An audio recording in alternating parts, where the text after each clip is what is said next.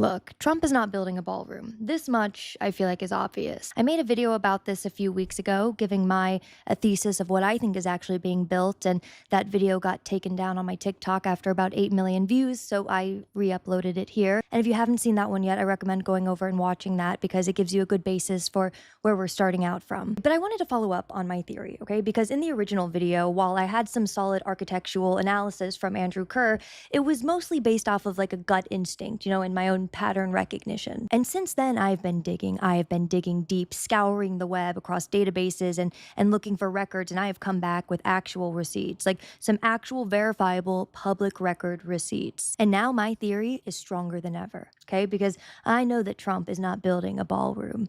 He's building an underground data center, and I have the receipts now to prove it. But really quick, if you want to read all of the sources and the documentation for yourself from this video, then they're all going to be linked at the bottom of my Substack, the Dre Dossier, and that's going to be in the description below. And your support means the world to me, so please like this video and subscribe to my channel because TikTok is slowly going to the bad place, and I'm trying to build my presence here on YouTube so that I can keep doing this kind of work with you guys. So sincerely, thank you all so much. And with that, let's get into it. So you're probably thinking, okay, well, where did you even come up with this idea, right? And to that I would say, well, where does one come up with any evil genius idea? Larry Ellison, of course, my nemesis. You see, a few months back, I was doing a deep dive on Larry Ellison and his relationship with Israel and the war in Gaza. And it was during that research I came across something about Oracle building these underground data centers in Jerusalem in 2021. See, they were 9 stories deep under solid bedrock, about 160 feet underground, and designed to survive missile strikes. I mean, they were completely invisible from satellites. See, Israel needed data sovereignty, a place where their most sensitive military data could live that was physically unhackable and under complete government control. And when you're running these classified military operations, intelligence gathering, or government AI systems, you can't just have that data sitting in some commercial cloud that might be in another country or vulnerable to attack. And after learning all of that, I remember thinking to myself, all right, well, we're gonna just go ahead and put a pin in this for now, right? Like, this is all really fascinating, but I don't know what to do with any of this information, but I'm sure that it'll come in handy later. And later in handy did it come, because fast forward a few months, and I'm reading about Trump's new ballroom announcement, and that pattern recognition side of my brain starts tingling. Why, you ask? Well, let me just read the specs out loud to you, okay? Because Oracle's underground facilities in Jerusalem were 90,000 square feet and cost around $319 million. Trump's ballroom is about 90,000 square feet and $300 million and climbing. Curious. And then on January 21st, 2025, you have Trump's first full day in office, and Larry Ellison is standing next to him and Sam Altman, and they're giving this White House announcement about Project Stargate. Now, I'm not kidding when I say I could write an entire dissertation on January 21st, because they gave us so much information in that announcement that I feel like, quite frankly, many of us just glazed over. And I've broken it down ad nauseum in other videos and over on my Substack, but the short version is this. Project Stargate is this $500 billion AI infrastructure initiative for government operations, defense intelligence, and consolidating federal data across agencies. Because all of these AI initiatives Trump and his team keep launching need infrastructure. They need servers, power, cooling, and security. And then you look over to who's donating to Trump's ballroom project, right? And the coincidences just keep stacking up on one another. And so I'm sitting here thinking to myself, okay, if this is actually what's happening, right? If this is actually what's being built, then there's got to be some evidence somewhere. Like, you can't just build an underground data center without leaving any paper trail. And so I start digging, right? Because the first thing I want to know is who's actually building this thing. So their lead contractor is Clark Construction. And I went to their website to see what kind of projects they normally work on. And under their critical facilities division, here's what they publicly list. So you've got National Geospatial Intelligence Agency campus, a CISA cybersecurity headquarters, UCENTCOM headquarters at MacDill Air Force Base. I'm reading all of this thinking, okay, so these guys build some serious government facilities. Like, these are no joke. But then I'm thinking, okay, well, if they're this comfortable touting these publicly listed, high security projects, then what aren't they listing? So I keep digging a little further, right? I'm going through these different government contract registries, procurement records, that kind of thing. And then bingo, I found some redacted contracts for Clark Construction, some top secret contracts it looks like. And you'll never guess who they're for. Well, I mean, we can't guess because they're redacted, but I mean the type of job they're for. Guess what kind of job they're for. If you guessed data centers, You'd be correct. And it's not even like one or two of these kinds of contracts I found, right? Not even three. I found six. Six redacted contracts for data centers that they built around the US. And again, I'll link all of these contracts in my Substack if you want to go check them out, but they're just listed as literally confidential client data centers 1 through 6. And the client names are obviously classified because the facilities themselves, I'm sure, are classified. I mean, Clark's own description of their work says that they focus on security and survivability, reliability and redundancy, and complex critical facilities. So the company whose specialty is building classified data centers for clients that they can't even name is building the ballroom. Okay, sure, Jan, sure. And here's where it gets even more interesting, because Clark Construction holds a NAVFAC contract, Naval Facilities Engineering Systems Command, with a $950 million ceiling. And the way these contracts work is admittedly very clever. So the total value of these contracts is public, but the individual task orders, like the actual work that's being done, that can be considered classified, which means they can hide the true value, cost, and scope of projects by funneling them through these pre-existing military construction contracts. So not only do they specialize in classified data centers, but they have a mechanism to hide what they're actually building. And then on December 4th, something pretty wild happened. Trump fired his ballroom architect. His name was James McCreary, and he was this classical architect who designs these beautiful churches and historic buildings, designing buildings like the Cathedral of the Most Sacred Heart of Jesus and the Supreme Court gift shop. I mean, say what you will about the guy, but he's got range. But alas, Trump replaced him with a different architect, a guy by the name of Shalom Baranes. When I say I went to look this man up and my jaw dropped to the floor, so a little background on him. After 9/11, when the Pentagon needed to be rebuilt and hardened against future attacks, they hired Shalom Baranes. Yeah, this man designed the post-9/11 hardening project for the Pentagon, the secure wedges, the skiffs, the bomb-resistant architecture. This was all Shalom. And skiffs, by the way, are sensitive compartment information facilities. They have electromagnetically shielded rooms for classified intelligence work and are built to survive missile attacks. And it's important you know what skiffs are because this comes back into play a little later on. And his portfolio doesn't stop there. It gets a lot more intense with DHS headquarters, Treasury building modernization, the GSA headquarters secure facility, the CISA cybersecurity headquarters that, yes, Clark Construction also built. Yeah, so these guys have rendezvoused together before. And at this point, I wanted to see if I could take a peek at what was happening on the ground. So with my last remaining week of my free Planet Labs subscription, I looked through some satellite imagery, and what I saw astounded me. And I saw that these flatbed trucks had been photographed delivering these massive steel caissons to the site. Now, from what I understand about caissons is that they are these huge cylindrical retaining structures, basically. You use them for deep underground construction. They're designed very specifically to hold back soil and water pressure whenever you're going way deep underground. So you wouldn't use them for just standard foundation. And then I saw this heavy lift crane that was like permanently anchored into a concrete pad. I mean, that seemed to be for some long duration construction involving heavy structural materials and lifts from a deep excavation pit. And all of this brought me to my next question, which is if this is actually going to be a data center, then that means they're going to need a massive amount of power. Because data centers consume insane amounts of electricity. So I started looking into what's been happening with DC's power infrastructure. And here is where it gets interesting. In August and September of 2025, just weeks after Trump's announced the ballroom in July, PEPCO filed emergency requests for infrastructure work near the East Wing. And this called for an emergency relocation of water infrastructure, large-scale waterline modifications, and something called Champlain Substation Modernization, which I still haven't quite figured out what that means. But PEPCO's own language in the emergency filing says that there's a lack of alternative supply capacity in downtown DC.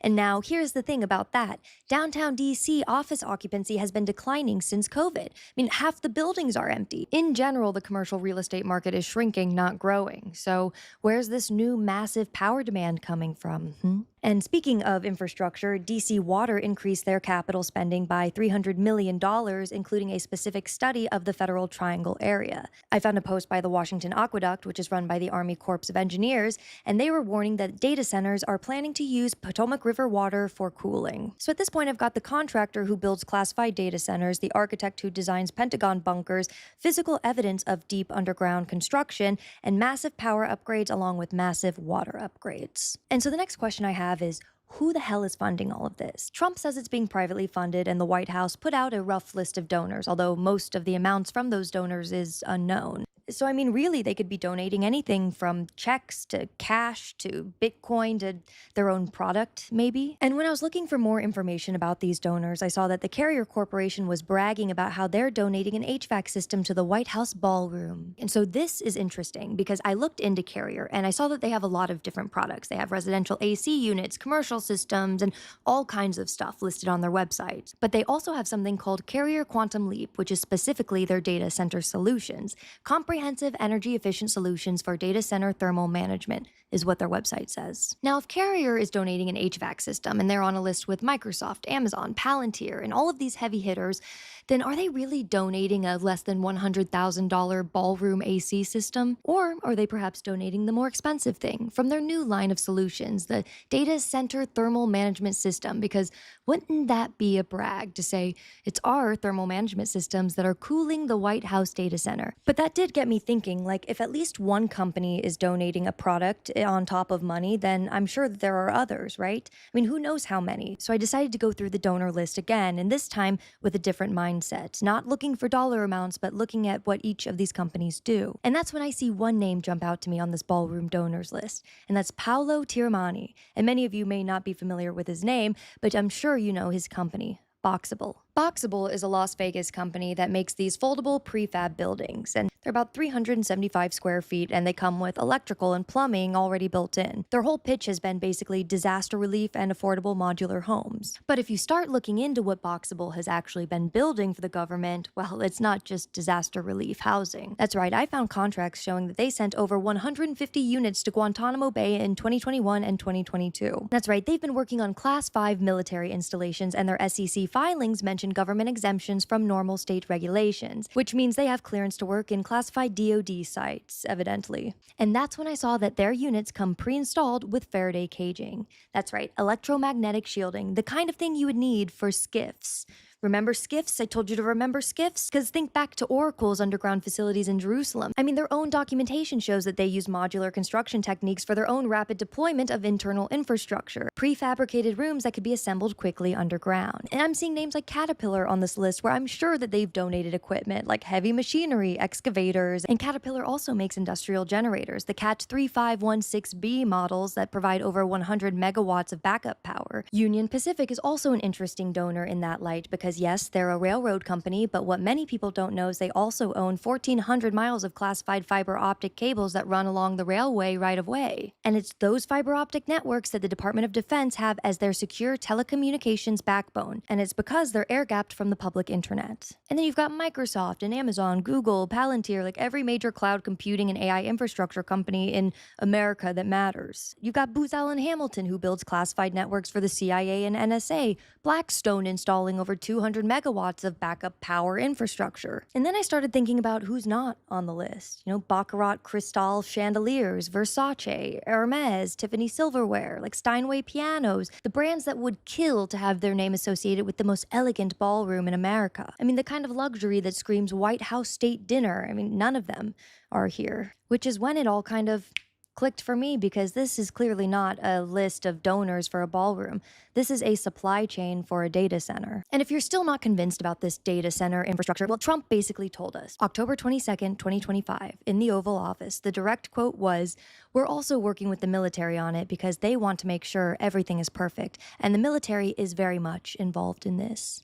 The military is very much involved in the ballroom? Jesus Christ. Oh, well, then that explains why Pete Hegseth has been purging all of our gay service members, because, you know, if there's one thing...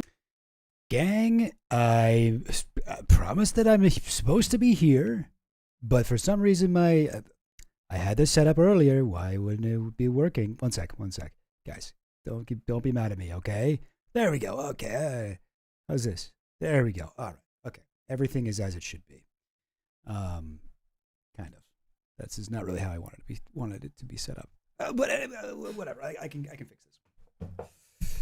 Here we go. There we have it. Yeah. So this is a video that I'm just playing right now. Trump's ballroom is a lie by the Dre dossier. I thought this was a cool theory. I'm not like 100% convinced, but I like it. I think it's interesting one. I had some people, a couple different folks sharing it in the Gobcord, the Show Goblin Discord, and I think there's some interesting aspects to it. Let me just share the link here. This is by the Dre Dossier. Good channel. Seems are they new? I haven't seen too much from them. I mean, there does seem to be something going on with that ballroom. Although I will say, I do think Trump.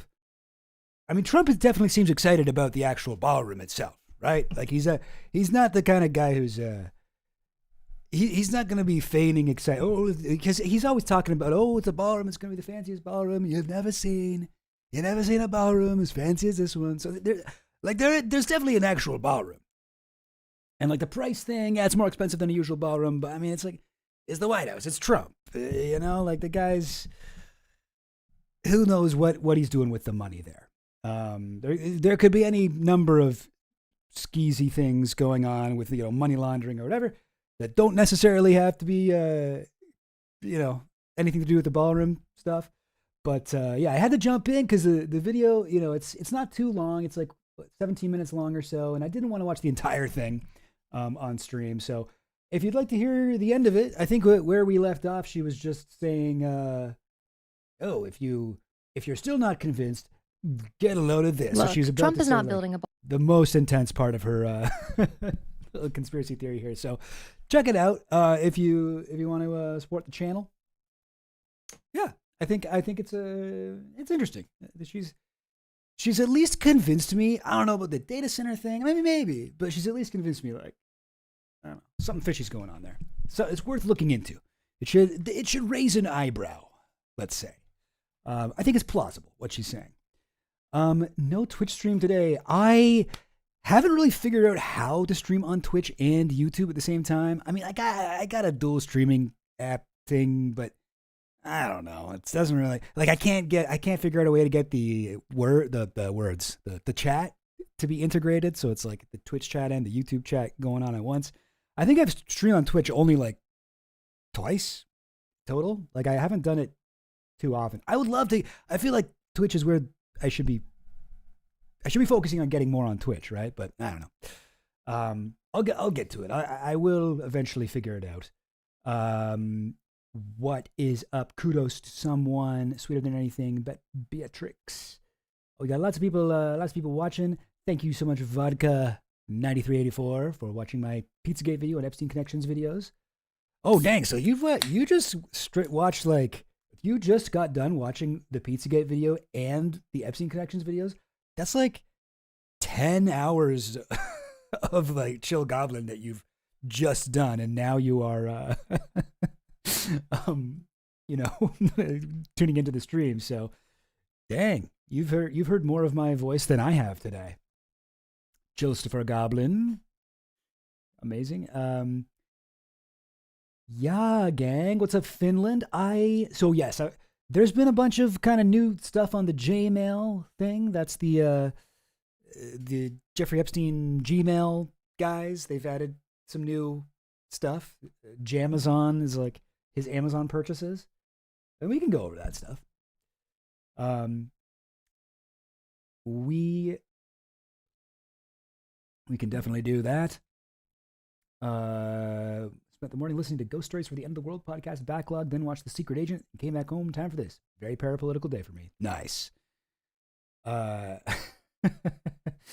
I mean, you may notice I'm. Oh, wait, what's going on here? Okay, I don't have my usual setup here. I mean, honestly, I'm pretty impressed with myself that this wasn't a complete disaster. I don't know why my video wasn't working when I turned this on, but whatever. But it seems to be going pretty smooth because I'm not in my usual spot. I've been traveling. I'm in Ontario. I live in Montreal, but I'm in Ontario now, my hometown. I'm actually technically I'm in my childhood bedroom, although it's been converted into my mom's sewing room now. As you can see, there's some kind of like a honeycomb-like pattern being constructed in the background. Looks kind of cool. Got like some Christmas lights around it. It's actually kind of looks like I intended this to be like the setup. But yeah, there's some cool, I don't know, quilting stuff Look up here. There's like just like a bunch of strips of something or other. Something blue. Something. Well, there's just like a lot of different fabrics, but on average, I would say they're blue. And anyway, nothing in here that I used to have. I don't think. I think this is all my old stuff is gone. Which is fair. I don't live here anymore. But it is a little odd. It is a little odd for me. Yeah. Don't know what else to say about it. But yeah, I've been hanging out with my family. I haven't had as much time to really go, knee deep, whatever, into the new Epstein Files. But I do have some stuff I wanted to share with y'all. And we can look over some stuff too, maybe some of the J-mail things. I was talking to my mom, and she was like, "Oh, I've been watching the streams. Yeah, I'm watching this. I've been watching them." And I was like, "Oh, really? You've been watching the streams, Mom? Oh, okay." And I was kind of like, "She's just saying that to be nice." She's like, "I just got into YouTube. This year. Mostly follow sewing channels and laundry stuff, and and then so it's like, I guess I don't know. I feel like my stuff is not necessarily my mom's thing, but she was like, she actually mentioned. I wanted to say, I was like, yeah, like I get people watching the streams, and like a lot of them know like a lot about, like a lot of them know more than I do about, Epstein and like whatever stuff I'm talking about. And she's like, oh, that Finland station guy seems very informed. And I was like, oh yeah, Finland, Finland. Okay, I guess you actually do watch it. And she's like, oh yes, to the Finland station. He seems very good. Anyway, but I just wanted to mention that. Finland, you got a shout out for my mom. Yeah. So apparently, right now she's doing like, there's like a big thing on laundry Reddit, which my mom has also recently gotten into, where it's called like a laundry spa day, where you put you let your laundry soak for like 24 hours straight. Anyway, so I know it sounds like someone pretending to be a mom saying what they like. Honestly, it does. It does sound like I'm making this up, but no, it sounds like a very sweet and innocent part of YouTube and Reddit that I have never encountered. Anyway, but yeah, hey, that's good, right? YouTube's for everyone. Yeah, do you think if you that like laundry YouTube, if you just let it playing for long enough, it'll eventually like alt-right pill you, take you down, start showing you some Joe Rogan interviews with, I don't know, laundry influencers, and then before you know it, you're like deep watching like old Alex Jones fan cams or whatever. Steve Bannon did say the next, his next target demographic is middle-aged women. So, who knows? But guys, you guys didn't come here to hear about me and my mom and my childhood bedroom. You didn't come here to hear about that at all. I am excited to talk a little bit about Hot Goblin's here, fiance Goblin. Connections with the My Pillow guy. Oh, right. That totally makes sense. Excuse me. But sorry, I totally lost my train of thought. Yeah, we're talking about the Epstein Files. So last week, what day was it that they dropped? Was it Thursday? I think. I forget. Time is a construct, but Thursday, the Epstein Files day. Everybody's kind of like, I wasn't sure that they were going to come out, and they did not all come out, which I guess is a big deal. Like, that's like, it's illegal for the administration to hold back the anything, I guess. Like, they were supposed to have it all done, but they didn't get it all done. So they only released, like, I guess the first tranche of them. And but I was surprised. There's a lot. Definitely seems as though, well, here, let's check it out. So we can go to the Epstein library. Let me show you what I'm looking at here. Yeah, I'm not used to my face being so big on the screen, by the way. Usually I'm kind of like I sit kind of back from the camera, but I don't have the. I'm not. I don't have my usual setup today. Well, it's all good. You guys are just gonna have to look at and get a little closer look at me. Um. Oh, there's been so many good articles lately. Do you mean the one about his money, or what have you? Um, Iran Contra. Oh, okay. Yeah. Oh man, there's been so much good stuff. Honestly, like I'm kind of overwhelmed. Since I only stream once a week, it's a little bit tough for me to get out in front of everything because there's been so much Epstein stuff lately. But in any case, yeah, guys, if you want to check this stuff out yourself, you can do so at justice.gov/Epstein. And there is so much stuff to go through that I sort of think you should do it. Go through, go. The more just pick. Don't start at the beginning. Pick a random thing. Go right in the middle. Check it. You might see something that nobody else has found yet, because there's so much. But now that's all public. Like we all gotta. I don't know. I think it's cool that there are so many people looking through it all, and like we might find different things. And yeah, it's anybody's game right now. But the search function, I will say, is garbage. Like, let's see. Oh, what if I type in Trump? Oh, okay. You know what? I stand corrected. It looks like they have changed things. Because the last time I typed in Trump, I got 0 results. In fact, the last time I typed in Epstein, I got 0 results. Okay. All right. They fixed it. That's good. Okay. So they've even got a search function. Look at that. Type in, what if we type in Richard Branson? Tons of stuff, eh? When my friend had sexual intercourse with Clinton, Prince Andrew, and Richard Branson, sex tapes were... What? Sex tapes were filmed on each separate occasion by Jeffrey? Okay. I don't even know what we're talking about here. Who's this? Who is this? Richard Branson's involved? Oh, this is Virginia Giuffre? Oh, no. Ransom. Sarah Ransom. Okay. Sarah Ransom. Right.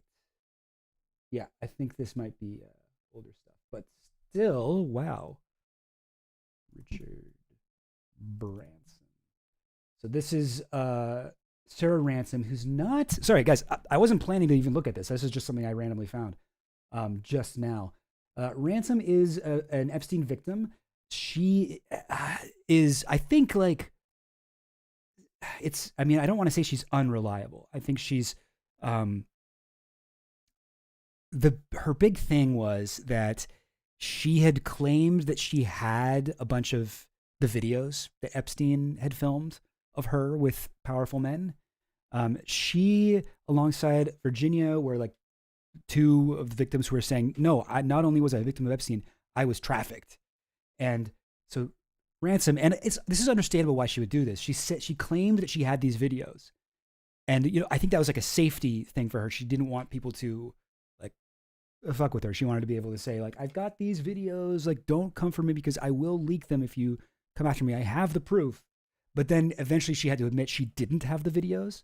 But she made a lot of claims that are sort of like now kind of, it's a little bit hard to say what. I'm sure a lot of it is true. I just don't know how much. But yeah, so she's talking about, she did say that one of her friends was instructed to have sex with Trump. Is that here too? I'll make sure neither that evil bitch Hillary or that pedophile Trump gets elected.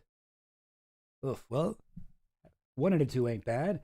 I'll also make sure that everyone on the goddamn planet sees that footage and photos and will release them to WikiLeaks by Sunday. I will take down Epstein and his bunch of fuckwit cronies myself. I have also gone to a Russian newspaper. Yeah. Didn't work out that way.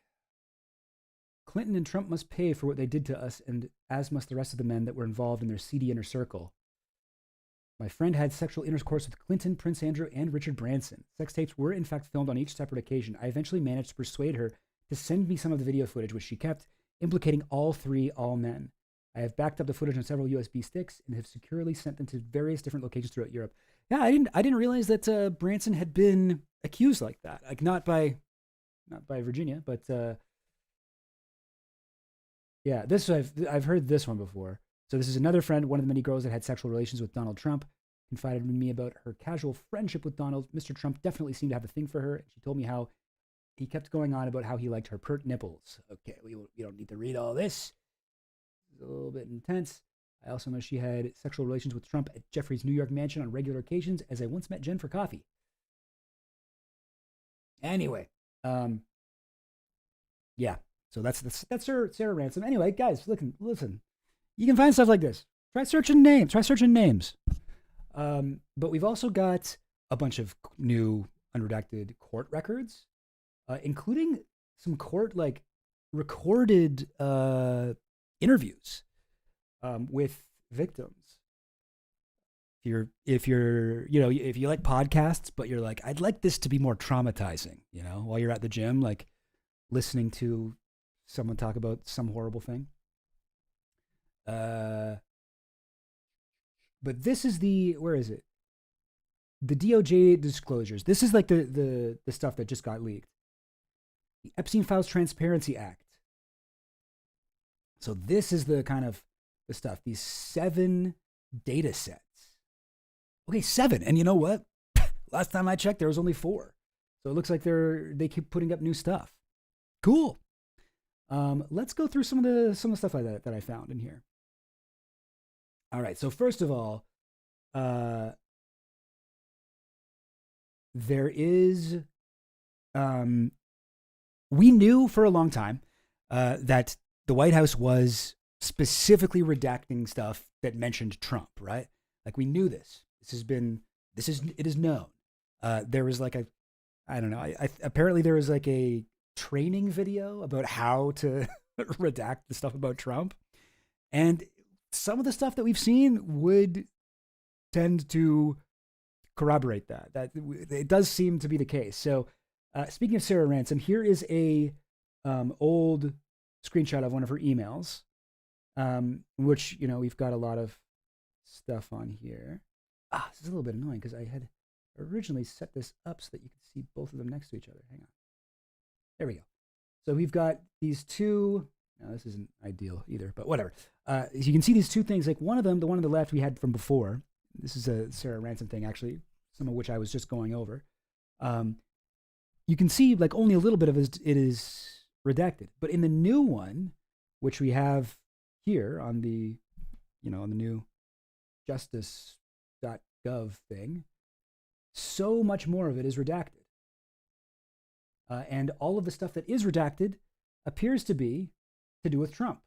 Like over here, I will send you that photo, amongst others, as soon as I'm able to fly back to the UK next week, as I definitely 100% have it all in my little storage box.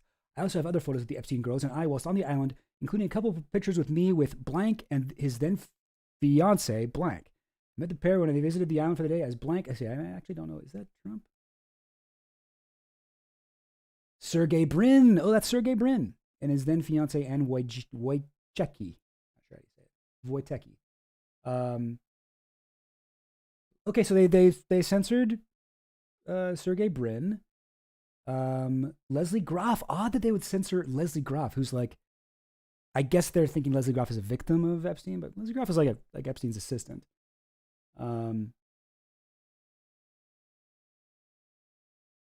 Leslie Groff. Who else? Is there anything here? I thought that genuinely thought that this was mostly about. Oh, here it is. Yeah. So here's Donald Trump.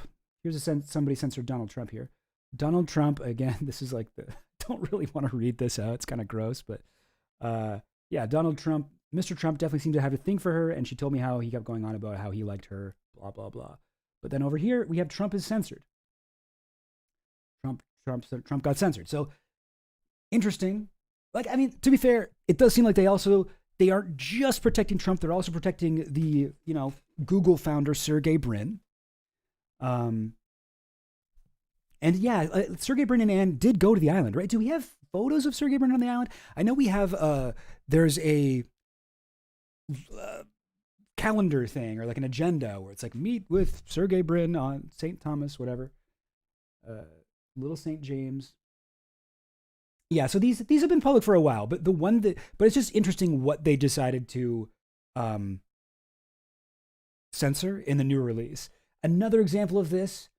So I immediately downloaded these files, and EFTA 0000468 is this picture here. And it's kind of like a picture of one of Epstein's desks in his New York apartment, or apartment, mansion. And there's a ton of people here, right? Like there's a ton of photos. We've got, who do we have here? We've got the Pope. Come on, zoom in. Can I not zoom in any further? Okay, that's as far as I can zoom in. We got the Pope. We got Bill Clinton over here. This is, I can't really tell. Bannon or somebody. And then, I don't know if you guys will be able to see, but just in the drawer here, easily overlooked, there's a picture of Trump. There's Melania. There's, what's her name? Ghislaine. And there is, I think that looks like another Trump down there. So there was like a little Trump face picture in here that they, I guess, didn't catch. And that's Bill next to the Pope as well? Damn. And then, this is the Oversight Dems Twitter page, and they're going, this photo, file 468 from the Epstein Files that includes Donald Trump, has apparently now been removed from the DOJ case. And so there's a screenshot of it where it would just go straight from 467 to 469. So this was like something they missed. Okay, they missed it on the first go around, and then they deleted it. And then I guess because of this, because when I check now, it's there again. You know, like I can show it to you now. So they've put it back. So it's a little bit of a sloppy job here. Data set 1 is 469. Oh, wait, that's not right. Wait, what was the number? 468. Sorry, not 469. 468. Is that there?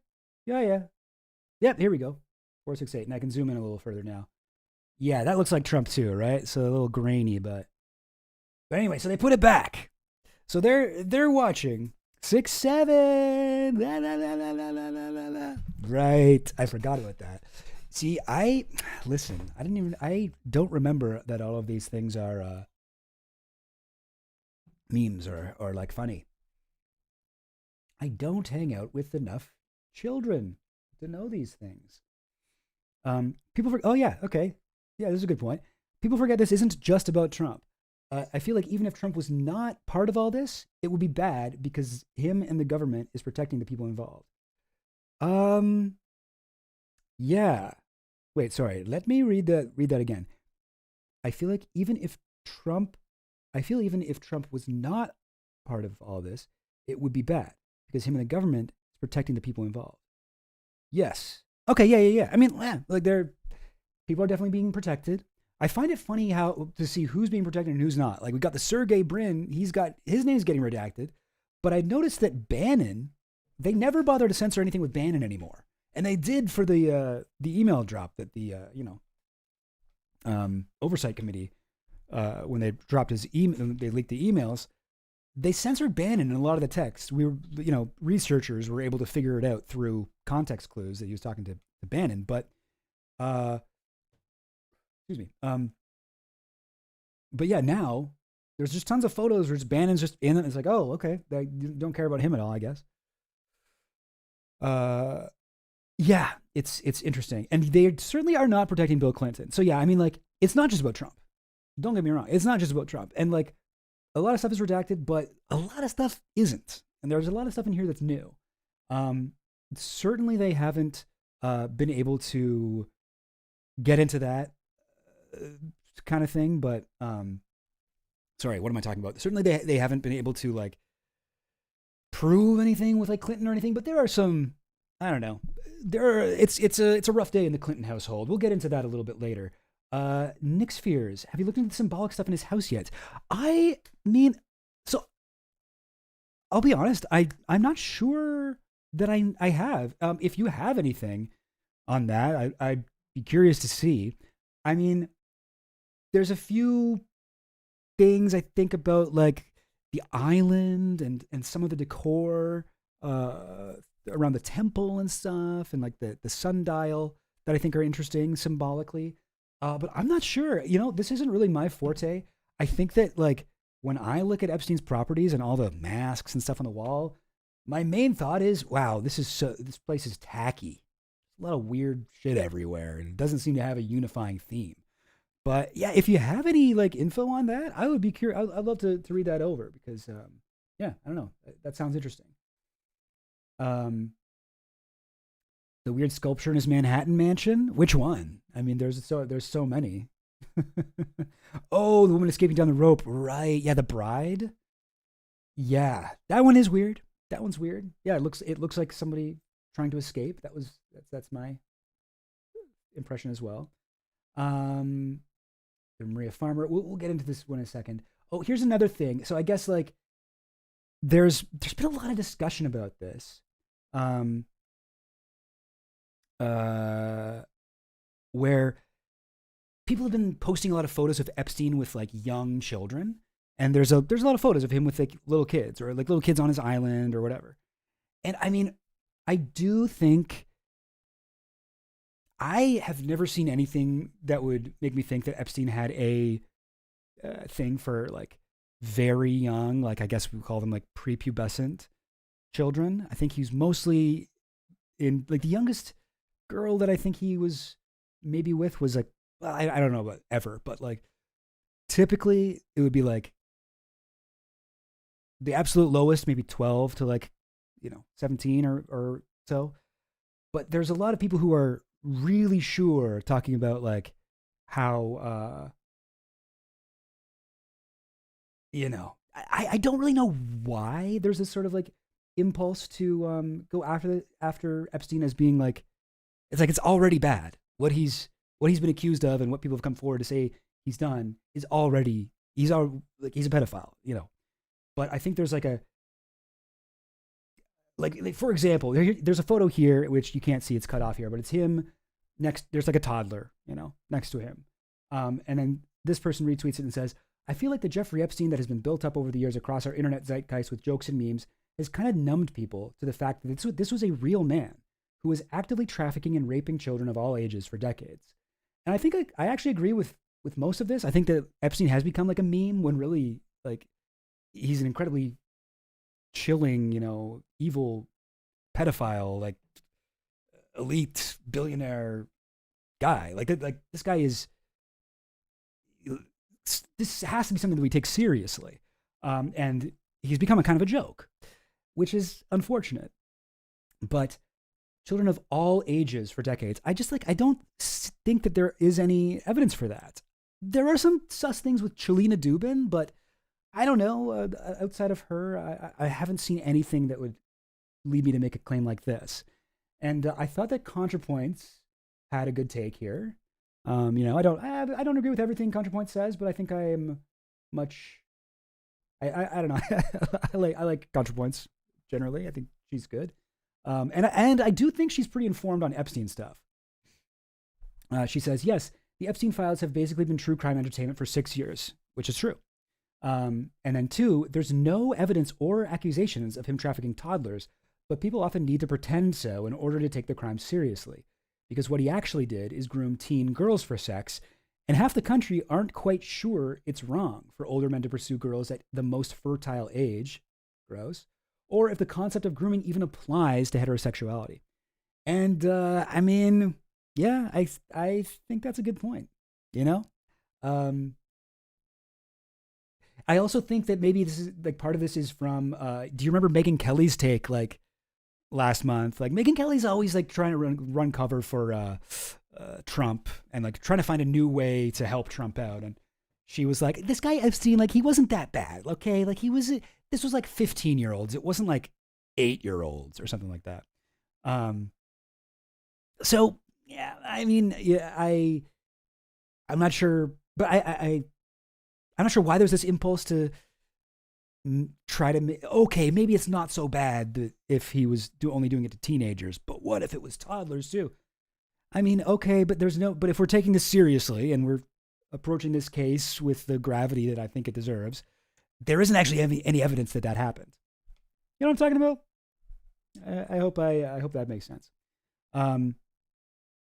But yeah, Nick Spheres. there's an interesting thing about his offices, specifically having to do with mystery religion and its connection to astrology. I know it's stupid, but the rich believe in it.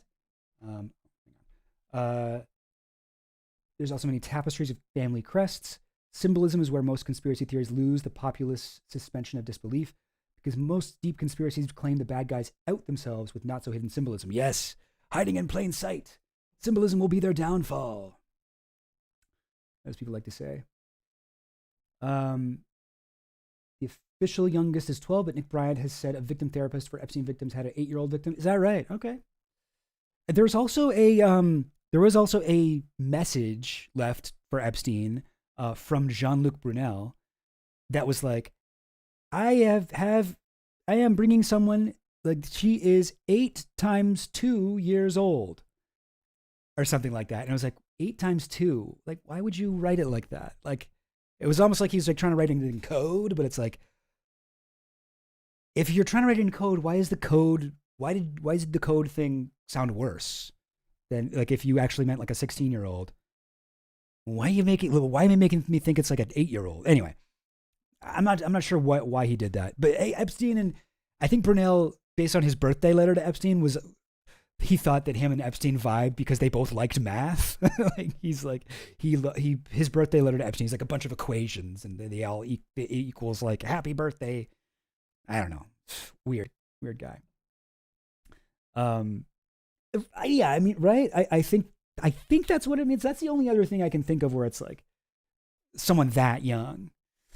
But counterpoints put gender in the conversation. That makes me angry. Yeah. Did she? Yes, I suppose that's true. Yeah, like, I don't think you need to like agree with everything she says, but, and honestly, like, I don't even, like, stuff like this doesn't bother me. Like, whatever emo wrote here. Look, I don't mind what like random people on Twitter say about Epstein, but it bothers me when I see like journalists and, like big, whatever, content creators, influencers saying stuff like this. That's just like completely wrong, like uninformed, surface level understanding of the Epstein case, not really applicable, not like stuff like this. It's like, okay, I can tell you haven't really gone deep on this, or you would know that that's incorrect. Anyway,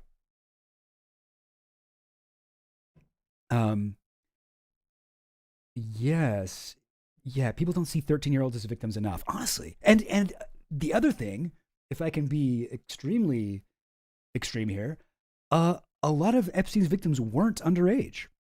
It actually still is evil and a crime and, bad to sexually traffic, abuse, assault, rape, and, send to have sex with other men against their will, non-consensually, women who are above the age of 18. That's also bad to do. And that's something that he did a lot. So, like the underage aspect of it is one important aspect, but it is not the be all and end all here.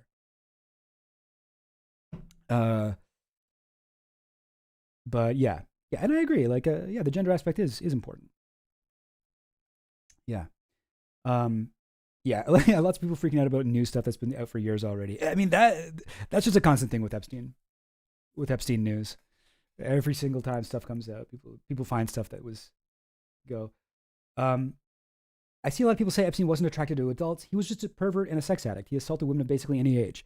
Yeah, I mean, he does seem to have a type, right? He likes some kind of young-looking, thin, blonde. That's pretty much it, I guess. That's pretty much what he liked.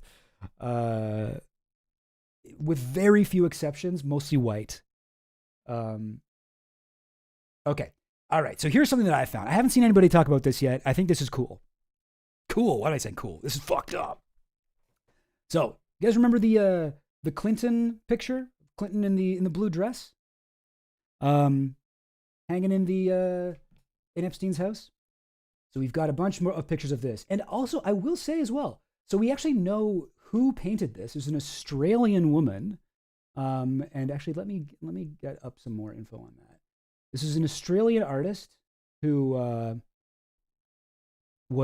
she painted one of Epstein and one of, not of Epstein, one of Clinton and one of George Bush. Hang on a second. Bibbidi bop, boo, blah, blow.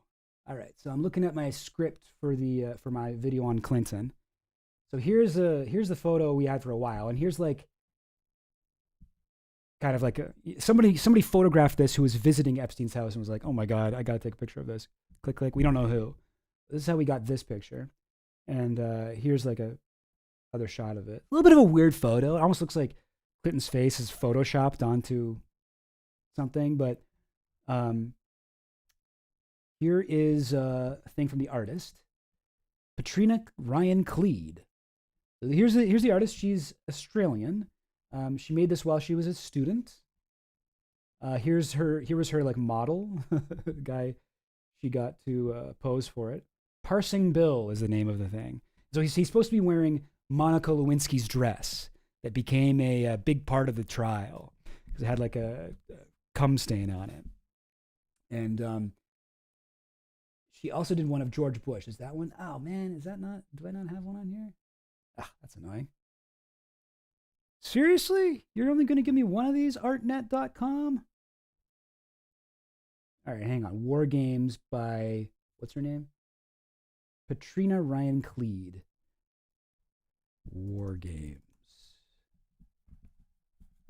Here it is. Oh, that's not right. Here we go. So it's George Bush sitting on the floor of his office, throwing paper airplanes into Jenga towers. Cool. Kind of a little edgy. Similar kind of vein as the other one.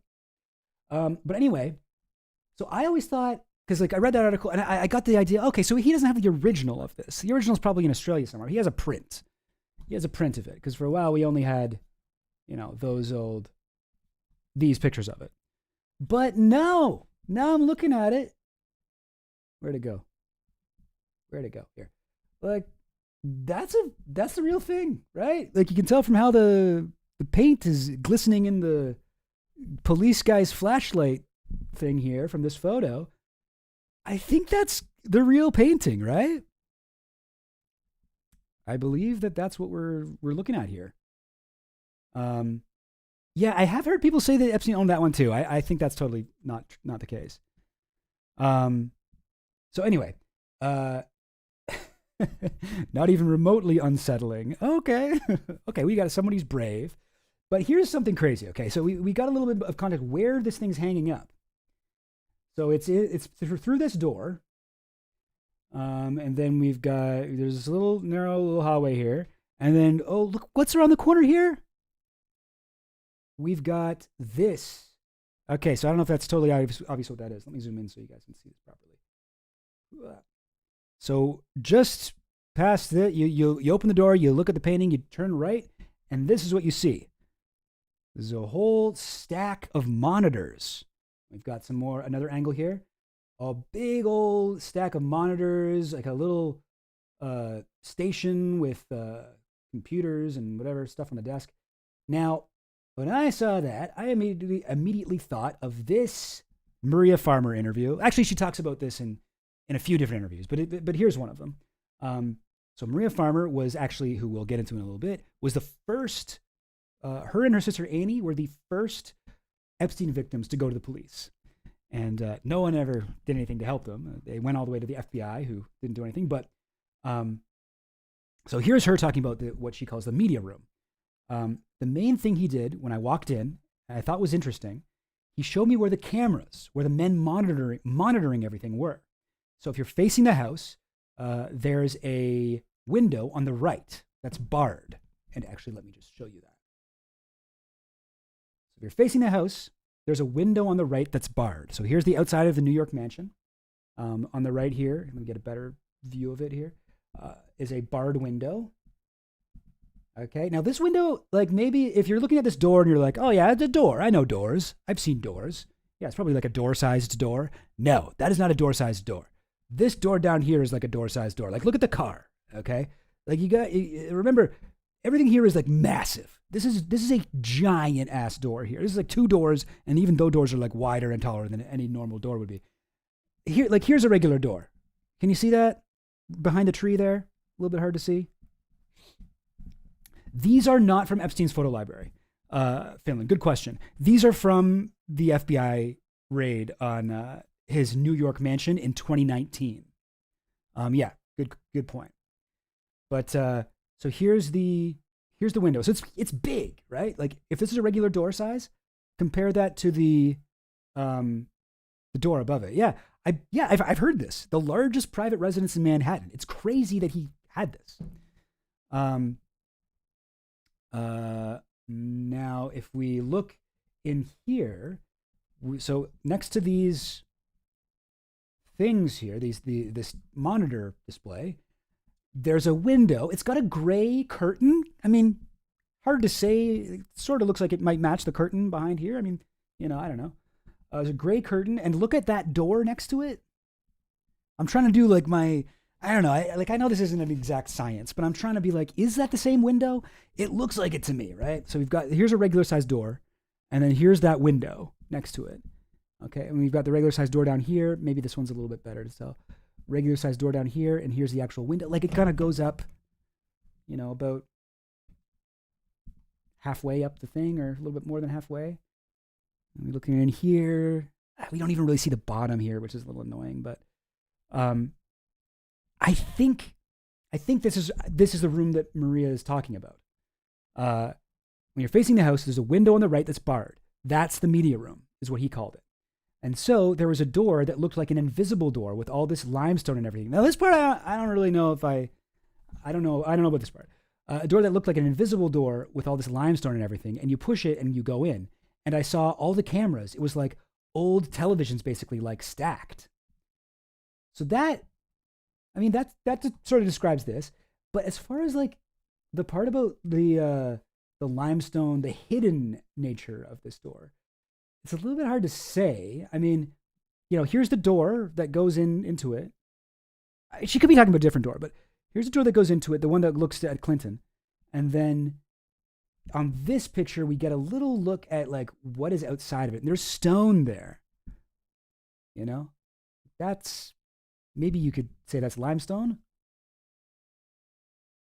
And now the annoying thing is, when I look at this photo, this is an older one, I'm like, oh, so is this the outside of it? And I don't think so, because I think this is what the painting here was in a different spot, maybe.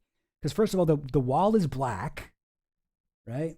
Whereas this wall is not black. This wall is white, right? And second of all, like, it's hard to see. Sorry, I'm zoomed in again. It's hard to see, but we get one look at the outside of the wall on this side, and it looks like there's a gray wall that goes out pretty close to where this is, whereas here, I mean, actually, I guess it might just be perspective not being totally clear here. That could be the same gray. It's kind of got those slots in the walls, but this is not a hidden door, is it? I think this actually, you know what? I'm changing my mind here. I think this is the same door. Maybe they repainted that blackness, because like the molding on this door really matches the molding on this door here. I think this might be, I think this is the same room. Maybe just got repainted at some point. Interesting how these lines sort of look like the patterning on the blue and white stripes on his temple on the island. Building's exterior predates its ownership. Oh yeah, definitely, gotta be. It used to be Wexner's, right? Merry Christmas, Tootsie Jigsbeed. But anyhows, any dang ways. So I do think, I think it's noteworthy that, okay, so not only does he have this creepy picture of Clinton, but that creepy picture of Clinton is in this secret area, right? That where he monitors all of the hidden cameras in his office. That's weird. And a little bit more from Maria here. Where's my Maria? Here.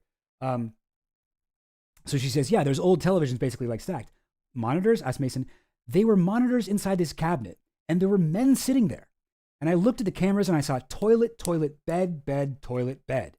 I'm like, I'm never going to use the bathroom in here, and I'm never going to sleep here. You know what I mean? It was very obvious that they were like monitoring private moments. She believes there are tapes. The question is, who has them? So, unfortunately, like we don't know where these cameras go. We don't know what did this look like when the setup was turned on. There's a bunch of computer equipment here, some notes that I don't know what they mean. NP plus KK, ZEU, NDP, NDP. Maybe they're getting into Canadian progressive politics. But there were cameras in the house. Like we have, here's a picture of one in one of the bedrooms, the top corner there. Here's another one. Also, I don't think these are in the same room, but maybe they are. Rooms definitely has the same wallpaper. Anyway, but there are cameras hidden throughout the house. But here's something else, guys. Here's something else, right? So right next to the photo, and right next to the painting, and this is the only picture that I have of it, is this. What is this? Can you see that? It's like it's a framed note. I got a close-up of it here. The framed note. Can anyone read that? What does it say? Very tough to make out. Is that in the corner? It looks like it says like 727, like a Boeing or something like that. Very hard to read. But so I was staring at this and I was like, what the fuck is this? And I think I can make out the word Jeffrey at the top. Jeffrey with like a long hyphen. See that?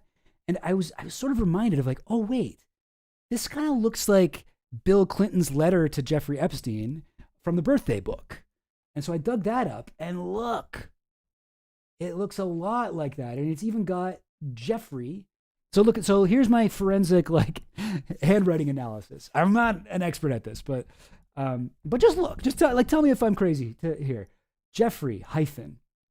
And now look at this. You see that? Jeffrey hyphen. Right? It's like a little Jeffrey hyphen there. And then down here, so you see how like it's really fucking messy. Bill Clinton, the guy was not, you can say what you will about Bill Clinton. You can't say the guy had good penmanship. But notice how each line is more to the right. Like it's almost like moving across the page, right? Now look at this one. Same thing. The writing is slanted. Now, first I was like, oh, okay, so maybe this is just the birthday book note. Maybe he like photocopied the birthday. No, this isn't the birthday book note. It's different. Look, this one's 1, 2, 3, 4, 5, 6, 7, 8 lines, and this one's 1, 2, 3, 4, 5, 6, 7, 8, 9, 10 lines. It doesn't match the thing at all. So this is a note. I mean, I don't think it's crazy to conclude. Yes, yeah, for sure. They do seem to be different. You could genuinely use machine learning to figure it out. Could you? Can we use AI? Can I ask Grok? Grok, what is this? What does it say? I want to find it out. Yeah, sorry. Yeah, if you're on a phone screen, no chance. I mean, I'm looking at a big screen and it is completely illegible to me. But I think, so think about this. As you're walking into the secret, like fucking media room, as Maria Farmer called it, where they monitor all the cameras, where they watch people use the bathroom and sleep and whatever, do things in bed. Can I zoom in on the signature? The signature is so faint. I wish I just could unlimited zoom in on this, but I think that's about as close as I can get. But I think what's a little bit easier to read is the top, Jeffrey hyphen. And then comparing it to this one. Well, I mean, yeah, why don't we look at the signature too? So Bill Clinton, that's how Bill signs his name. Bill Clinton. Almost looks like he's writing Rill Clinton. R-I-L-L. I don't know, honestly. I can't really see anything in there. But yeah, I'm a linguistics PhD. I will look into character reconstruction they've used to that. Oh yeah. Oh, that's cool. Hell yeah, do it. Do it. Yeah. If you want to grab the photo, it's this one. EFTA 00000015. It's actually one of the first photos in dataset 1. I'll send you a link. 15, right? Yeah. Here you go. If anyone wants to do some further research, I just posted the link in the chat. Take a look at that. Because yeah, what does it say? Like why would Epstein want that painting and this framed letter from Clinton right in front of the one of the skeeviest, most fucked up blackmail collecting fucking headquarters in his whole operation? Like, isn't that weird? Isn't that like ominous? You know what I mean? There's a better photo of it? Oh, really? Okay. You know what? I gotta be honest. Maybe I should watch more Hassan. Yeah. Here's the. Oh, okay. You know what? This is slightly better on here than the version that I found. Still can't. I cannot zoom in any further than this though. But it's a little bit less pixelated here. And you know what? I can kind of see the B, or the whatever the first letter of the bill. Jeffrey. I believe the two grows. No, I can't. I can't read it. But God, something there. So you're saying you hate Hassan? Yeah. Maybe this is the best thing to help my channel grow is to get into beef with Hassan. Maybe I should have a Bad Empanada arc where I go nuts on people, alienate other creators. People can make a content nuke on me. This is better than the version I saw on Hassan, probably because I wasn't puking in disgust. Okay. Yeah. But anyway, I think that this is crazy. Yeah. So there's. Hey, if they're holding back the Trump stuff, this dump definitely did not hold back the Clinton stuff. Lots of photos of Clinton. You got Clinton in the hot tub. You got Clinton with Michael Jackson, and I don't know who this is. Anybody know who this is? Excuse me. Is that? Yeah, I'm not sure. It looks like this is the Lolita Express that they're on. This is definitely the Lolita Express. Clinton with a I don't know, looks like a young girl. I mean, this could be Shantae Davies, who was one of the flight attendants on. Yeah, that's Diana Ross. Yeah, okay. I was gonna say that, but I was like, no, it can't be. Okay, Diana Ross, the one who discovered the Jackson 5, sort of, if you don't count Tommy Chong. Oh, the blackout children are Michael Jackson and Ross's children. Okay, yeah, that would make sense. Michael Jackson's kids would wear this weird fucking shiny shirt. And yeah, I think this is the bedroom in the back of the Lolita Express that they're at? I believe. Yeah, I don't think the kids are victims here, but like all of the children have just kind of. Oh, is it? So this has been seen before? Isn't that a publicity photo? Really? I'd never seen this one before. People have seen this? Is this not the Lolita Express? Hang on. Let me look up a Lolita Express bedroom.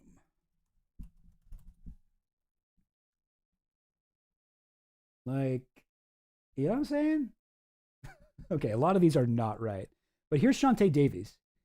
She's the one who gave Clinton the massage in an airport during the Africa trip.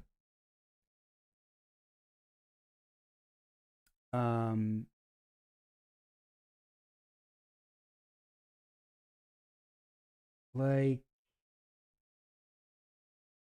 where would be where what am I trying to say here?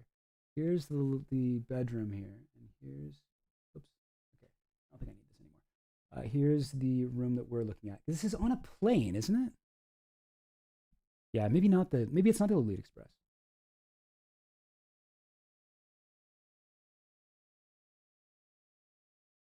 Oh, here's a room because it's got these like pot lights on the ceiling, right? Got these kind of pot lights on the ceiling and like these windows and this sort of shape. Right? Can you guys see that okay? The pot lights are kind of in straight lines, whereas I think these ones aren't, right? Like they kind of are staggered. Original photo had a different background. Oh, yeah. I mean, it was kind of. I was looking at this and like, does this kind of look photoshopped? It's hard to say. Hard to say. The MJ photos are bullshit, really? Hmm. Some of these photos will be genuinely unrelated to the plot. They're like ephemera from lines of investigation with text that might not be germane. Yeah, true. Yeah, if you guys look at the original image, yeah, see, like I really didn't realize that this was a thing. Okay, hang on. Is there a way that I can easily? The way that this is done is so annoying. All of the photos on here are PDFs. Like, it's so frustrating. And there's no way, like, you have to click on each one at a time, right? So it's like I click on this one, and then like I can't just go left and right arrows or anything. I got to. It's a PDF, so like it's annoying to like download. It's not even in an easily whatever viewable format. They're all one-page PDFs of photos, and they're all you don't get a preview of them. You just get this huge like they've made it annoying to go through. Well, this one's 3367. I go back to the thing. 3367. Okay, that's going to move further into this. 423. Oh, is this even in data set 1? This might not be until the data set 2. 3367. Yeah. This is not going to be for a little while. Okay, here we go. All right, we go. Okay, you know what? Maybe this isn't data set 1. 3367. Come on now. Oy vey. I guess I could just search it. What if I do this? 3367. Probably have to put all the zeros at the front though, eh? 4 zeros. What do we got? No results found? Come on now. There is a file called this. Oh, you suck. Oh, Library of Epstein. Epstein Library. It's so funny that they call it that. Okay, so it isn't the first data set. 3070. 3120. Oh, maybe it's not. Oh, wow, it's so close. Okay, it must be the very start of data set 2. Sorry, guys, this is boring, I know, but 3376, 3367. Okay. Now, why was I looking for this?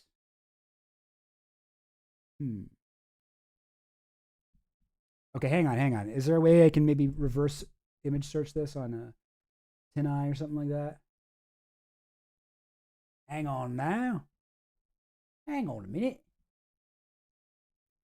Hang on now. We're getting there. All right. I'm gonna search this. Clinton Michael Jackson. And yeah, okay, oldest. December 19th. Yeah, no.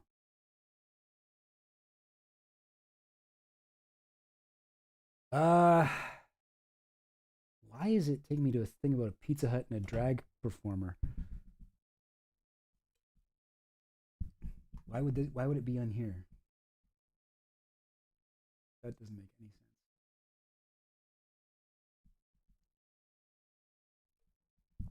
Oh, really? Okay. Okay.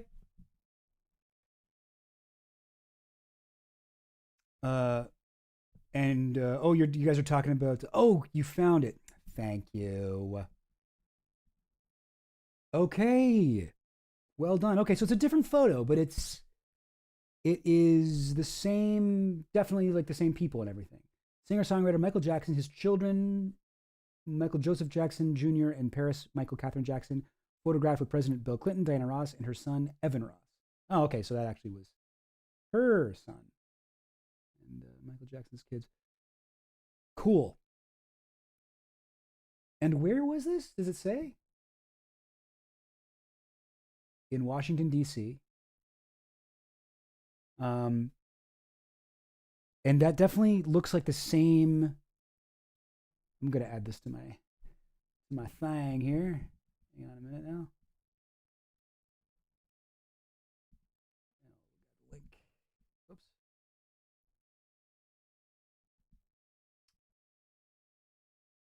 Kitty. There we go. Sorry. I'm just gonna, guys. You gotta give me a second to notate this, just in case I want to come back to it later.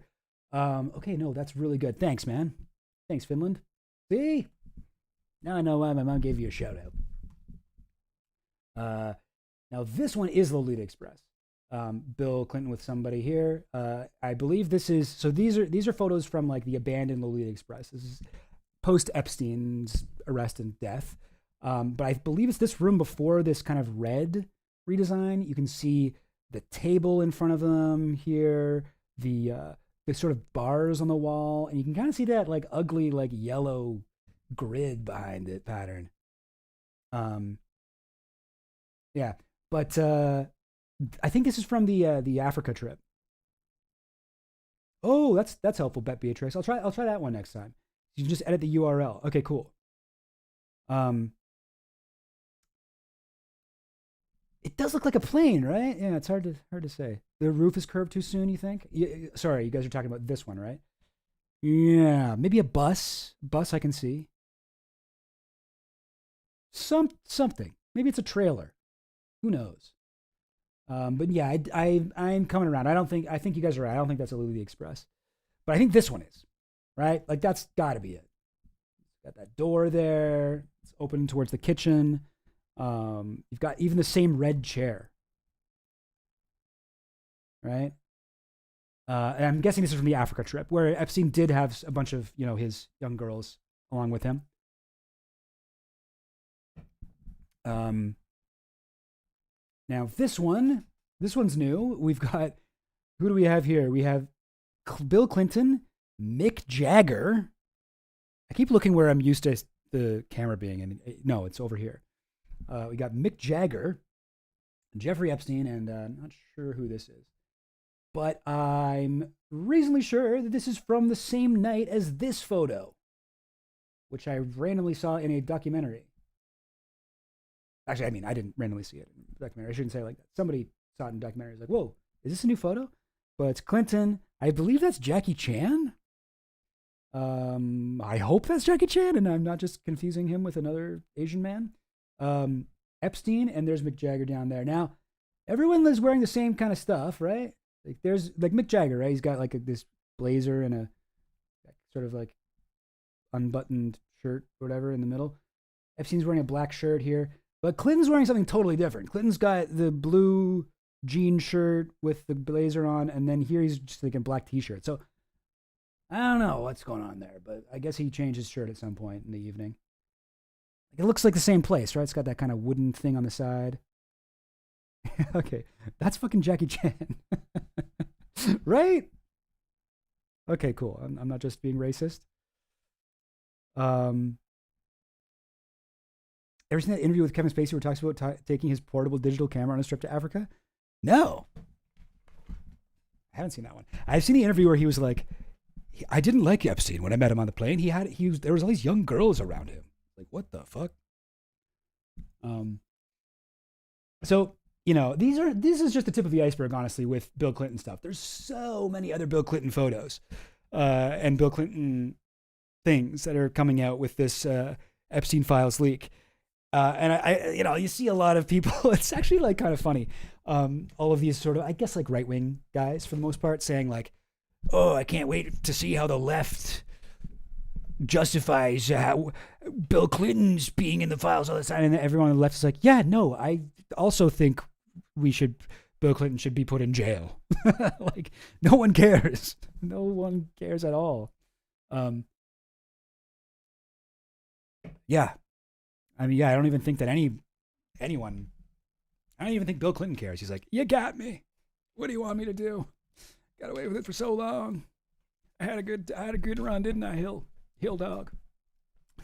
Um, yeah, distract. Nothing to see here but Bill Clinton. And I mean, yeah, like on the one hand, it's like, okay, obviously the Bill Clinton stuff is, that helps Trump. But on the other hand, it's like, but that is, yeah, it might be Ron Burkle. Yeah, that's kind of his like posture. There's another photo I saw of with him in it. Where is it? I don't know if I have it here. Hang on, I'll pull it up.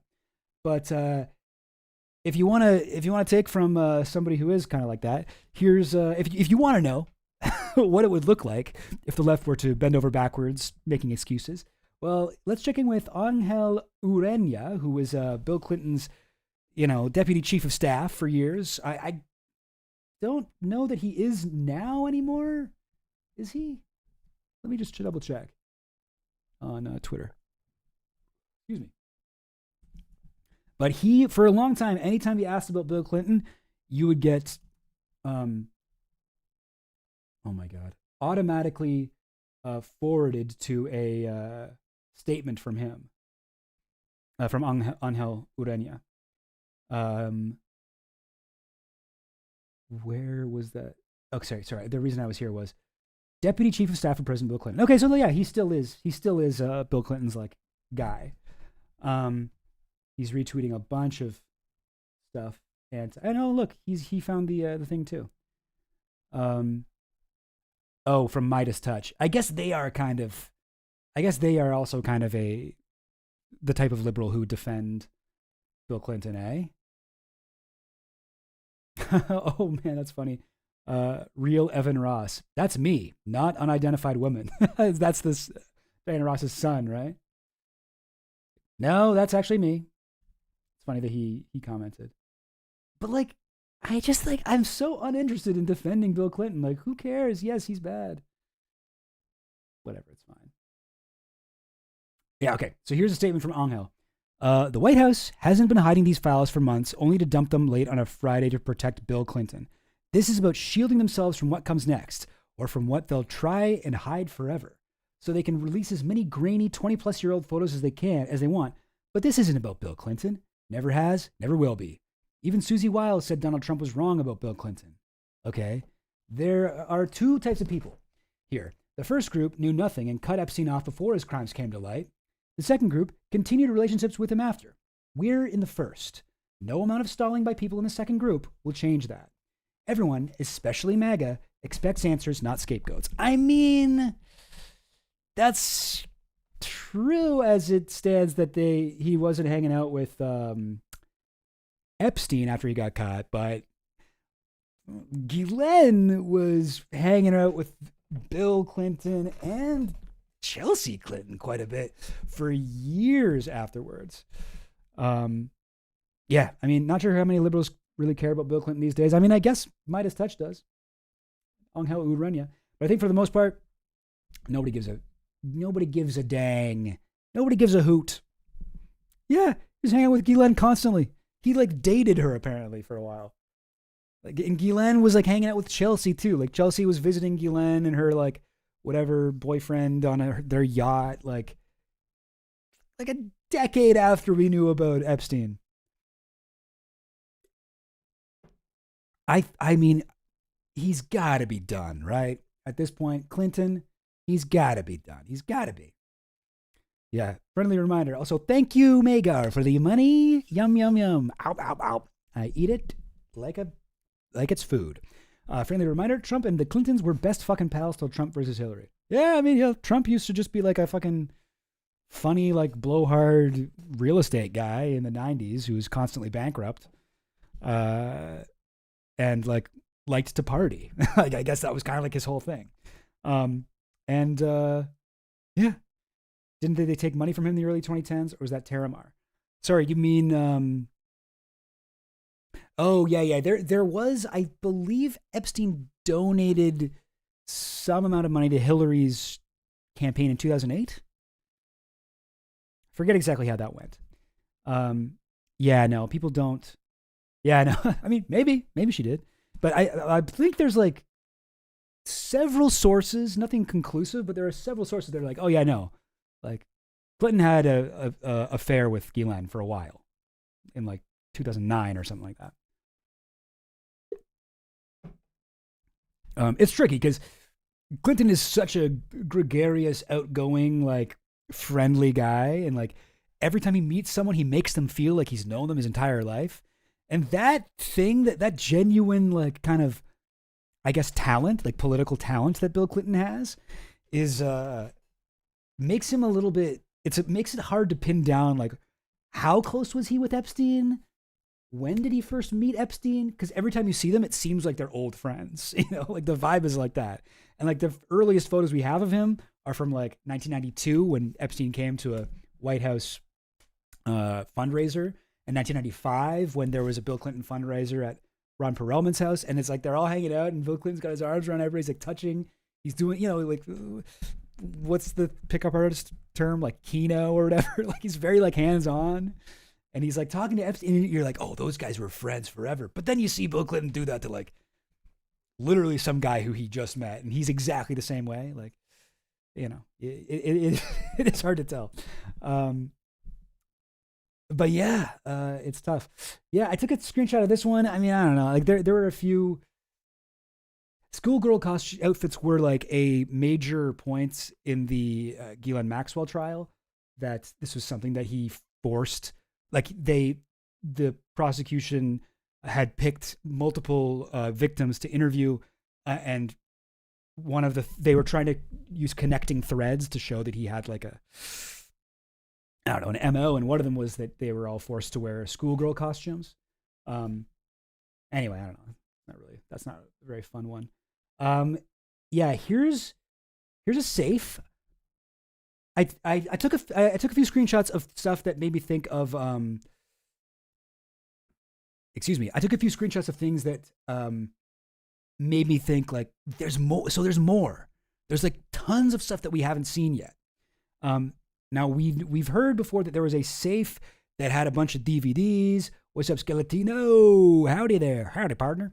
But there was a safe that had like, CDs in it that were like name and like girl's name, 15 years old or whatever. Like that seemed to be like where the blackmail material was held. I don't know if this is the safe, but this is a safe. And it was photographed by the New York raid. But then look at this. All these photo albums. Look at them all. And they're thick too. Those aren't your like grade 5 social studies thing. Oh yeah, could also be the safe Wolf talked about where he kept photos of Trump with young girls. Could be. I don't know. Oh yeah. You like the octagons? Yeah, I'm at or what are they? Pentagons, right? 1, 2, 3, 4, 5, 6. No, pentagon's 5. What's 6? Hexagon?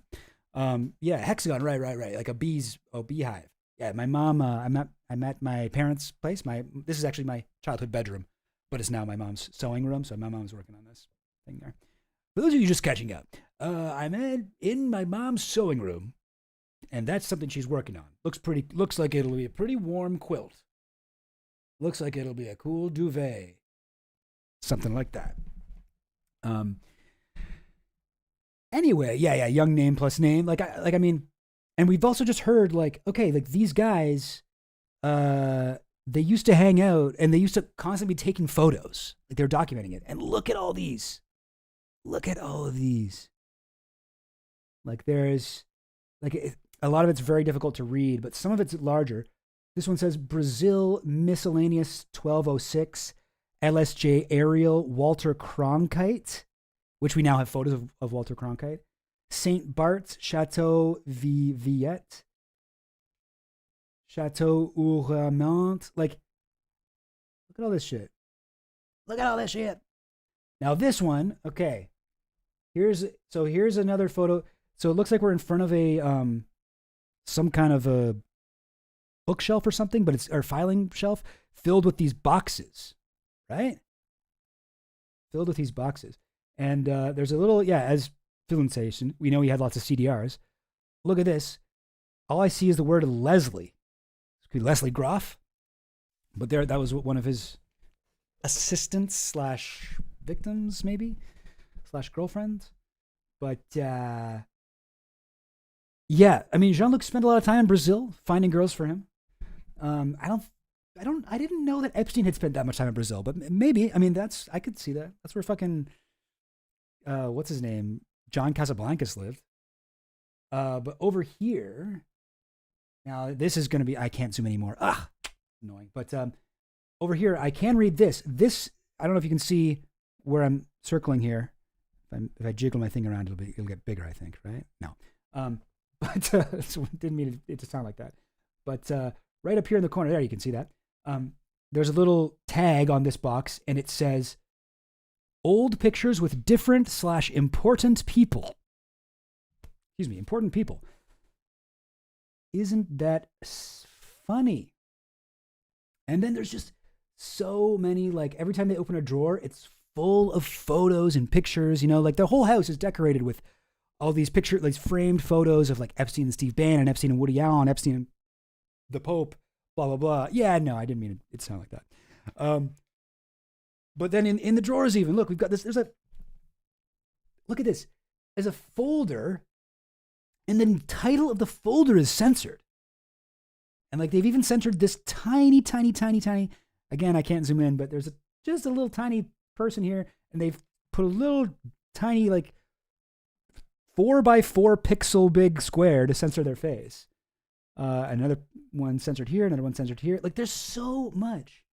Here's another drawer full of CDs. Chelina AV Shoot 2, which I believe we've seen this CD before. Diploma with a bunch of math on it. A bunch of CDR cases. Can't quite tell what's in here.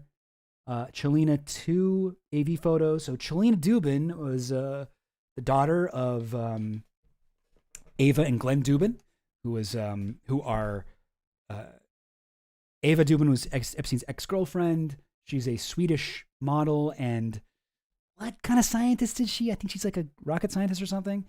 And Glenn Dubin is a hedge fund billionaire who is good friends with Epstein. Epstein seems to have set them up together.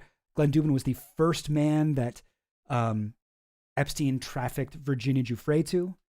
He sent her to him, give him a massage, give him the same kind of treatment you give me. That's what he said to her to be like, have sex with this man, or do whatever this man asks. It could be sex tapes of Middelfart. Yeah, that's true. Definitely could be. That's the other Chelina in his life. Epstein was Chelina's godfather. He also wanted to marry her. He was tossing around the idea of marrying her so that he'd be able to give her, like his money could go to her or something like that. He would say that he would always say that Chelina was his favorite person in the world. Chelina's the one that I will say there's some photos of her when she was very young, like 8 years old or younger, like sitting on his lap and stuff. Those ones do make me uncomfortable. I will say, as much as earlier I was like, let's be clear, that's not exactly what's going on, but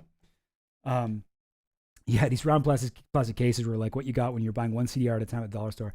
I mean, maybe this is the reason why none of Jeffrey Epstein's blackmail material has ever surfaced, is because he was fucking burning it onto CDRs. Like that stuff, if you fucking look at that thing the wrong way, it'll get scratched and you'll never be able to use it again. It's like, bro, come on.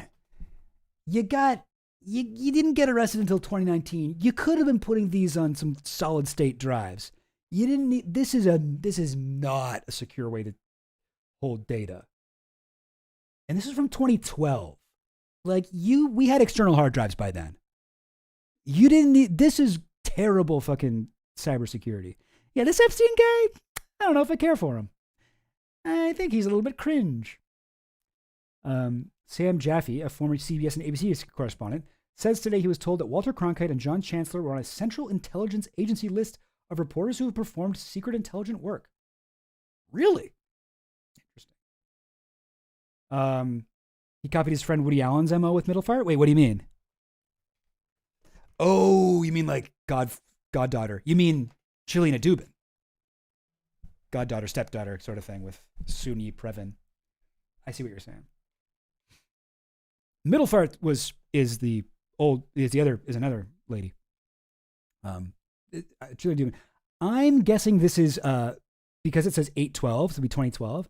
I'm guessing this is Shalina Dubin, because Shalina Middlefart wasn't really hanging out with Epstein past like 1998. But yes, so somebody asked, what does AV mean? What was that? Who was that? Who said that? Who said that? Anyway, I forget. But yeah, what does AV mean? I mean, I think AV could mean, AV could mean adult video, but I don't know about that. Could mean audio visual. Could be, oh, I don't know. I'm trying to think. Is there like a place that could be audio visual? Yeah, I mean, like I'm thinking audio video, but then over here it says AV photos, right? Like AV photos. That don't make sense. Audio visual photos. Photos don't have sound. Yeah, adult video. I don't know. Who knows? Anton LaVey. yeah. No, I'm sure. Yeah, the programs to kill people are going wild with that. Is she some kind of trust fund child for centuries old Middlefart Whoopi dynasty? Yeah, she is actually a trust fund baby. She's a nepo baby for a Middlefart dynasty. She's an heiress. Yeah, maybe it was a what's it called? Whoopee cushion company. I forget what it is. But yeah, apparently Middlefart, as funny as it sounds in English, in Swedish it just means like the middle way, the middle road or whatever. Middlefart. Very funny. Here's like a big ass, look at this. Big ass like desk covered in like framed photos.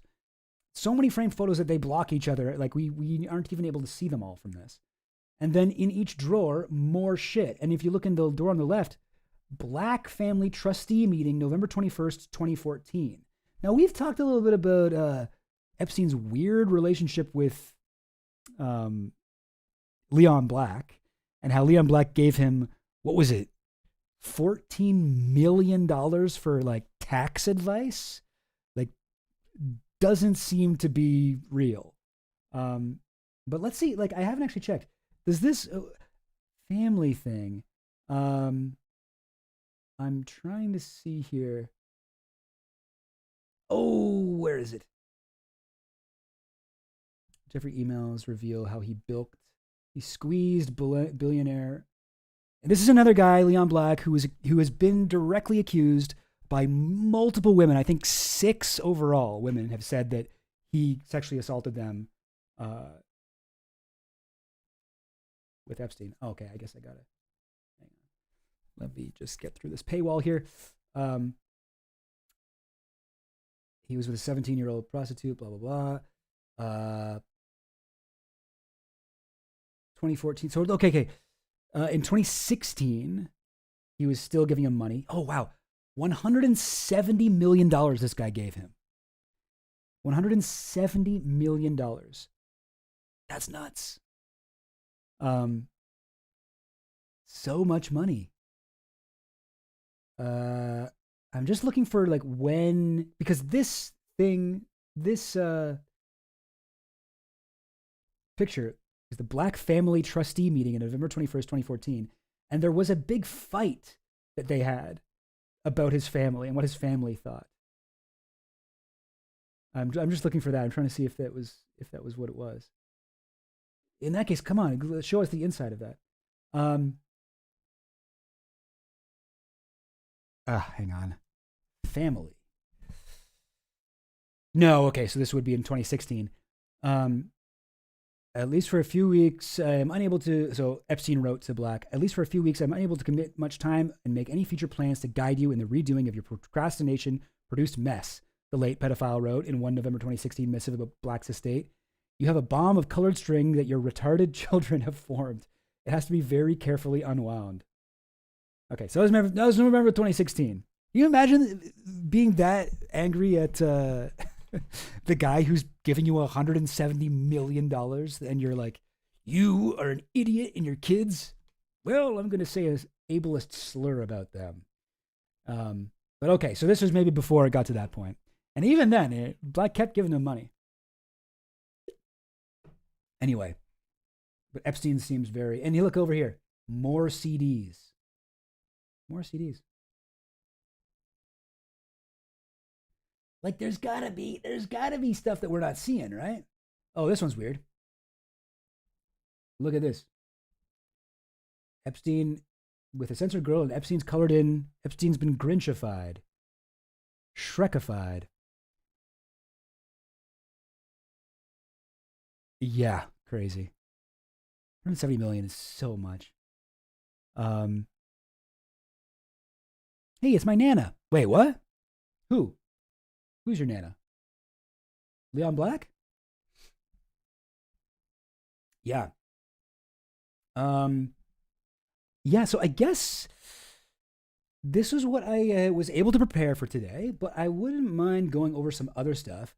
I know that let's say if we go to Gmail, does Gmail now have, can I easily just see, oh my God, wait. Okay, so now they've got them going. So the last email that they got here is from a guy that says, Cody Rudland, lol, good riddance. It's like, subject, you are dead. What? Sorry, I haven't seen this. Cody Rudland. Who is this? Who sent him an email the day he died? Oh, that's it? Who is that? Who is Cody Rudland?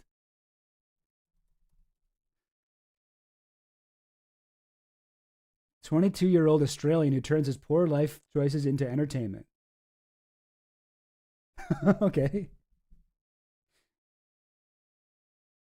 Okay, well, that's cool. This guy? Did this guy send Epstein a message?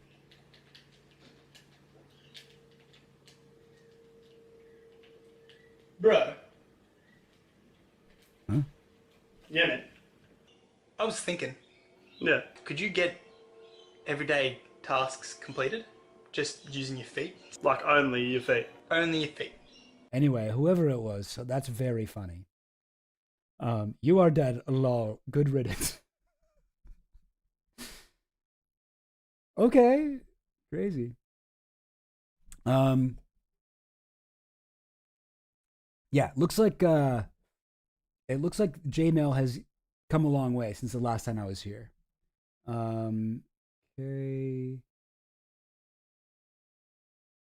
Oh, you can look at all the. Oh, okay. Show Yahoo emails after August 15, 2019. Nearly all newsletters and spam, but potentially interesting. Yeah, okay, no, we won't do that. Where do I get to the other stuff they've got here? Oh, here we go. Okay, so J Photos. So this one they've actually made Jeffrey Epstein's photo reel. So unlike the the photo, a lot of the photos that I've had the chance to look through, I guess it is true. Trolls always get the last word. How did some random guy know his email address? Who knows? Some like random Australian dude. I mean, I sort of think that's hilarious. I have a bunch of blank CDRs, but don't even have any kind of optical display or a drive. Yeah. Yeah. But cool. 5,000. So unlike the ones that I had a chance to look through, and I mean, I haven't had a chance to even go through myself. I haven't even had a chance to look through all of the photos on the first section of the drops. Hopefully by next time I stream, which I don't think I'm going to be able to stream next Sunday, by the way. I'll get into this at the end. I think I'm going to do a Saturday stream next week, but I'll try to put aside some time to really go through everything. There's just so much. But yeah, guys, check out Jmail. They're fixing up all the things that were annoying me about it at first. So like, what's this? Guy, I've seen this one before. I'm like, what is happening here? Like at first I was like, are these like statues? Are these statues? But I guess they're not statues. Although maybe they are. because I have noticed sometimes they blur out faces on like paintings. So I think sometimes they're using like an AI to, oh, this is someone, we should blur out their face. But yeah, I don't know if those are painting or statues or if those are actual people like praying or meditating or something. Can't really tell where this is. It looks like this is the same column as here, right? If you look at that column. This could be LSJ. I think these are statues. Yeah, I think these are Buddhist statues.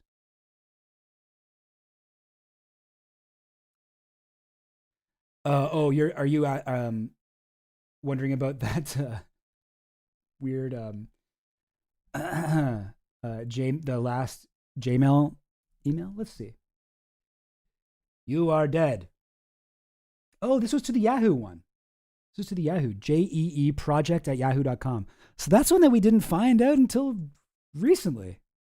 Crazy. Yeah, there is a serious camera on that table. Zoom lens. Look at that lens. Massive.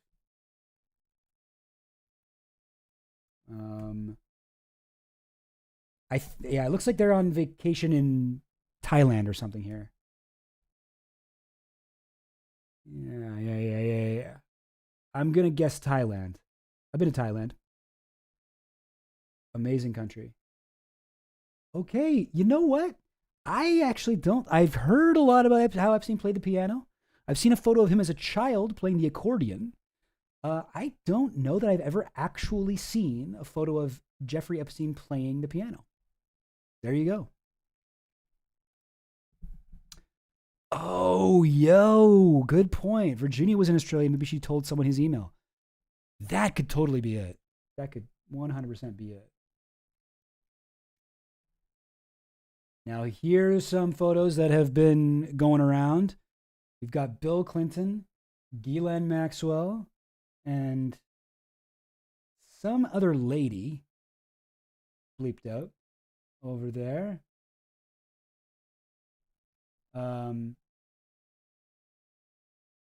Looks like everyone's wearing their bathing suit, at least in the ones that we're able to see. Nice silk shirts party, I guess.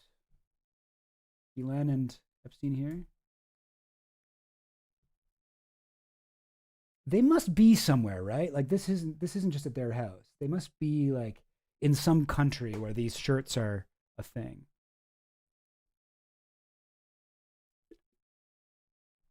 Yeah, I highly doubt the random Australian YouTube guy is the same guy. I mean, maybe. I don't know. Yeah, that's a good point though. That's a good point. Oh, the accordion picture is fake. Fake accordion news. People have it out for the accordion. It's a beautiful instrument. Accordion connected to Jeffrey Epstein? I don't believe that it did have one. I don't believe that it did have an indoor pool. These oh yeah, here we go. That's Ron Burkle. That's 100% Ron Burkle, another evil billionaire that Bill Clinton hung out with all the time. And Ron Burkle, he had a jet, and he's also known for like dating questionably young women. He's a grocery store billionaire, I think, and his plane is nicknamed Air Fuck One. It's the plane that Bill Clinton took on a trip to North Korea to negotiate with Kim Jong-il, I think it was at that time, for the release of 2 American prisoners.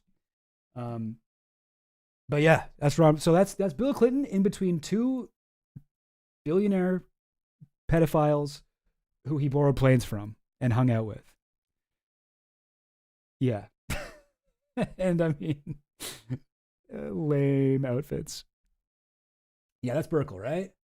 Let me just look up a picture, okay, so I can be sure. Ron Burkle. Yeah, that's good. That's him. That's Burkle. Here he is with P. Diddy. Or Diddy, I guess. Not trying to dead name the guy. Ronnie Burkle. Ronnie Burkle. That weird smile. Hmm. Hmm. Where were we? Oh, here. And he's doing the smile right there. That's him. That's him. He's got glowing devil eyes. How do you get photographed with Bill Clinton and Jeffrey Epstein and look like the most evil one there? That's impressive work. Yes, that's right. Yeah. Actually, the subjects of pizza.jpg were the ones who Bill Clinton, rescued and negotiated for the release for. And he flew to North Korea on Ron Burkle's jet.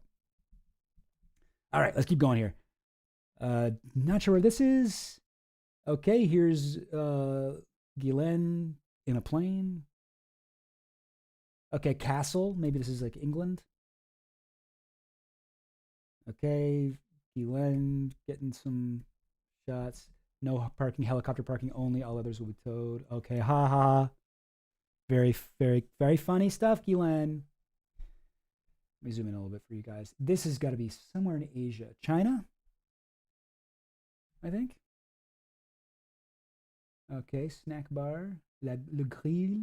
Le gorille. The gorilla. Somewhere in Europe. France, Belgium. Pretending that they're a couple. When would this have been? Very difficult to say. Air Monaco. Oh, here we got Bill Clinton. And this looks like, so this would be on, so he's on the red carpet here. It looks like this is, he's getting off the jet. And it looks like somebody's taking this photo from inside the plane. You can kind of see the corner of the window here. So this must be from the Lolita Express. Hard to tell where this might be, but judging by all the Asian people here, I think this might be Singapore. One of the places they traveled on one of their trips. Although I don't know, it's really hard to say. Heard of Elf on a Shelf? Get ready for Guylaine on a plane. Yeah, nothing grosser. Yeah, honestly. Oh yeah. DM Collins. That band I talked about a couple weeks ago, where my guitarist played at Comet Ping Pong with the Mighty Sex Stains. The album came out as being by LA's People Talk. Oh, so your album came out. Hell yeah. Okay, cool. You got a link for us, eh? Nice, DM Collins. Very cool. And it's kind of like punk kind of stuff. Nice. What's the signal? Or signal. Single. Looks like One More Time has like a dot next to it. Is that the one? Okay. Kind of have the. I like it. Sorry. Oh, I don't know. Why isn't it looking at? That's weird. It's not able to see what I'm looking at here. Oh, there we go. Okay. Yeah, kind of sounds like the Beatles sort of vocal style. That's such a weird thing to say, but. You guys got like a horn section too?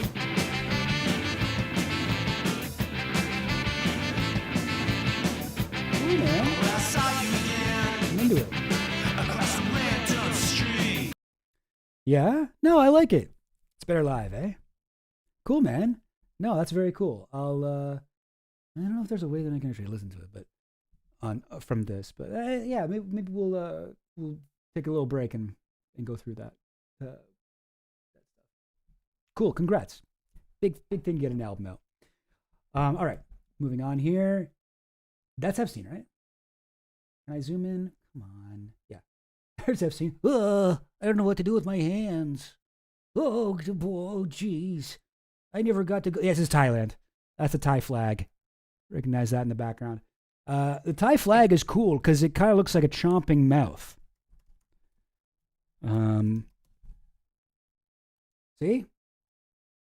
Kind of looks like teeth and gums and blue, like the inside of a mouth. I like the Thai flag. That's a good one. It's very simple, but it's cool. But it's simple, but it's a powerful. I flags are a weird interest of mine. But yeah, that's a Thailand flag in the background there. So perhaps that's where they were. That's where they were getting off at here then. Thailand. Somewhere in Southeast Asia, I knew. This looks like Thailand. This looks definitely like Thailand royal. What's it called? The royal palace thing there in Bangkok. Really gorgeous stuff here. I've been here. Good little touristy spot. Cool. That's Doug Band. Doug Band. That's Bill Clinton's bag man, assistant, second son. Would go with him everywhere. He was in contact with him constantly when Bill Clinton had health problems. Doug Band was the first guy he called, and then Doug Band got a little bit. He flew a little bit too close to the sun because he was getting annoyed with Chelsea Clinton, and he was like, "Hey, Bill Clinton, like I've done so much work for you. You got to pick. Is it me or your biological daughter, Chelsea Clinton?" And he was just like, yeah, it's gonna be my daughter. Sorry, man. Like I appreciate all your help, but definitely not." Ghislaine Maxwell after flying a military helicopter in Colombia. That might be what this is.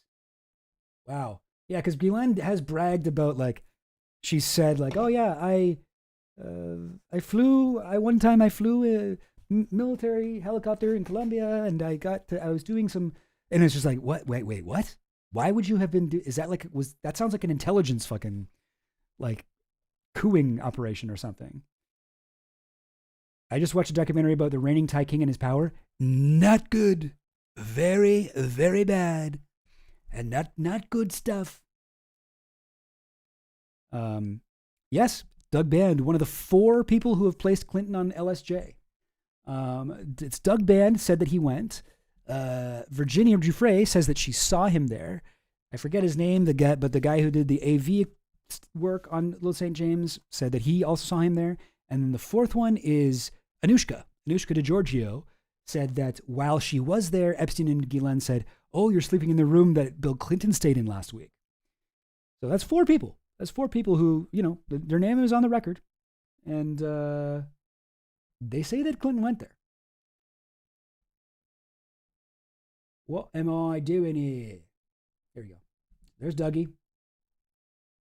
Not sure who this is. Yeah. Yeah, this is the, what's it called? Imperial Palace or Royal Palace or something like that? There's Epstein on the phone. It's funny, like, I can't tell if this is like Epstein's place or like an ancient, like, holy Thai, like, spot. Who's this? Is that Brunel? Broad Rain van Houwen. Where's this? Somewhere in Scandinavia or Germany or something? God, I don't know. Does look like Steve Scully. That's right. That's the other guy. Observer. Oh, this is the thing about the about Ghislaine, right? Ghislaine. I asked what his social life had been like recently. He mentioned a dinner party at the Manhattan townhouse of Lady Ghislaine Maxwell. Excuse me. Ms. Maxwell told a story about how she flew a Black Hawk helicopter in Colombia and fired a rocket into a supposed terrorist camp. Oh, yeah. What the fuck? Ghislaine is just the most rockin' babe I've ever met, said Mr. Chatwall. She blew up a tank. That is amazing. After that, my perception of her completely changed. I said, you have to be the coolest person alive. What the fuck? Okay. That's insane. Wait, sorry, what's around his neck? Who, you mean, which one of these guys? I don't think there's anything around this guy's neck until they both killed themselves in prison. That's Brunel, right? I don't think I've ever seen him smile that wide, but Jean-Luc Brunel.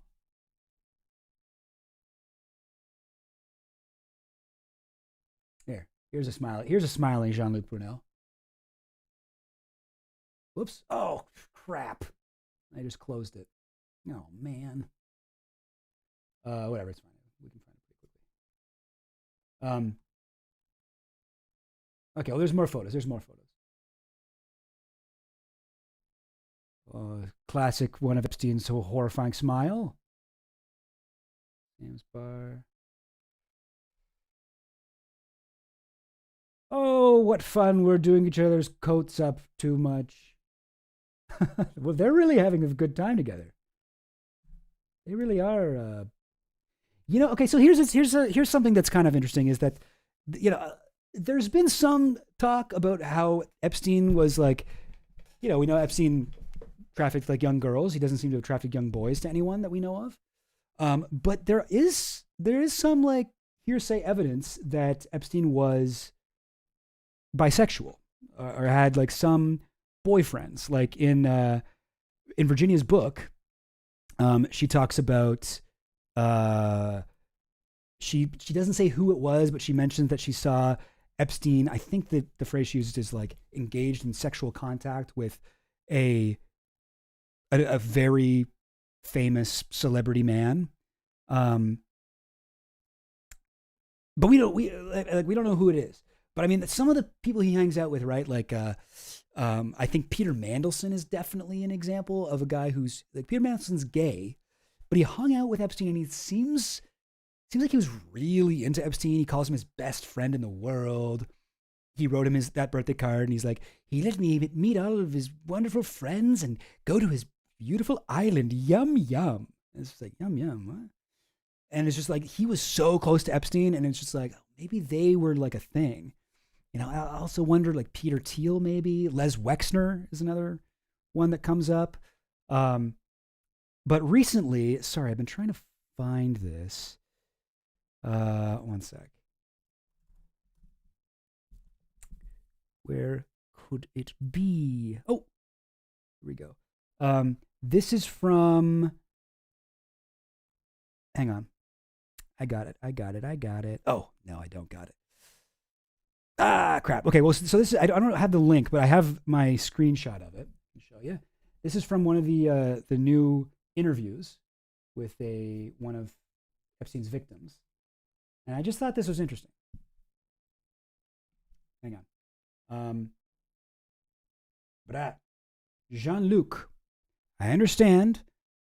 So Jean-Luc Brunel, I understand one of Jeffrey Epstein BF. Boyfriend?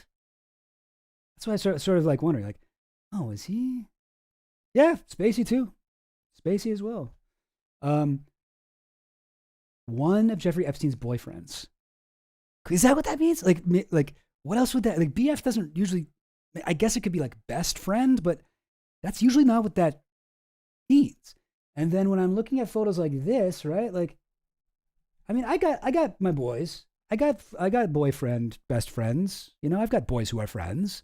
And we hang out. Maybe we do a little shenanigans, but like, there's like a little, I don't know. I don't know. There's also like lots of stories, like Virginia told stories of having orgies where it would be like a bunch of girls, underage girls or whatever, trafficked women. And Epstein and Brunel would be the two men participating. So that could have been where she saw that kind of contact. Although I don't think Brunel would fit the description she said, like a very famous guy, because Brunel's wasn't that famous. Yeah. Anyway. All right, moving on here. Oh, no images. Okay. There's what's his name? Somebody knows. This is the guy who invented the Segway. Guy with the Segway. He invented the Segway. Is this the Rolling Stones? Yeah, this is Rolling Stones. This is Keith Richards, Mick Jagger. Yeah. Okay. Maybe this is around when he got the photo with Bill Clinton and Mick Jagger and Jackie Chan. Interesting. Okay. There's Keith. All right. Don't know any of the other members' names, but yeah. So it looks like they had like a backstage pass here, taking these photos from the side of the stage. All right. Brown sugar, it tastes so good now. Tambourine player here. Wow, look at all these horrible photos. Okay, entire image redacted. Okay, entire image redacted. All right, you gotta redact the whole thing, guys. Really? You gave us a little bit at the top here. What's this? A table and a. I actually think. Oops. I think I recognize this as one of the paintings on the wall in Epstein's New York house. But wow, they didn't take any chances with this one. Oh, another one. Okay, cool. All right, who we got here? Who's this? Who's the ponytail? Excuse me. I'm guessing this is a scientist. I don't know. He's just got kind of that like resting scientist face. Great. Okay. Rudolph the Red-Nosed Plane. Oh, this is a Jeffrey Epstein plane. Look at that. J-E, right? J-E, and then would that be like Zorro? Z? I don't know. Maybe I'm getting too into the symbols here. I am not familiar with this one though. This is a weird one. Maybe this is one of his early planes. His photos do look older, right? Fire on the engine thing. Who is this?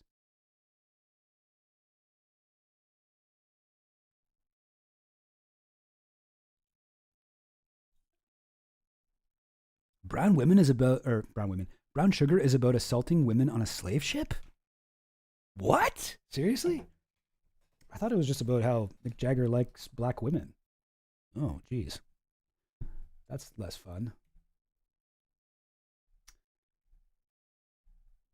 Although now that I'm thinking about the lyrics, okay. Oh God, yeah. Maybe that shouldn't have been the one that I decided to sing. Here's Guylaine in her Colombian helicopter terrorist outfit. Guylaine with, who are these guys?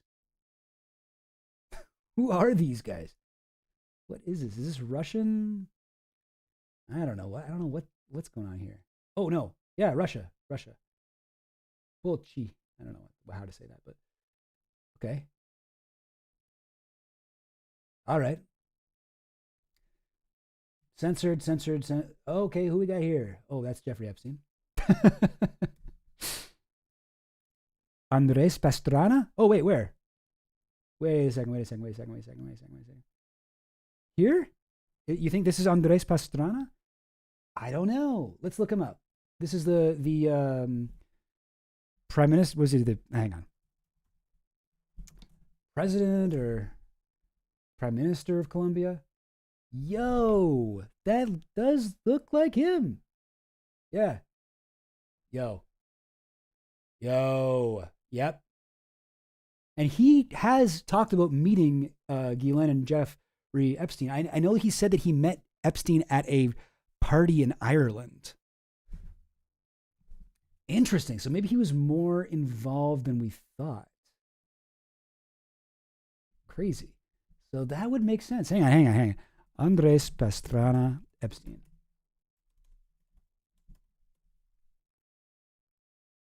Named in the Epstein Files. Okay. I was looking for the old stuff that we already knew.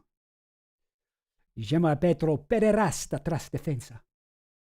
Archivos de Epstein revelan mención a Andrés Pastrana. Hang on. Custom date range from.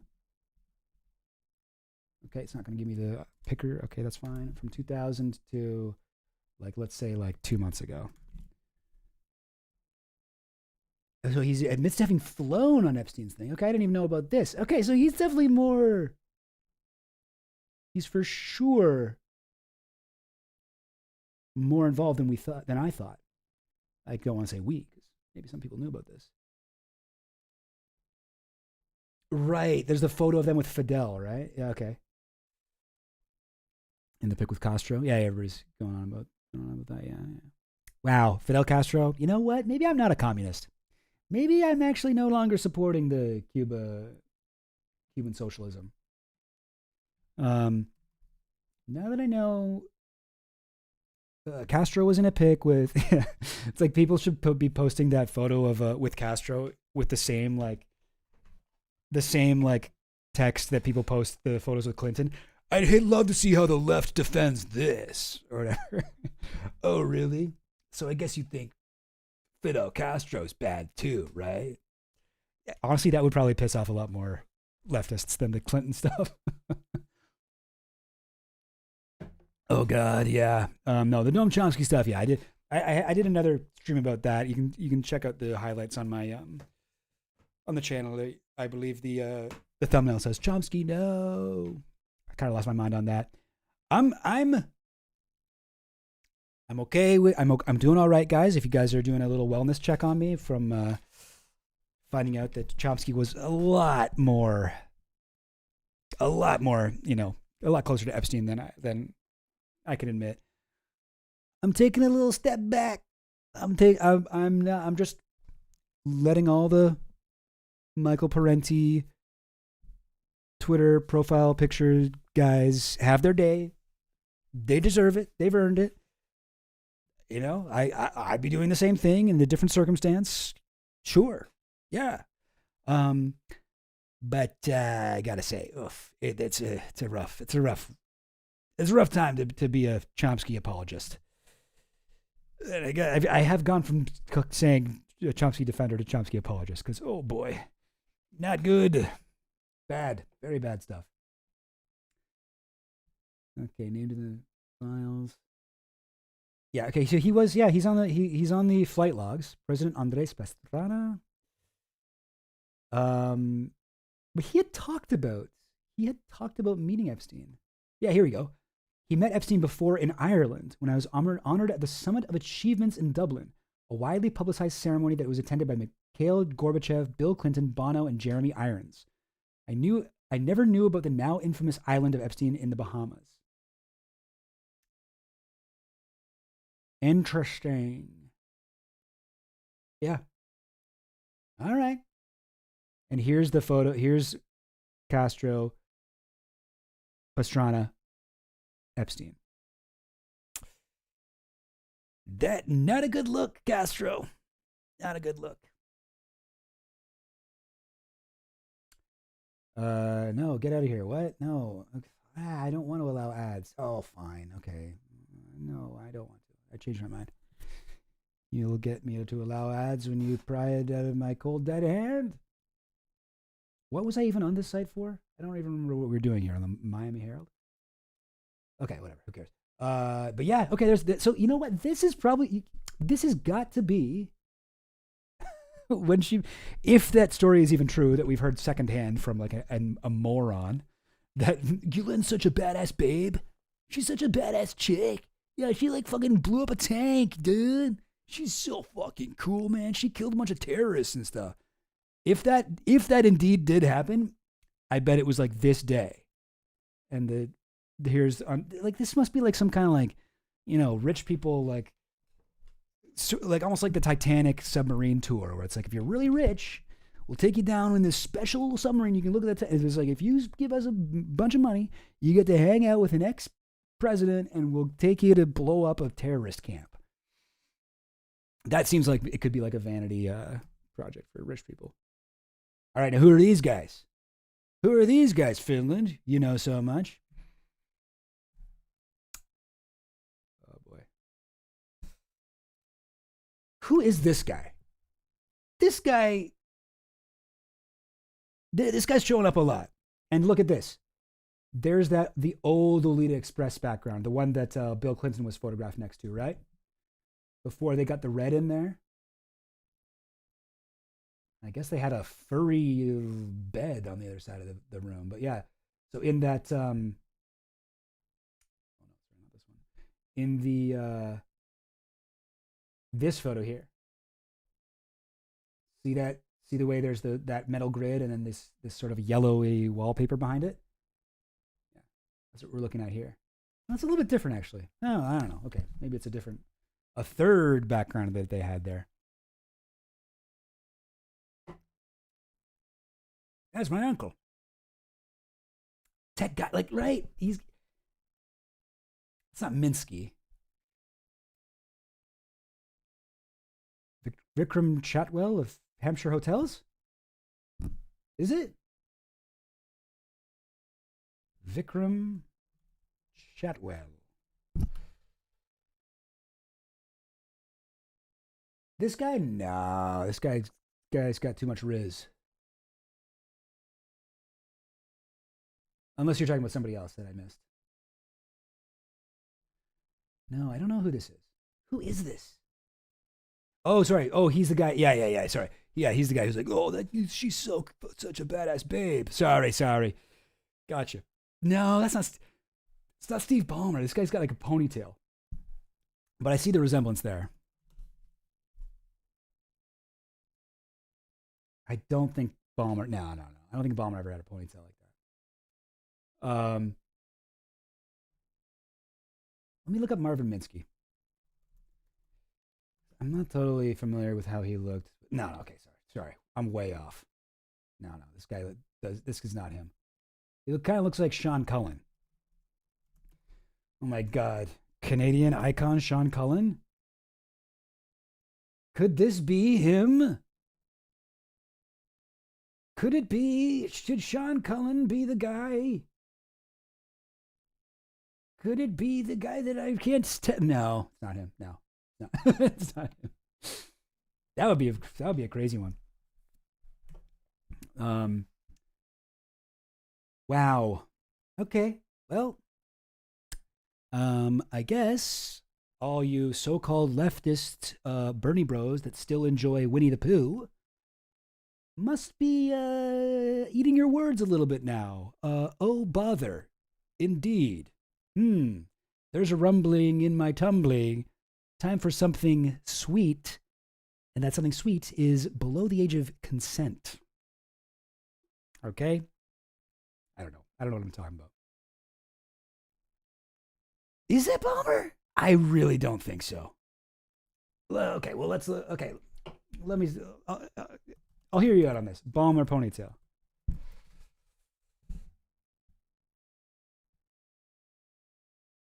Steve Ballmer ponytail? Like, I don't even see nothing's even coming up. Like, here's him when he was like younger. But this just doesn't look like him. That's just not his face, straight up. It looks much more like Sean Cullen than it looks like Steve Ballmer. Which picture shows the ponytail? I believe it's the same guy we were looking at earlier. This guy. Oh wait, maybe not. Sorry, this guy actually looks quite different. Sorry, gang. No, I'm wrong. This is a completely different dude, isn't it? Sorry, no ponytail. That's a different guy. This guy's just, he's got like a mullet, maybe. I mean, it looks like maybe there is a ponytail there. It's hard to say. I don't know. I do find this guy looks pretty trustworthy, though. I don't think this guy did anything bad. Whoever he is, I trust him. Okay, this is somebody censored. G-Laws. Okay, Epstein wearing a fucking top hat. This one's a little on the nose. Who else we got here? Hang on. Okay, don't recognize anyone here. I mean, Guylaine, of course, in like this hat. Man, I wish I could wear a hat like that. I burn so easy. Who's this? And who's this guy? I've never understood feeling hungry to the point where your stomach is grumbling and then just eating a fistful of straight honey. Yeah, that's true. It's not going to fill you up. Um, yeah, Winnie the Pooh was a little off. No pants, always hanging out with that little boy. Honestly, how do we not see the signs? Wait, you think is this guy the same guy? The helicopter's name is G-Laws.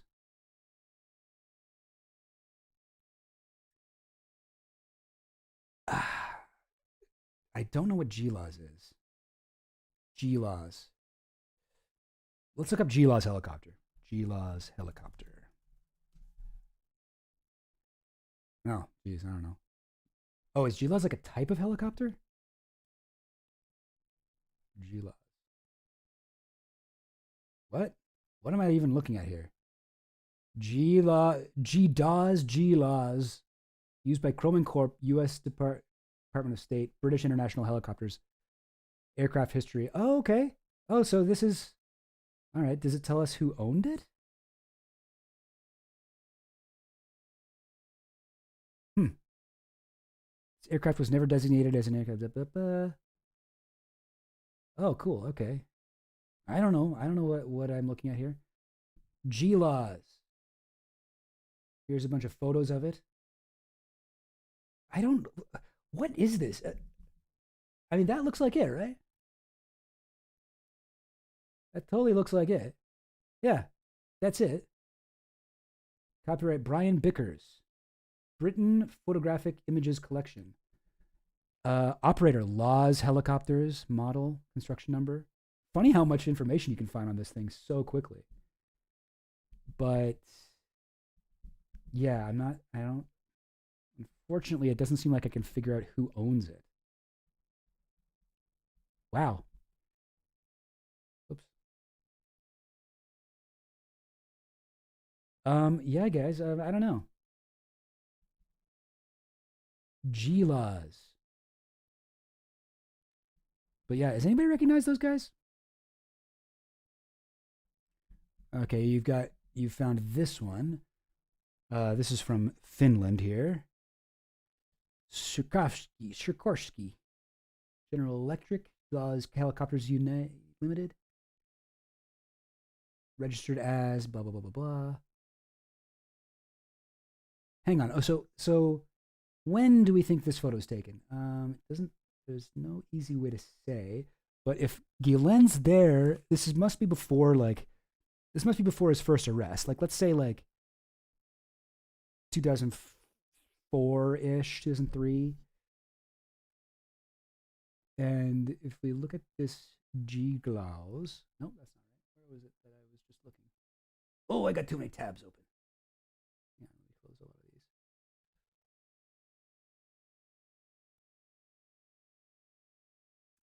Here we go. 1999, 2010. So it would have been, I mean, probably. Oh, okay, hang on. Why are these not in order? Could have been G Dawes, or it could have been G Bahoff. Or wait, no, it would have just be G Laws. But what happens if I go here? Does it say model year built? Oh no. Okay, so this must have been while it was G Laws. Sorry guys, this is I'm. If anybody knows anything about the thing. And also, what is going on, DM Collins? Thank you for the money. Yum yum. Money so good. I'm trying to be the next the next Pinky doll. I suspect his bald guy ponytail is really about the fact that he used to play bass in Paul Revere and the Raiders. What? Hang on. Paul Revere and the Raiders?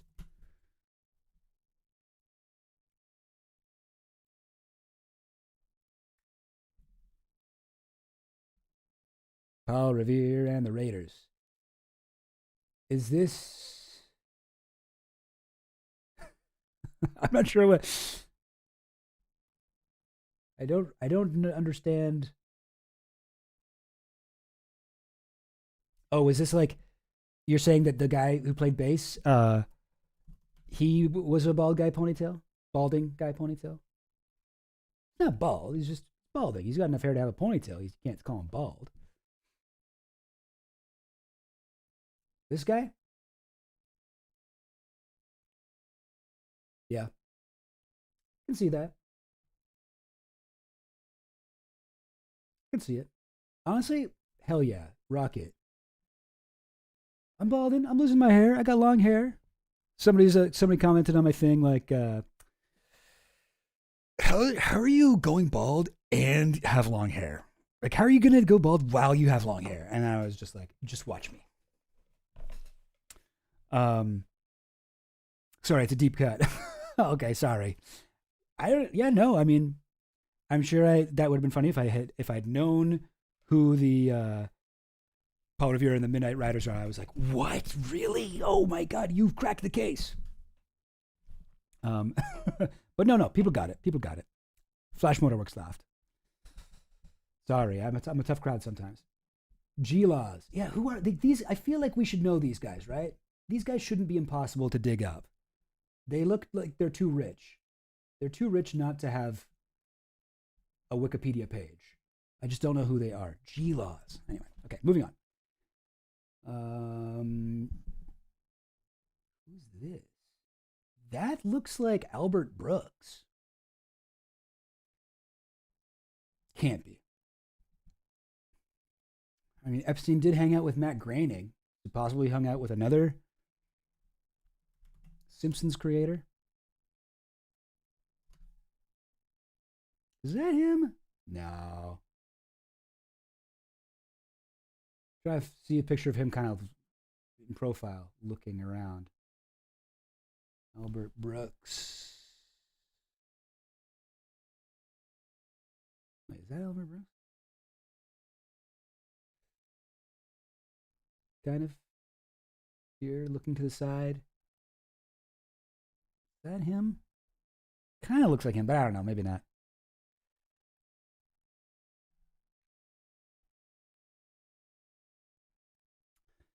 Oh, I see. See, I didn't even realize that they had ponytails from looking at those photos. Crazy. Yeah, no idea who this is. I don't know. Who knows? Michael Jackson. Okay, hanging out at. Hard to say. Looks like an art gallery, maybe, or just a rich person's house. Okay, he's asleep on a thing. It's fully censored. This kind of looks like Steve Ballmer, but it's not. I'm just being bald guy racist. Looking at some kind of petroglyphs, some kind of scratchings in the stone here. Not sure who that is. Censored. Well, that's pretty wherever it is. This has got to be like England, right? This guy's all dressed up. Like the menswear guy would have something to say about this dude being like, oh, this is what the rich would wear when they went to the countryside. He's got a gun. Like, are they on like a fox hunt or something like that? I don't know. Listen, I don't know anything about that lifestyle. That's Ghislaine. Epstein looking kind of sharp. Usually he didn't dress up unless he absolutely had to. Epstein and Ghislaine pretending like they like each other. What's this? Railroad property. I don't know what I'm looking at here. Okay. Who this? Who is that?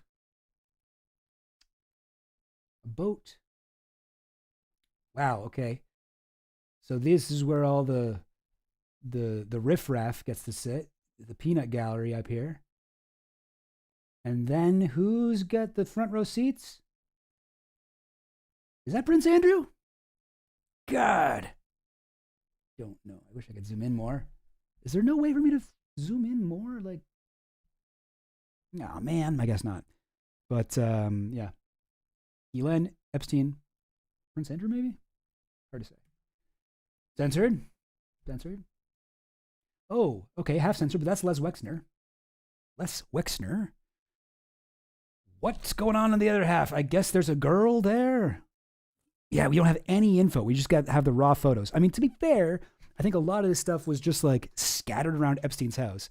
Like, you know, as a person with ADHD, and I know Epstein had ADHD, I recognize his organization style is just kind of shoving shit into drawers. Epstein? Is that Epstein? You mean here? Yeah, that's for sure. On the left, that's for sure Epstein. His hair's maybe a little bit longer than for sure than normal. But yeah, this is Les Wexner. Almost looks like he's holding someone up, like he's got like a child in his hands or something like that. Not sure who that is. Not totally sure who that is. Here's Lolita Express. This is definitely like early. I don't know. Well, he's got a Zorro Ranch shirt on. It's funny how Zorro Ranch was like the only one of his properties that had like merch. You know, like Epstein actually had Zorro Ranch merch. That's Mountbatten. Yeah. Nonce Andrew. You mean this guy, right? The guy in the middle? It definitely looks like him. All right. There's a horse. Who's this? Who's this shirtless man? I don't know. That's Zorro. That's Zorro Ranch. But yeah, Zorro Ranch was Epstein's property that had a bunch of merch. Like you'll see Epstein wearing like shirts and like track pants that say like Zorro on it. But he didn't do that for any of it, even for like LSJ. I've never seen him wear an LSJ shirt. Oh, did he have LSJ sweats as well? Okay, I stand corrected. That guy's a Russian senator? This guy? Really? Okay. What is going on with him?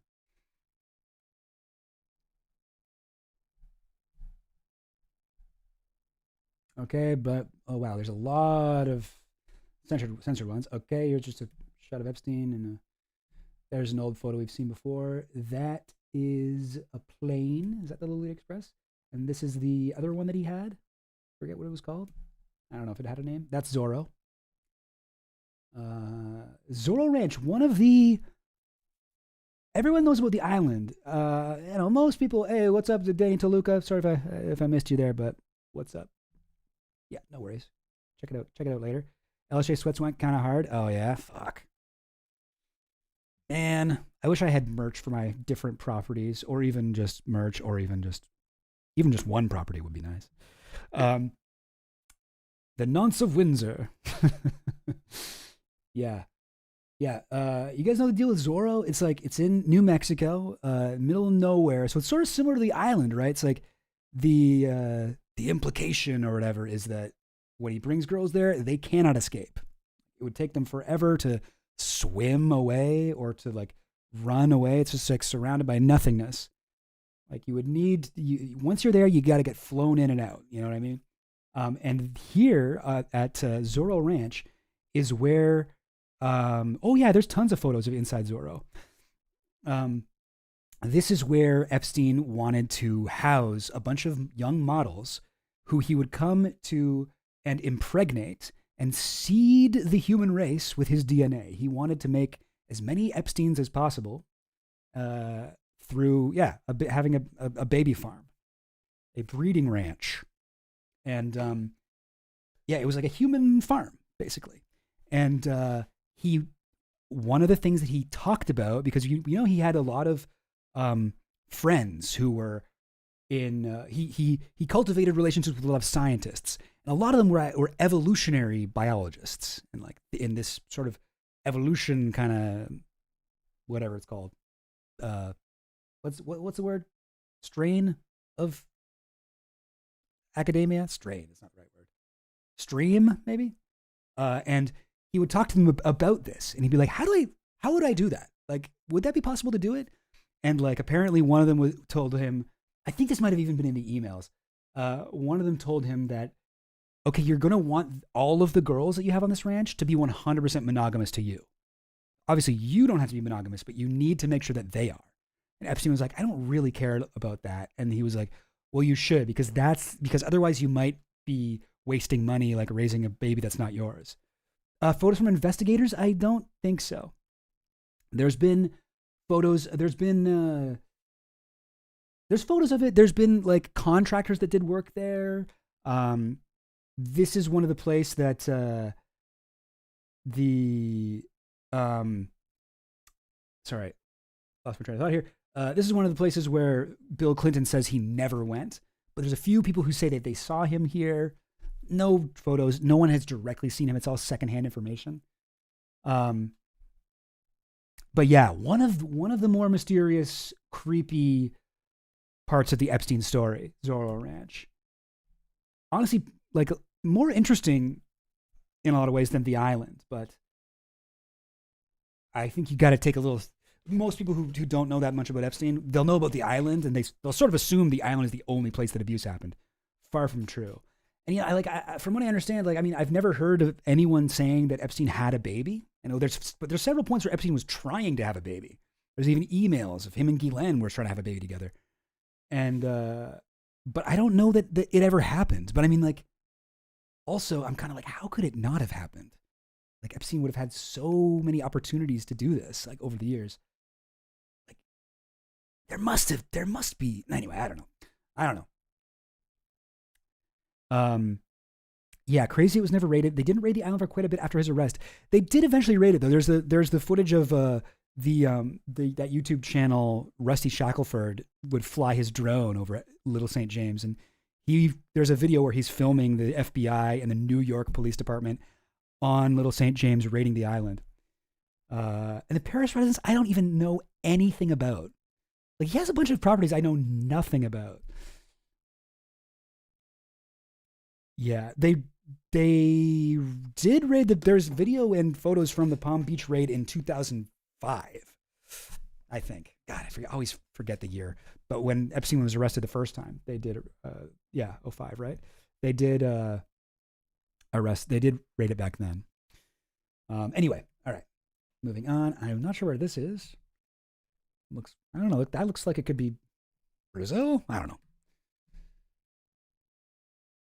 Okay, this looks like somewhere in the Middle East, some Islamic art, and we've got looks like is that Arabic calligraphy? I don't know. Yeah, this definitely looks like Middle Eastern. Is that Brunel? God, I don't know. Everybody with a round face, I'm like, is that Brunel? Man, Muslim churches are so fucking beautiful. I guess they're called mosques. But I love the like geometric kind of designs that they have. Really stunning. Oh, is that just like a pixelated, grainy version of the picture we just saw? Well, that's annoying. Is it going to be like that? Ugh, okay. Guess we're going to see two versions of each one.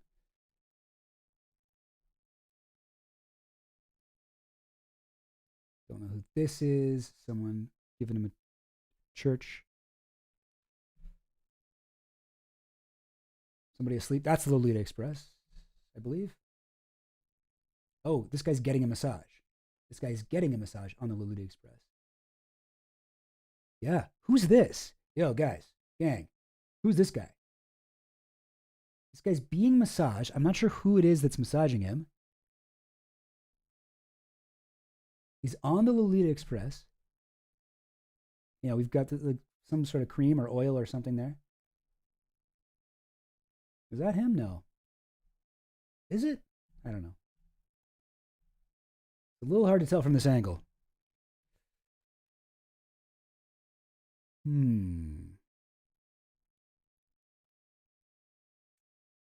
This looks like somewhere in Africa? Africa, maybe? Police car. Somewhere English speaking. Hard to say. There's Chris Tucker. Okay, so this must be the Africa trip. Chris Tucker. There's Bill Clinton, yeah, with a girl. Might be Shantae Davies or another person who was on the Africa trip. There's Chris Tucker again. There's Kevin Spacey. See what I'm talking about? Bill Clinton. Like, everyone he's with, he always looks like they're like best friends. He's coming like, hey, this is my guy. It's like the first time he's ever met Kevin Spacey. He's like, that was his political talent. He was like, Like who had like I think it's like honestly like up for debate. Like who is the most charismatic politician out of Clinton, Obama, and Trump? You know, like they all had they're all different. They're different they have different types of charisma. Obama had to be a lot more kind of squeaky clean. Clinton got to be a little bit edgier, uh, but and was much more like in person. A lot of people talk about Clinton had like this undeniable presence in the room and how he would just kind of he had kind of like a life of the party sort of thing. Like, but then he could also get very serious and really make people feel heard. And then Trump obviously is like the next level of edginess, where he's that guy. He just says whatever he wants. He says he says some horrible things and like curses and shit. Which I think Bill Clinton would do too, but not on camera. I think he had like a little bit of awareness of that. When he was like one on one with you, he'd kind of be like, I'm not like that all the time. Yay, let's be cool. Let's be chill. Yeah, more charismatic than Obama and Reagan. Reagan, I don't even think. I think Reagan knew how to deliver a speech, but I don't think he necessarily had the like off the cuff, in person kind of stuff that Obama, Clinton, and Trump have. I don't know. Maybe that's unfair. Like Biden's not even in the conversation, or George Bush, frankly, junior or senior.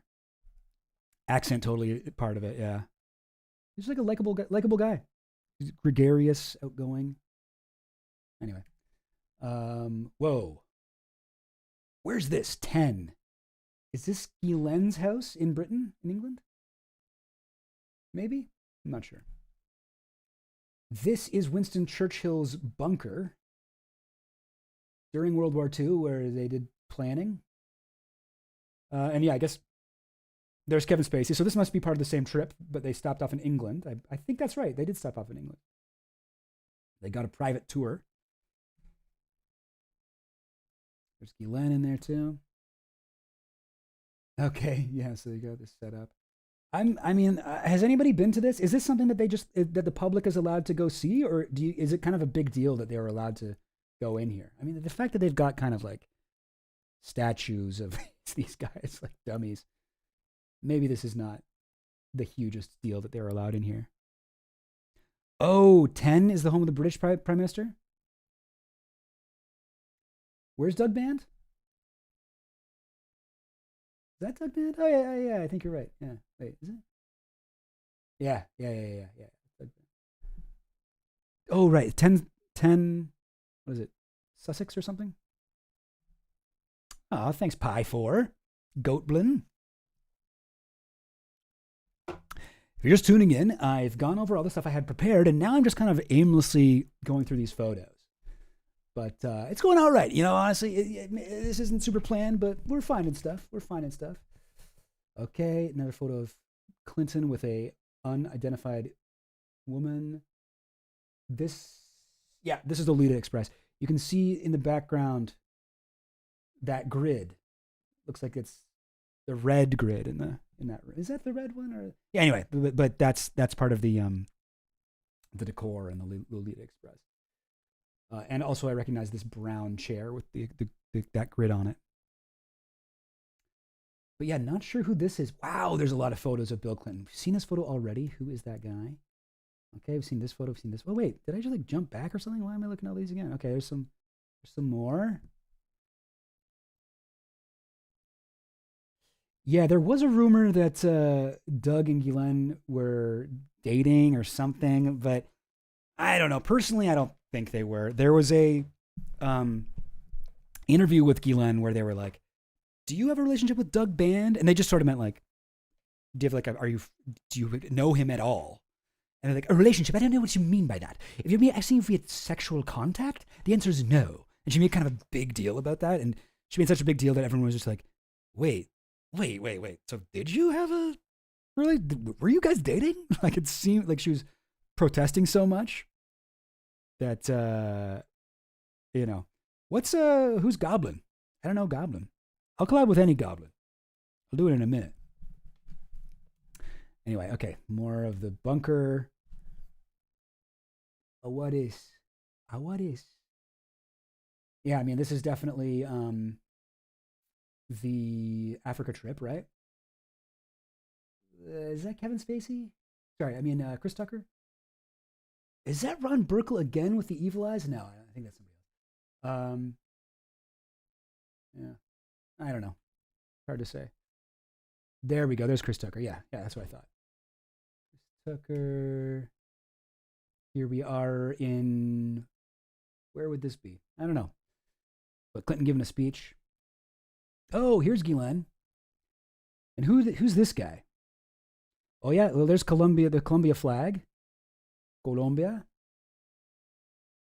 There's a helicopter. I mean, yeah, this would be probably her time where she blew up a tank. I mean, I don't know. She's drinking beer. God, I don't know what. Like, I mean, like a lot of people sort of are like, oh, this must have been like a spy thing. She must have been working with MI6 or CIA or the School of the Americas or blah blah blah. But it's just like, I mean, would they be doing all these photo ops and stuff? This seems like it was like a touristy thing she was doing.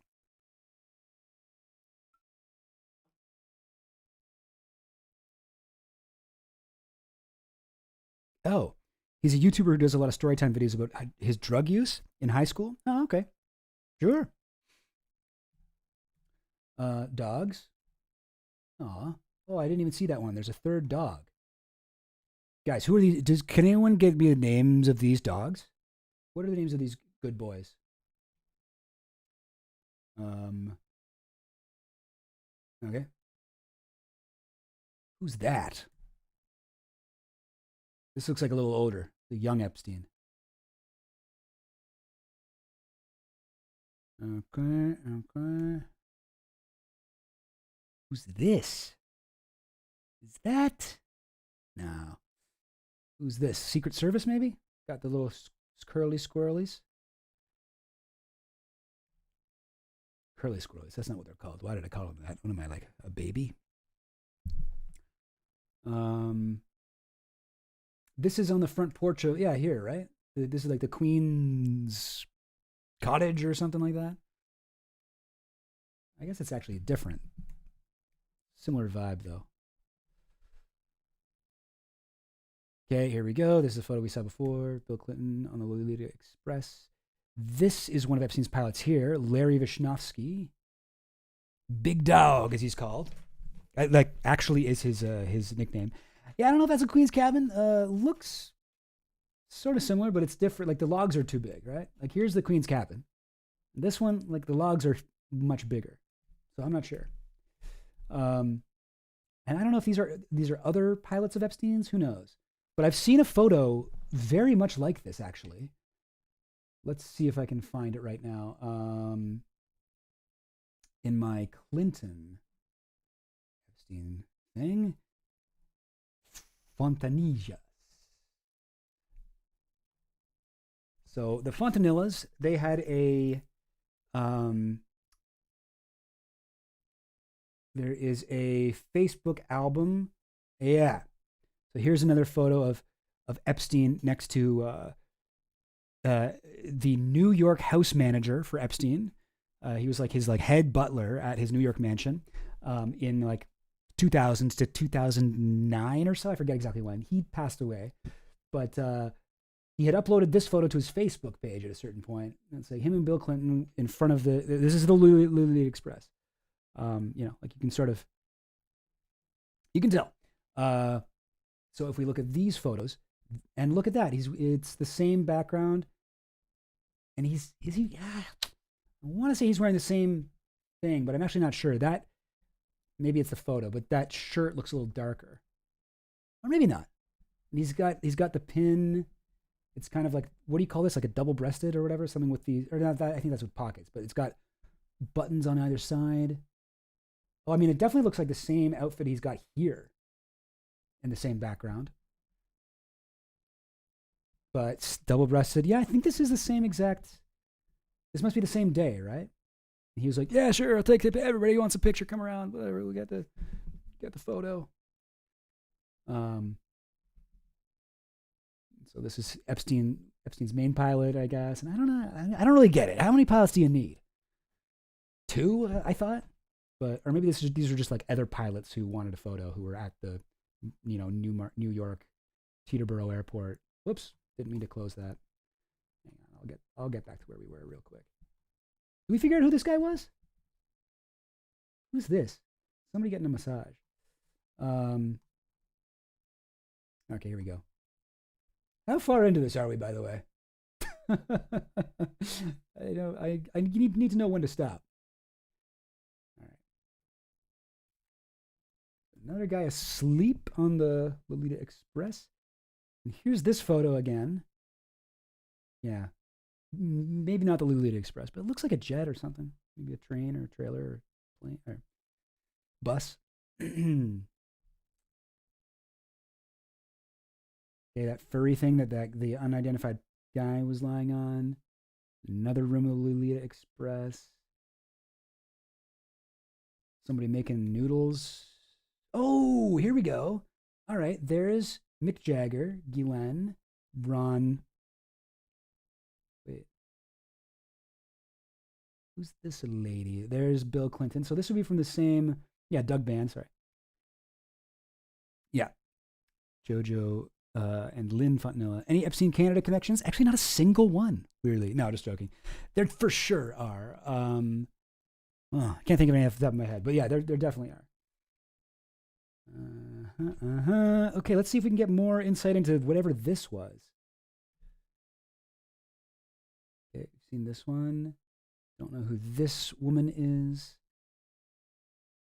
And are we going to get any of Jackie Chan? Must have been in China. I think this is a different night. Okay, I guess that's it for the Mick Jagger night. Mick Jagger looks so funny. Don't know who this is. Chris Tucker. That's Jojo Fontanilla right there. That's him. So this must be back in America because Jojo didn't come with them to Africa. I suppose this must be the New York. Yeah. I think I actually know the exact room this is. I've seen this painting before. I think this is in the New York mansion.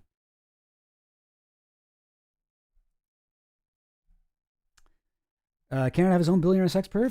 Yeah, I mean, who's the guy that, what's his name? Nygaard. Peter Nygaard, the guy that invented jeggings.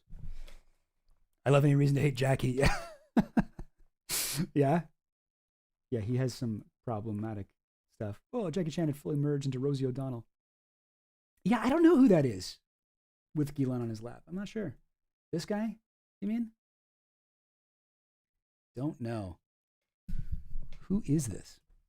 But, oh yeah, and then they moved into another room. Maybe they took this photo first, and then Chris Tucker's like, "No, man, I don't know what to do with that photo. You got me with a lamp on my head. No, let's take another picture over here." Sorry, I apologize for doing that voice. Okay, we got another Lolita Express picture. Who's this? Who are these people? Okay, didn't need to see that. Didn't need to ever see this photo. And I think this is LSJ. Yeah, it looks like the dock at LSJ. Yeah, this looks like one of the houses with the blue roof. Jet ski. Okay. Yeah, that looks like a young girl over here.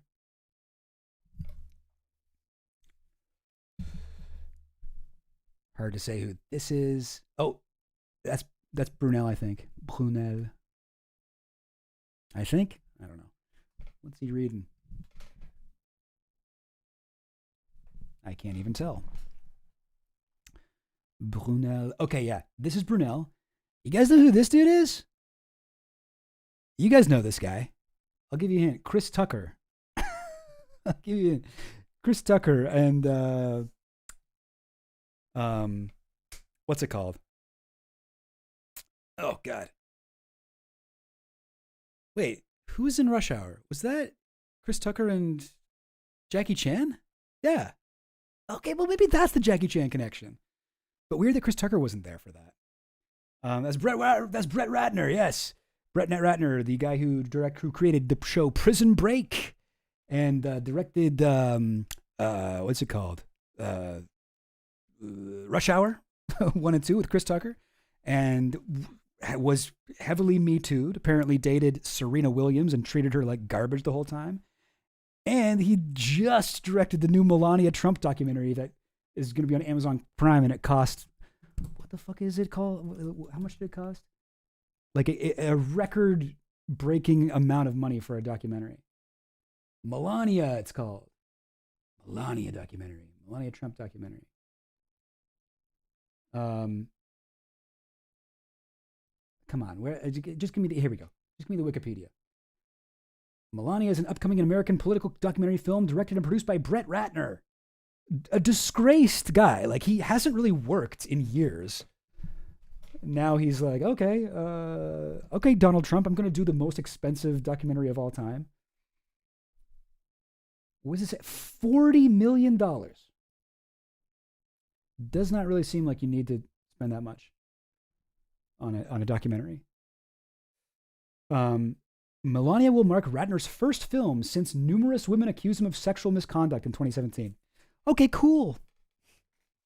And now we've got a photo of him partying with notorious child rapist Jean-Luc Brunel, Epstein's co-owner of MC2, the modeling company. And right as they're about to release the Melania documentary, this photo comes out. Great stuff. Who's this? Okay. What's that? All right, some kind of photo with writing on it. Epstein. Oh, you know what this is? A boob cake. A boob cake. Where have I heard about the boob cake before? Where have I heard about the boob cake? Is that something? I know I've heard about Epstein getting a boob cake. I can't remember where. Heard somewhere Lisa Phillips was directed to have sex with Ratner. Haven't found anything else on it. That might make sense. Just because Lisa Phillips seems like kind of Brett Ratner's type. Yeah, maybe maybe the 30 million went towards like bribing people to let him back in the country. Yeah, IDF sweatshirt, U.S. Army sweatpants. The dude loved, merch, leisure wear. This is also a custom, like this is his Jeffrey E. Epstein, like kind of logo he's got here on this like zip up hoodie. See, you can see it down there. JEE. Who is this? Who's this in the background? In the darkness, in the shadows. I don't know. These guys look like nerds. This might be a academic conference. Who's this? Who's that? Can't tell. Cannot tell, but this guy's got to brush his teeth. Jeez. Yeah, this looks like they're at Epstein's office. I think this is, well, it's hard to tell. Who's this?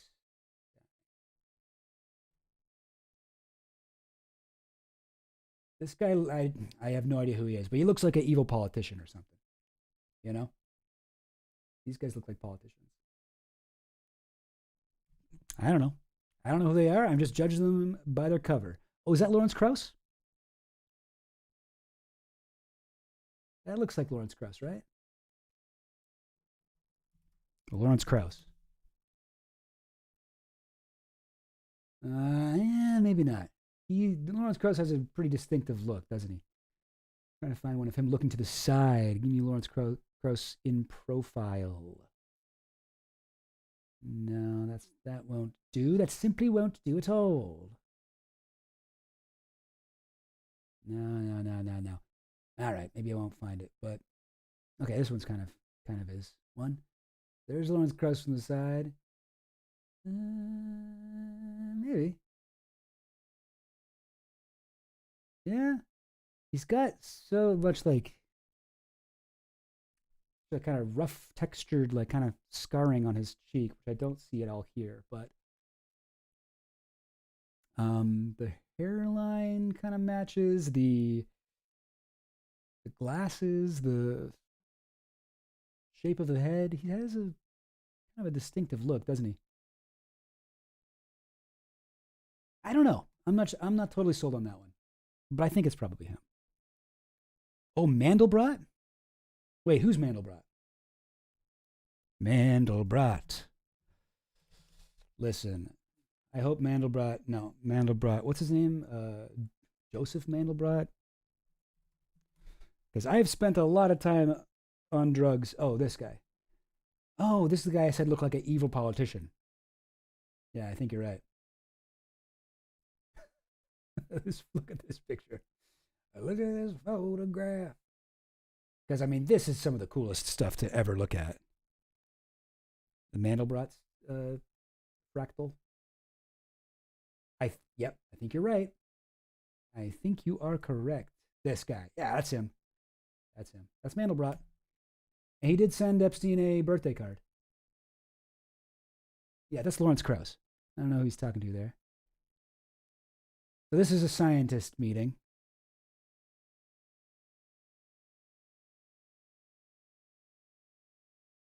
Jeez. Is that Steven Pinker maybe from behind?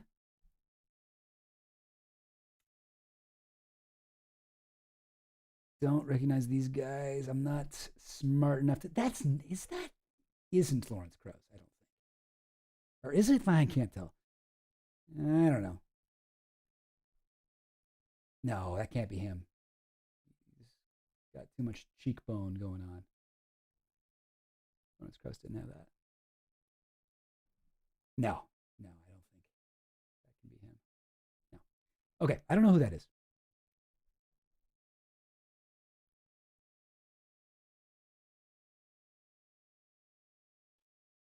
Oh, you posting stuff on the Discord? Oh, okay. Anything I should check out?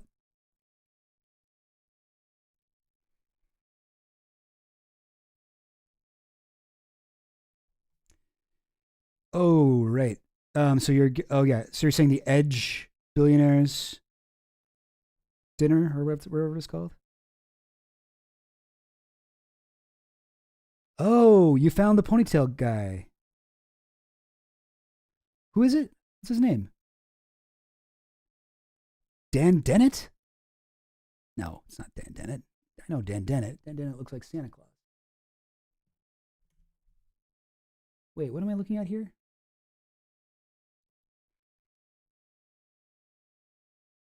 You're saying this is the Edge Billionaires dinner? Oh, yeah. Hang on. Sorry, gang. Copy link.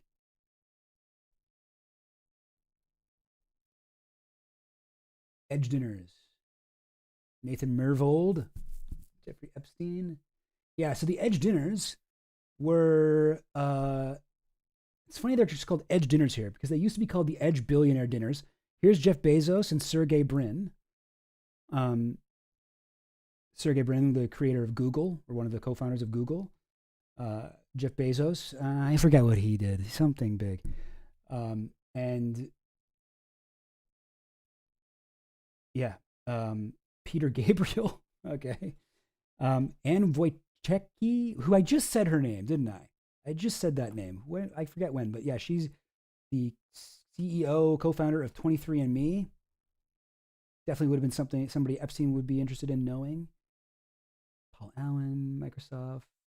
Oh, George Dyson. Wait, I don't recognize this guy's long, weird face. Was that one of the scientists that we just saw? Larry Page. Okay, so there are photos of Epstein at this dinner. Not at this one, but at one of the, he used to go to the Edge events all the time. Actually, Virginia talks about it in her book. That's where he met Sergey Brin. This is Salar Kamagar, another one of the Google co-founders, I think. Is that who I'm thinking of? Yeah, senior executive at Google, former CEO of Google's YouTube brand. Okay, so he was one of the guys who ran YouTube. Okay, good to know. But Lucy Page, Paul Allen, I don't know. Anyway, now we're just looking at a bunch of billionaires. John Brockman. I think he's the guy is he the guy that ran the Edge event? Okay, I thought it was going to take me to the Wikipedia page. Hang on. John Brockman. Yes. Literary agent and author specializing in scientific literature. Interesting because that line of work is the exact same line of work that Guylain's dad made his money in, scientific literature. He founded the Edge Foundation, an online magazine exploring scientific and intellectual ideas. So he was the guy who ran the Edge Billionaires Dinner. And so he would, go and reach out to these billionaires and get them all to hang out. But anyway, I'm trying to find a way to show you guys from the Discord, but I can't quite figure it out. What Stubbins has found. Can I just do this? Is that gonna work? No. No, I don't know. Oh, weird. There's image. There. Oh, that's what we were just looking at, eh? Anyway, I don't know. But Brockman would seek out like interesting people, and so he would. This is how Epstein would go to this. This is how he met Matt Groening and a few other people. But according to Virginia, Epstein really enjoyed going to these. Steven Pinker, I wonder if I search Epstein on this page, is there anything? Oh, yeah, association with Epstein. An interview with Prince Andrew on November 17th. So this is on the page for John Brockman. BBC reporter Emily Maitlis mentioned that both Andrew and John Brockman attended a dinner at child sex trafficker Jeffrey Epstein's mansion to celebrate Epstein's release from prison. Oh, yikes. For charges which stemmed from at least 1 decade of child sex trafficking. Brutal. Brockman's name was also found in the Epstein's private jet log. Andrew's presence at Jeffrey Epstein's Manhattan mansion was corroborated by Brockman himself in emails published in an October 19th New Republic report. The story suggested Brockman was the intellectual enabler of Jeffrey Epstein. I mean, one of the intellectual enablers. The financier who died in August 2019, while again awaiting trial on charges related to sex trafficking. Brockman's literary dinners held during the TED conference were, for a number of years after Epstein's conviction, almost entirely funded by Epstein, as documented in his annual tax filings.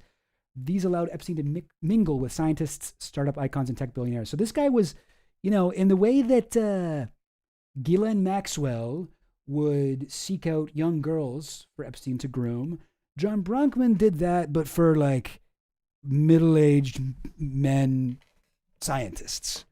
He was kind of like Epstein's pimp for like famous academics.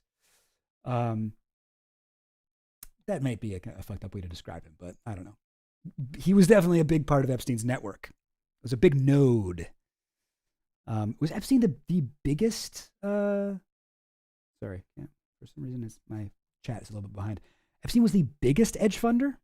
That's crazy. Yeah. Yeah, well, all right. I mean, this is not an Edge Billionaires dinner. But wait, what's Brockman look like? He looks like this. Okay. Is he there? I wonder. He must be. I don't know. But, wait, is that? No, that can't be. That's not him. I already forget what he looks like now. He's got hair on the top of his head.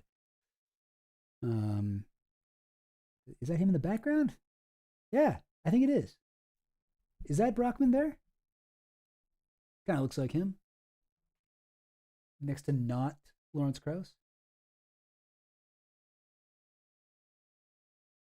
Maybe. Hard to say. Okay, somebody asleep on the plane. And here we have is that the Rolling Stones? That looks like Mick Jagger. And I believe this is Fergie. Sarah Ferguson, Duchess of York. Prince Andrew's ex-wife. What's my hair care routine? I condition my hair every time I shower, which is almost every day. And I shampoo my hair once a week. Does that count as a hair care routine? Because that's what I do. And this is... what is this? Is this a sculpture? I was like, is there a lady doing contortion? No, that's a statue, I think. Somebody's writing notes here. This might be like one of Epstein's assistants. Sarah Kellen or someone. But yeah, that's Sarah Ferguson, right? Fergie, as she's called. There's Fergie and the classic. What do you call this? Somebody who's always got to get a photo with celebrities, like a whatever autograph lover. I don't know, but this is Jojo Fontanilla. I've seen photos of him with Sarah Ferguson before, but I haven't seen this one. And here we are at another concert. I think that's Mick Jagger. And here's Sarah Ferguson again with somebody. That's Les Wexner. Yes, I think that's right. Epstein did loan her a bunch of money. Hey, thanks, Guns Along. Appreciate it. Appreciate the love.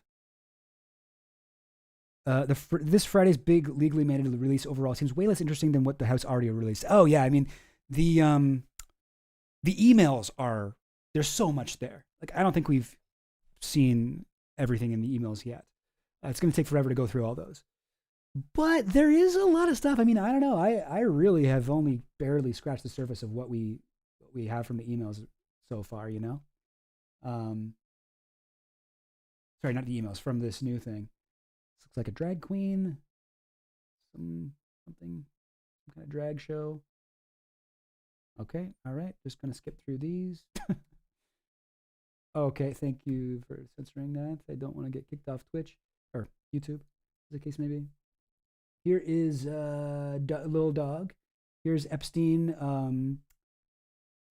Could this be more evidence of Epstein's drug use? Do we think this looks like a sober man? Could be, I suppose. Sometimes you got to get down to talk to little dogs, right? When they're nervous.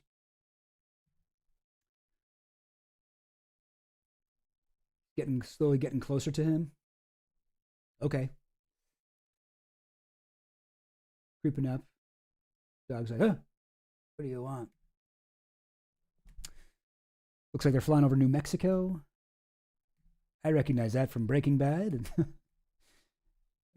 Ghislaine wearing a hat. Ghislaine, so many hats she likes to wear. Maybe flying over to Zorro Ranch. This is Zorro here. I don't know who this guy is. Who's this? I almost thought that was Elon's dad for a second, but no, it's not him. Robert Maxwell. Flying.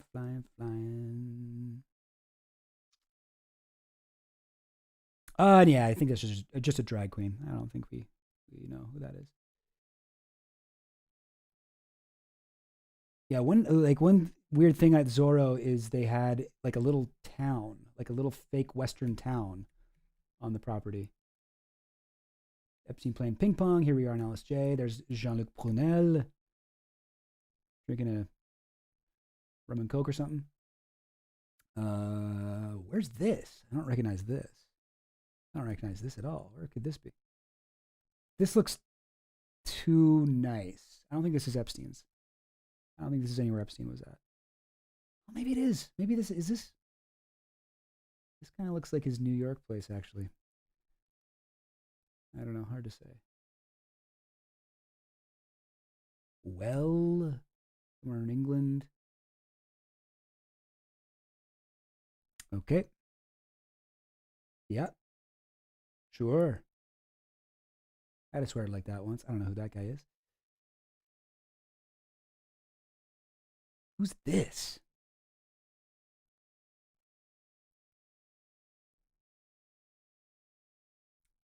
Helicopter.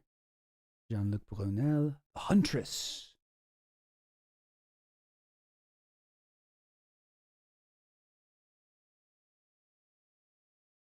Okay, listen, at this point, also, I don't remember being aware that Epstein had a tribal tattoo. Why does it look like it's like rubbing off? Maybe it's not a real tattoo. Oh, okay. Because I saw a couple of photos of him with a tribal tattoo around his arm. I was like, how did I not know that he had that? That's crazy. Does anybody know this? Like, I feel like I must be missing something crazy. How did I never know? Anyway, but that looks like a fake tattoo, right? Anyway, This, are there other photos of him? This looks like Henry Jarecki, right? And let's just take a little peek at Henry Jarecki. 1 second. Henry Jarecki was a jolly, happy soul. He's got a very distinct look about him, too. But yeah, he's accused of sex crimes. Epstein victim filed suit against psychiatrist Henry Jarecki. Victim sues psychiatrist Henry Jarecki alleging rape and sex trafficking.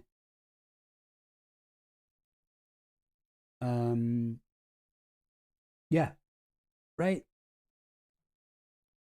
What a interesting looking guy this guy is. He kind of looks like I don't know. He kind of looks like Gary Busey in a weird way. He has kind of maybe it's the teeth, but when he's got his mouth closed, he still looks pretty interesting. But is this him? Right? I think that's him. Oops. What am I doing here? What's his thing? He's a psychiatrist? I thought he was like a billionaire. I guess not. Born in Nazi Germany. 1933. Wow, this guy's 92 years old. He fled Nazi Germany as a child. How did he become so famous? What's his whole life? Let's just read this whole page. He's a movie producer.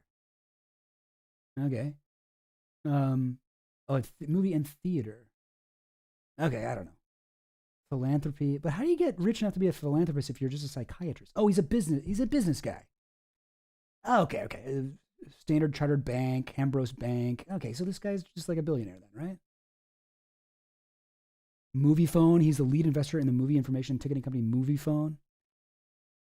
Gotcha. Jabba the Hutt. I thought the tip print was Les Wexner. No? Didn't he kidnap Princess Leia? Yeah, there is another photo with that tattoo. I guess maybe it's from the same couple days. Anyway, I think that's who we're looking at, Henry Jarecki. If they got one with him smiling, then I would be sure. But oh wait, I think that's him.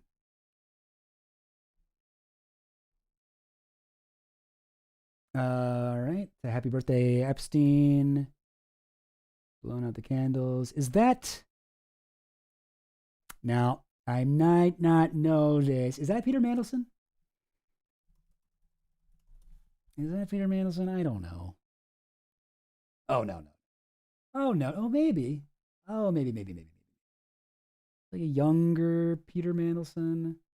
I'm always trying to look for the ones where he's looking left or right. Anyway. I'm not sure. Maybe not. Have to be like pretty young. No, right? Why does he look so different in all these? Or are these just like different people?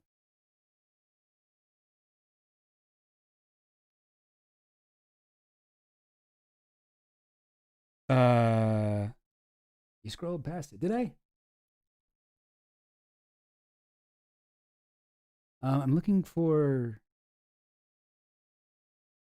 like some of these are Keir Starmer. That's not going to help me.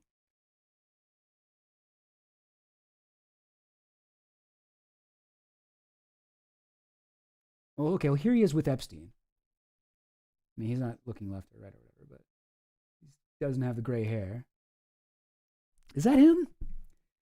And my theory is the two of them had a relationship. So if it's on his birthday and Peter Mandelson's sitting next to him, I mean, right? That could be. This looks like the New York mansion. Who knows? here. Elite Express stuff. Jean-Luc Brunel. Girl. Not sure. Shoot, it's right there on the left. Scroll past it again. I did? What do you mean I scrolled past what? You mean like that picture that I'm talking about? Or like, oh, yeah. Oh, that's funny. Okay, so that is Mandelson. Okay, I'm not crazy. Or like, I just think all British guys look alike. Okay, that's Mandelson, yeah. Whoa, crazy shirt that Brunel's wearing here. Crazy.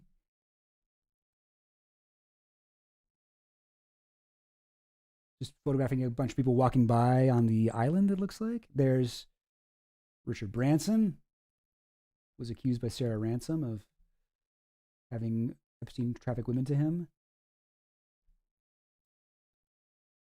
Okay. Epstein chillaxing. Another birthday party. Dude had a lot of birthdays. This dude did it up. This guy was like one of those like, oh, it's my birth week. It's my birthday week. You have to be nice to me. Now, I know we figured out who a lot of these guys were. This is a sultan, right? Sultan Ahmed bin Sulayem, I think. Sultan Ahmed bin Sulayem. I think I spelled that right. Oh, I didn't. But... Right? Yeah. This is him. Ahmed bin Sulayem. This guy, he was like pretty good friends with Epstein, it seems, all the way to the end.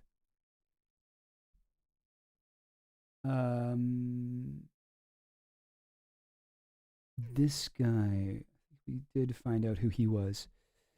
Someone on the Discord mentioned it.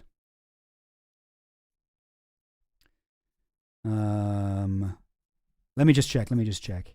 I know we figured out a lot of these guys.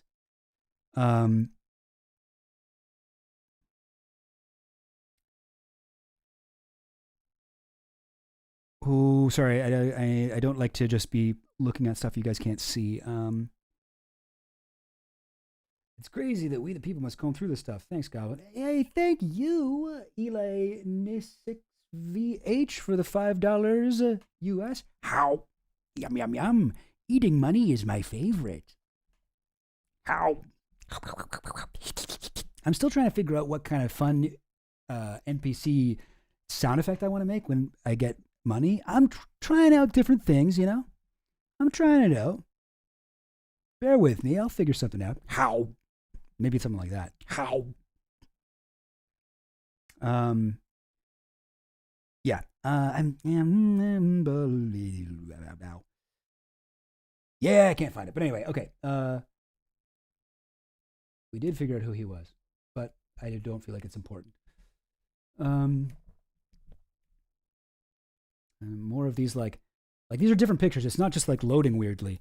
Like it's like here's one picture, and then the next picture is the same picture but worse. Ooh, the cash register opening sound for money. Doom, da, da, doom, doom, doom, doom, doom, doom. Oh, and look at that. Somebody mentioned this earlier. He had LSJ merch too. Yeah, he's got some Little St. Jeff's. So the actual name of the island is Little St. James, but he called it Little St. Jeff's, LSJ. So that's where he got it. That's what that was all about. There's Brunel. And look, Brunel's wearing the communist hat too. Maybe they were a bunch of communists. Oh, I love to see how the left defends this. Oh, did you really think you were going to find stuff against Trump? Turns out that Epstein was part of a global communist cabal. NWO guys. Chi-coms. I think that's also Brunel. And this is one of the ones where people were like, oh, there's a child over here. There's a child over there in the background. This is one of the ones people saw and they're like, I knew it. Epstein was doing this with young, like children, like toddlers. And it's like, no. Well, I mean, I don't want to say no, but like, I don't think this is proof of that. Proof that at some point somebody brought children to the island, but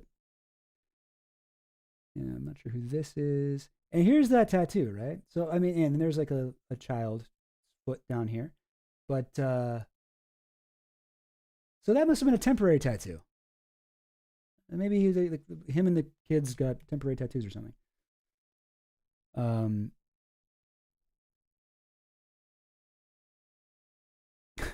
Somebody asleep with a teddy bear on the plane. That looks like Zorro, maybe. New Mexico. In the desert, practicing guns. Looks fun. Gang, we've seen a lot of stuff tonight. We've looked at a lot of pictures. And what's this one? Whoa. JEE Nadia's property. So that must have been a gift to him from Nadia Marchenko, one of his girlfriends. Oh yeah, there's tons of photos of his upper left arm. There's like he's constantly shirtless. And there's one we found earlier where he has the tattoo, but it's like half worn off. Oh, weird shooting stance. Nice. Tanky Epstein. But oh yeah, 100%. Yeah. So that's the Aveloop lady. So she's the one who started the another like a company that looks on the surface like some kind of airline industry, central kind of hub for different services and flight lessons and fuel and stuff. But then it's also got this weird sex trafficking vibe. But yeah, that's Nadia Marchenko. So yeah, I'm guessing this was a gift from her to him. She's like, I know what he likes more than anything in the world, and that's comfortable sweaters. The guy did not like to dress up.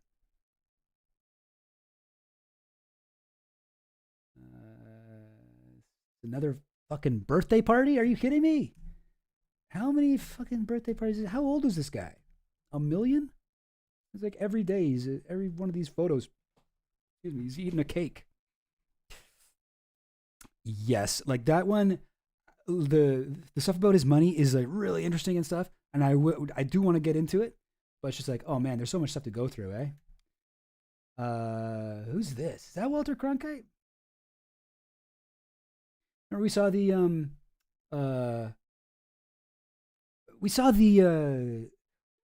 what's it called? One of the here, I can actually pull it up.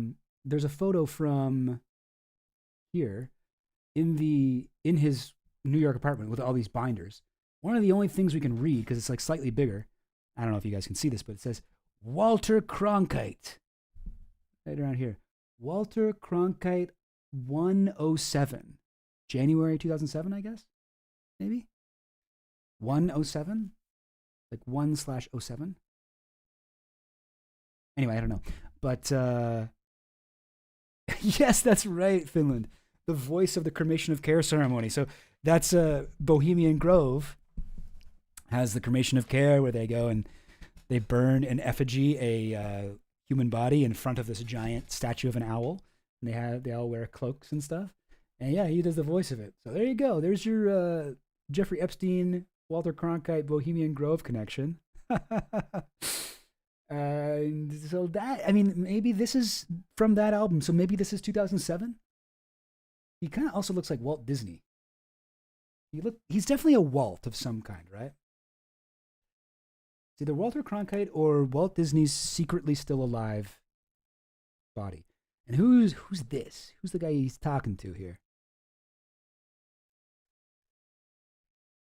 Who is he talking about? Yeah, Cronkite's on the logs to the island in 2007. Okay, there you go. Those pictures are on the island, so it's probably the same time. Yeah, there we go. So this is probably January 2007.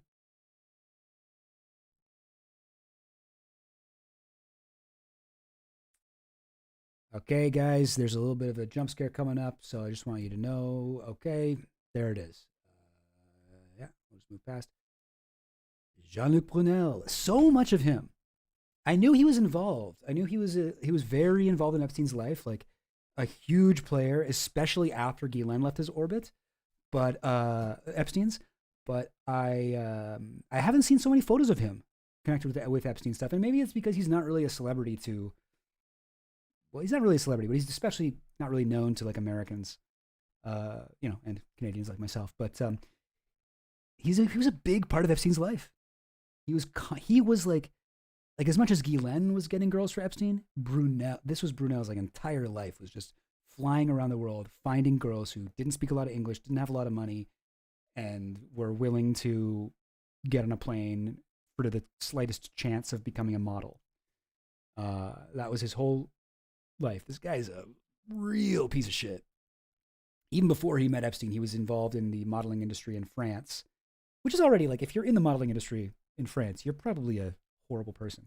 But this guy was actually garbage. Garbage.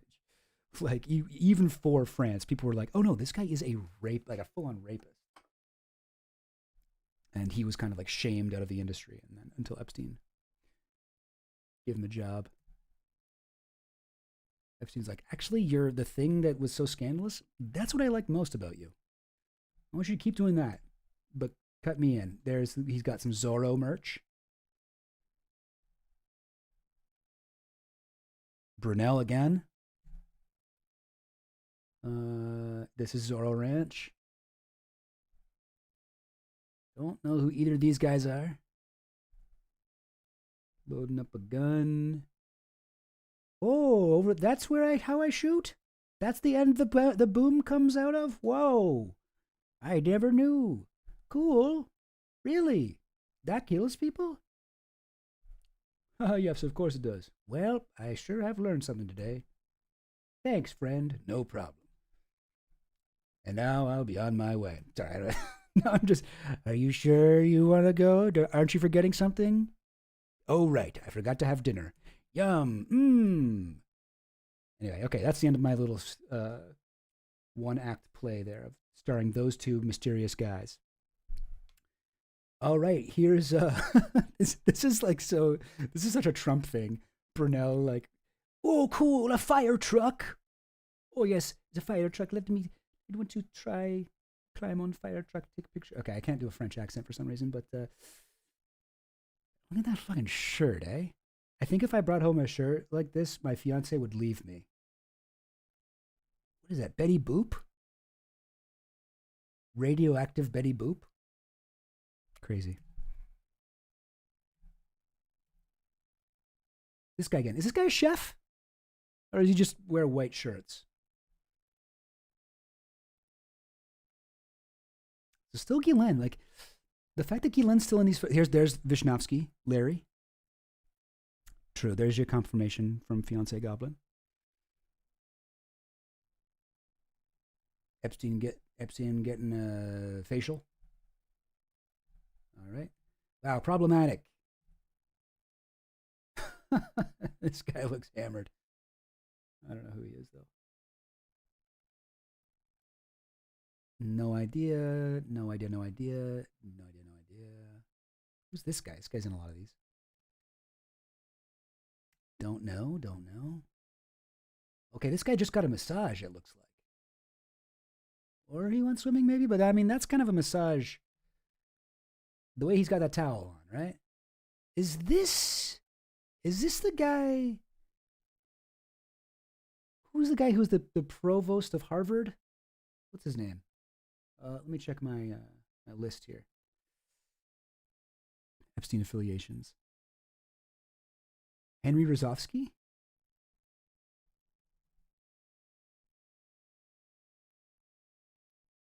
Henry Rozovsky was a jolly, happy soul.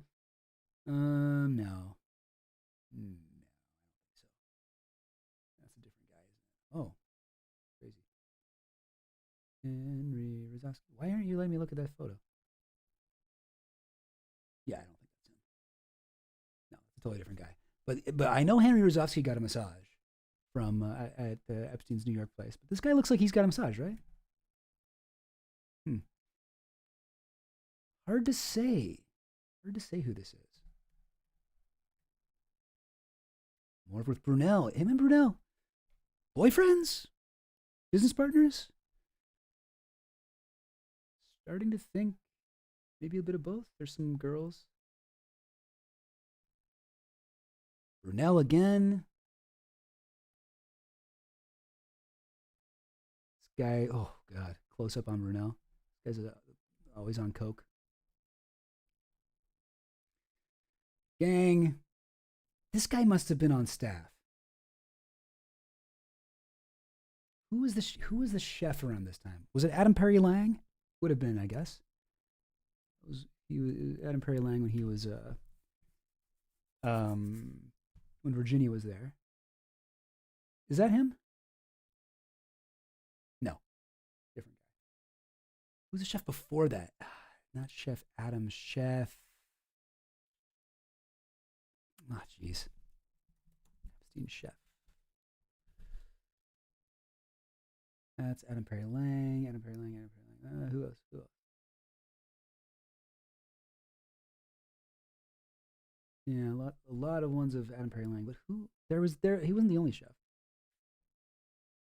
Maybe we don't know. It's quite possible we don't know who the other chefs are. I can't remember. Oh, maybe I have it on this page. Chef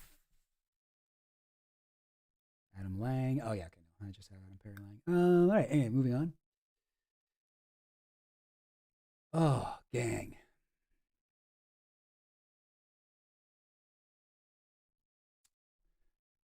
This does not look like an Epstein apartment.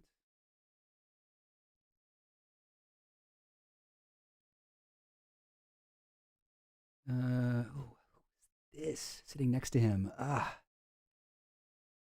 Is that?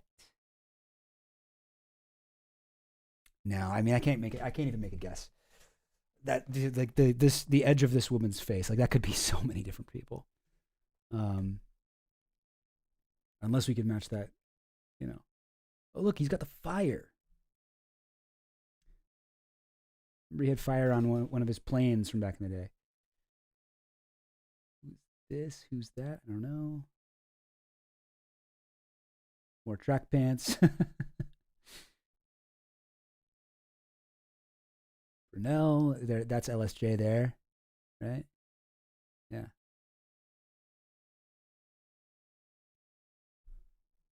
Cool. Okay. Well, I am kind of enjoying going through these. I don't know how entertaining this is to watch, but I feel like it's cool when I know who people are. So many of Brunel. Is that the helicopter landing zone on LSJ, or are we somewhere different now? Hard to say. There's Vishnovsky, Big Dog. There's Big Dog. I think that guy must be staff. I think I've seen him serving food on LSJ. So.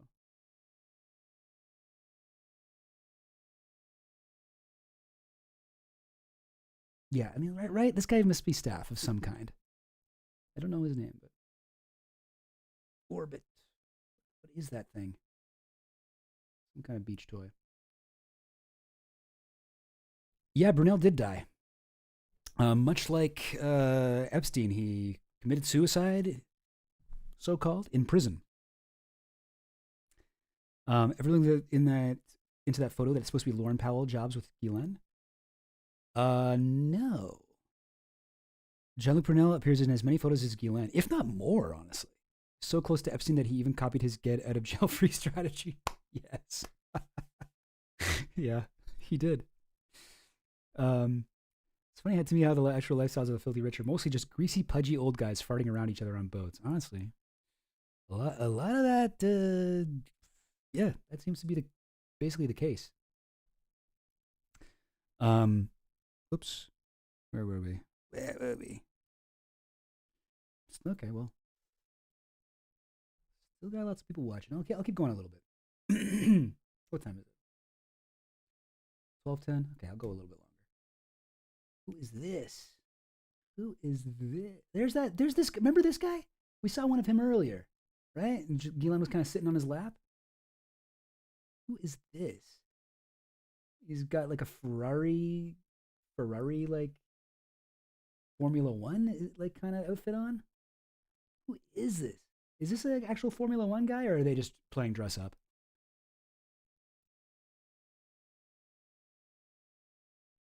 Like, what? Who is that guy? Who's the guy that Ghislaine dated after Epstein? And like, did she marry somebody?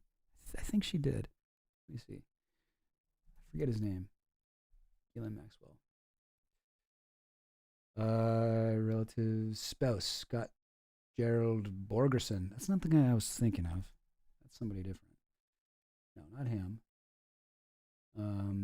She dated somebody at least. Hang on. Personal life.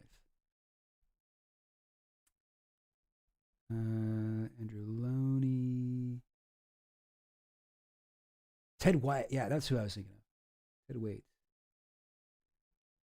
Okay, let me see if I can get a picture of him. Is that him? That is him. Yeah.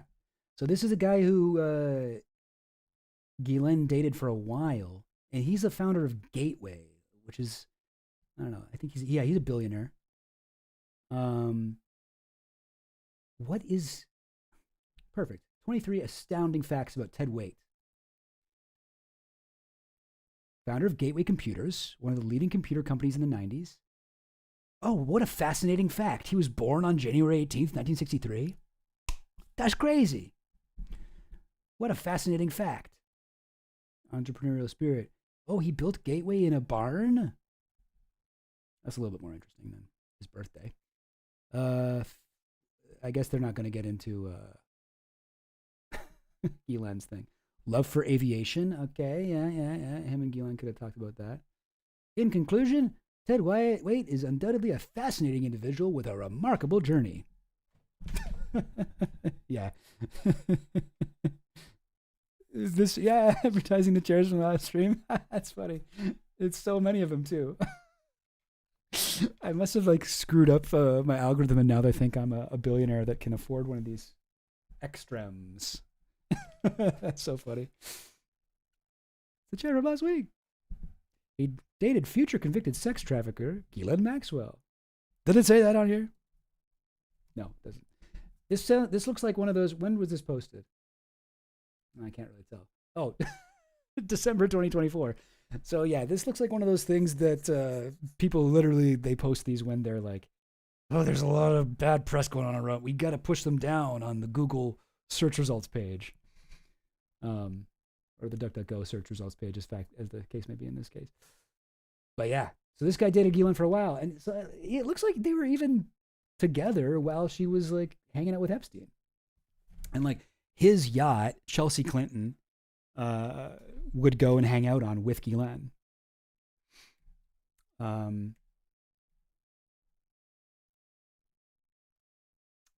so many photos. This dude again with Brunel and Ghislaine. This looks like Mexico. This looks like, where's this? Is this the island? I don't know. New York. Oh, you don't usually see that side of the desk. Must have been a moving day. Or rearranging furniture day. What is this, a graveyard? Or something? Okay, I've seen some of these photos before. All right. Here's the big three, eh? Jonathan Brunel, Ghislaine Maxwell, and Epstein.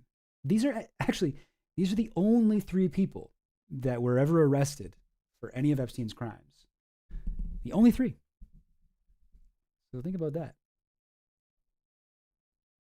Oh boy, don't really. Yeah, this one we've seen this one before.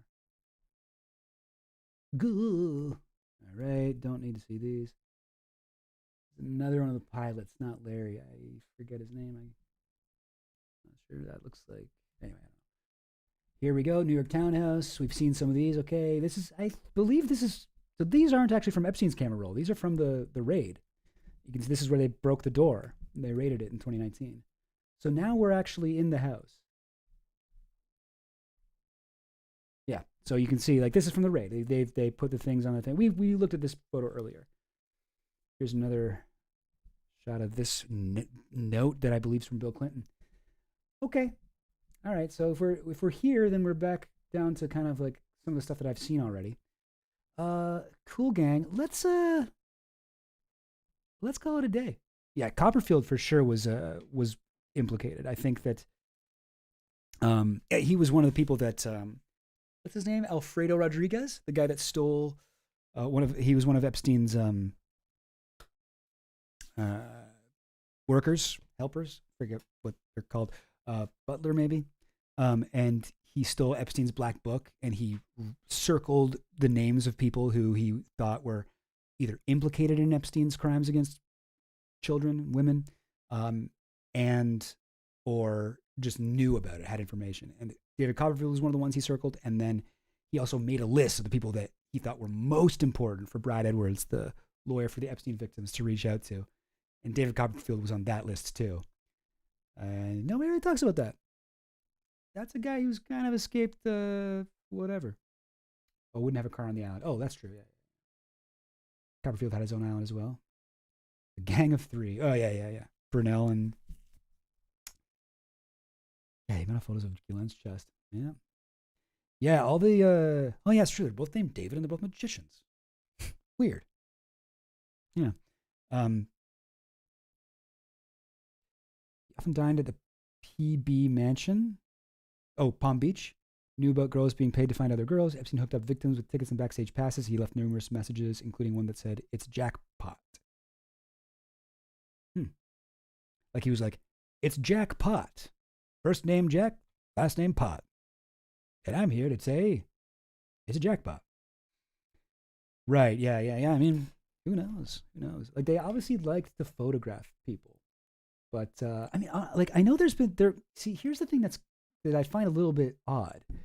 There's so many photos of them, right? And there are definitely photos where there are some of the victims are in, right? There's a lot of, we saw photos where there's like the black square over what looks like a young girl's face, but there's not that many of them. And Epstein was, like, according to everyone, constantly surrounded by young girls, like young-looking girls, right? Like, a lot of people commented on this, but we don't see a lot of them in these photos. There's the edge of someone's face, or like whatever, or they'll be in it with their face blacked out. But it's like, I thought there would be more. The thousands of girls that were trafficked. Like, if I was just looking at these photos, I'd be like, okay, yeah, it looks like Epstein mostly just hung out with Guylain and Jean-Luc Brunel and occasionally a few other people who all are, seem to be adults for the, vast majority of these photos.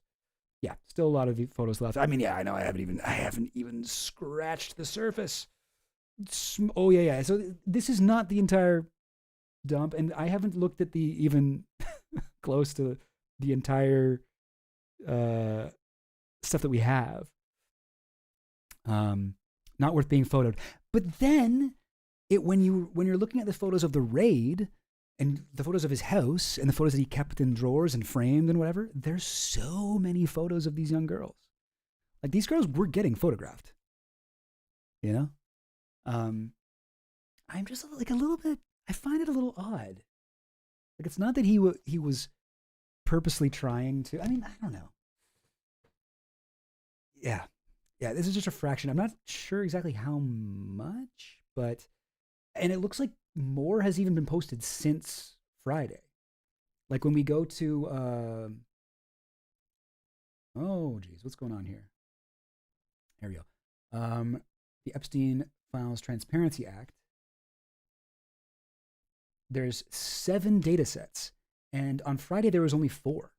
So since Friday, they've added 3 more data sets. I'm not sure what's going on with that, but they were supposed to, like, legally, like, it's actually illegal what they did. Just they only released a few on Friday. But Ro Khanna, let me see if I can look this up. Maybe I can find it on Twitter. One sec.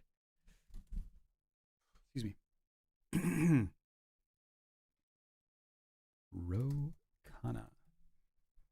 Uh, he posted a video I know on Twitter about this, explaining.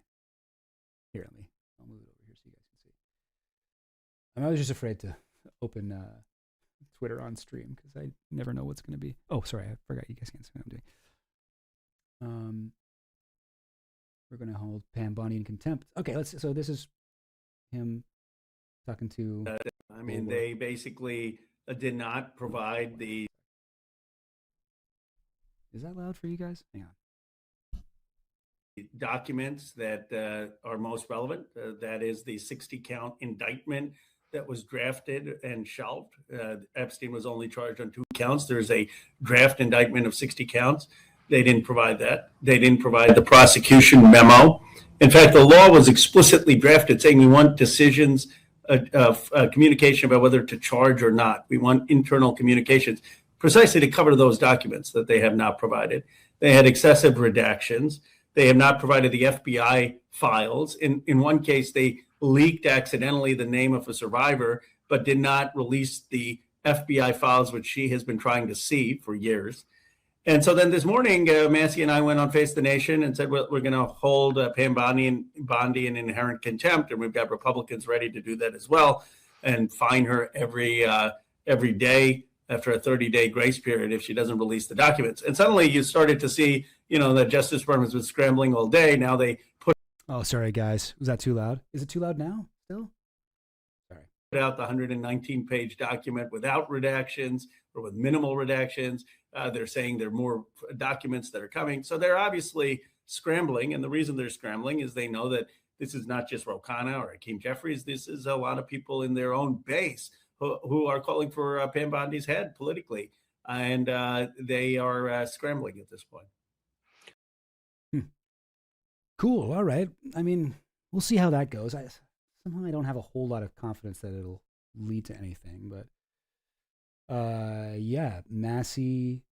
I think it's kind of. I mean, I know Thomas Massey has some very dumb opinions, but I think it's kind of cool. I think it's kind of neat to see him and Ro Khanna working together. Like Massey doesn't seem like a guy who's a Republican because he's evil. I think it's just because he's stupid. I mean, he's a libertarian, right? So he can't be that smart. But I like that they're working together on this. I think that's cool.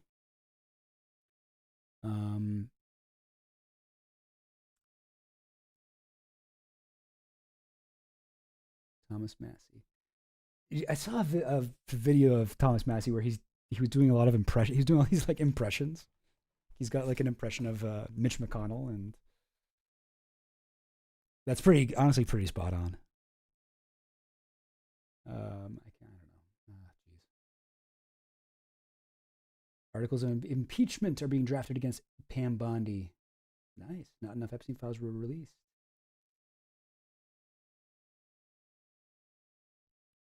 I mean, I don't know if they're going to do that or not, but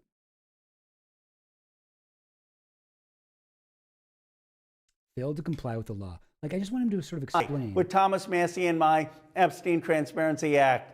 They released one document from a New York grand jury of 119 pages, totally blacked out. This despite right. Yeah, that was interesting. That was in one of the court documents. Every single page of 119 pages, just black. a federal judge ordering them to release that document. And our law requires them to explain redactions. There's not a single explanation for why that entire document was redacted. We have not seen the draft. Oh my God, yeah. Matt Gaetz was supposed to be AG. Can you imagine? I mean, that guy is also a pedophile sex trafficker, but he's just not affiliated with the one we're talking about. Indictment that implicates other rich and powerful men who were on Epstein's rape island, who either watched the abuse of young girls or participated in the abuse of young girls and the sex trafficking. The reality is Pam Bondi has obfuscated for months. She first said there were no more documents to be seen. Now she's admitting and releasing hundreds of thousands of documents, but it is an incomplete release with too many redactions. Thomas Massey and I are exploring all options. It can be the impeachment of people at justice, inherent contempt, or referring for prosecution those who are obstructing justice. We will work with the survivors to demand the full release of these files, to demand justice for the Epstein class and accountability. Justice for the Epstein class? Accusers, he means? They say a class? Class and accountability. Epstein class and Epstein class. I don't know what he means by that. Anyway, yeah. So so it's illegal what we got, but we've been getting more, and I believe that they also put. Okay, I don't need to be checking my things.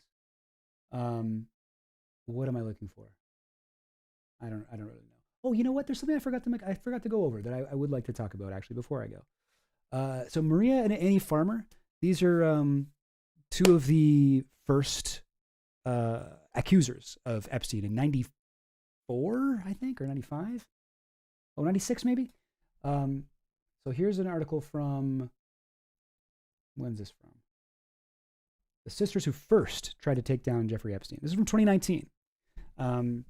So from a while ago. This is from when the world was really first finding out about this. This is from before Epstein died. It's from August 2019, right after the arrest. As more women have come forward in recent days to describe assaults at the hands of Jeffrey Epstein, Maria Farmer finds herself distraught, wondering what might have happened if someone had taken her seriously.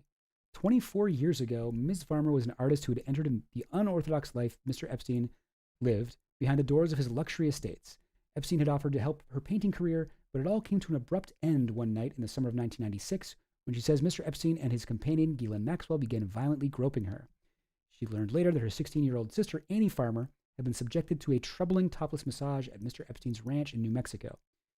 So they contacted the New York Police Department, said she went to the FBI, offering to share what she knew about Mr. Epstein and the parade of young women being brought to Mr. Epstein's houses. She wasn't like she was a little different from a lot of the other Epstein victims in that she wasn't like, she didn't come in through like the massage thing. She worked as Epstein's concierge. So she was like sitting at a desk in the front of his New York mansion, checking people in, being like, okay, yes, Mr. Epstein will be ready for you. Go over here, go over there. And so she would check in a lot of like celebrities, and she would be around when they would be preparing for like Bill Clinton to come by. She says this was in the 90s. So this is before Bill Clinton was supposed to be there. Was supposed to be friends with Epstein. And she mentions that she saw Donald Trump come by, and he was kind of to Epstein. He's like, oh, she's hot, like looking at her. And then Epstein's like, oh, no, she's not for you. Come with me. Like, I'll show you the girls that I have for you. Anyway, so she worked for him for like years, just sitting at that front desk. And then after years of that, Epstein eventually did assault her, and he assaulted her little sister, Annie Farmer, as well. Anyway, so they talked to both sisters talked to the FBI. They talked to New York Police Department. When Vicky Ward did her article on Epstein, she found these two and interviewed them. And it's very confusing what happened to that, because there was supposed to be this article, and one of the Vanity Fair piece that Epstein was so proud of. He had framed photos of like a framed picture of one of the caricatures drawn of him and Bill Clinton in his house, and was really proud of it. Like if you look at that birthday book in 2004, I think it was, like a lot of the messages are like, yo, congrats on being in Vanity Fair. And there was supposed to be a section in that about his assaults of the farmers. And somehow Epstein, like Vicky Ward says that she got to Vanity Fair offices and Epstein was there. And he was like, he would threaten her and he'd call her up and she was pregnant and he'd be like, oh, I'd hate for someone to happen to your baby, like whatever. And eventually her boss, or whoever he was, the publisher, was like, at Vanity Fair, he was Canadian. He's like, I'm Canadian and I can't help it. I believe Epstein. You need to take that stuff out about the farmers. And she's like, I won't. Like they were really brave to come to me and blah, blah, blah. And she says that she didn't know that they were going to cut that part out. And when it was published, she was shocked to see that it get cut out. And she was like really upset. Anyway, I don't know. I don't know how true that story is. I sort of feel like I don't really trust Vicky Ward that much. Even after that, she was writing articles about how she really liked Ghislaine Maxwell. I don't know. She doesn't seem like a credible source to me. But anyway, all this is to say, the farmers have had a nightmare of a time trying to be heard by people. And just like they say, no, we talked to the FBI, we did this, we did that. And people are like, people have doubted them. People be like, that's not true. They're lying. They never went to the FBI. I never heard anything about it. We've never been able to find any evidence of this. But look what we got. We got this little document. This is a complaint form from the FBI. Subject's name and aliases: Jeffrey Epstein. Complainant stayed. I think it's supposed to be stated that she is a professional artist. That's Maria Farmer, and took pictures of her sisters, 12 and 16 years, for her own personal artwork. Epstein stole the photos and negatives and is believed to have sold the pictures to potential buyers. Epstein at one time requested Maria to take photos of young girls at swimming pools. Epstein is now threatening Maria that if she tells anyone about the photos, he will burn her house down. And there we go. There it is. And this is from 96, I think. Where does it say the date? Here we go. September 3rd, 1996. So somewhere they had this. Somewhere in the back catalog. So here's a New York Times article from recently, just from what, a day or two ago? Yeah, December 19th, a couple days ago. A woman who once worked for Jeffrey Epstein filed a complaint to the FBI about his interest in child pornography in 1996, about a decade before investigators began scrutinizing his predatory behavior. The woman, Maria Farmer, has for years said that she had called federal investigators in the summer of 96, but the FBI had never publicly acknowledged her original report, even to Ms. Farmer. Some people following the Epstein case had accused her of inventing the story.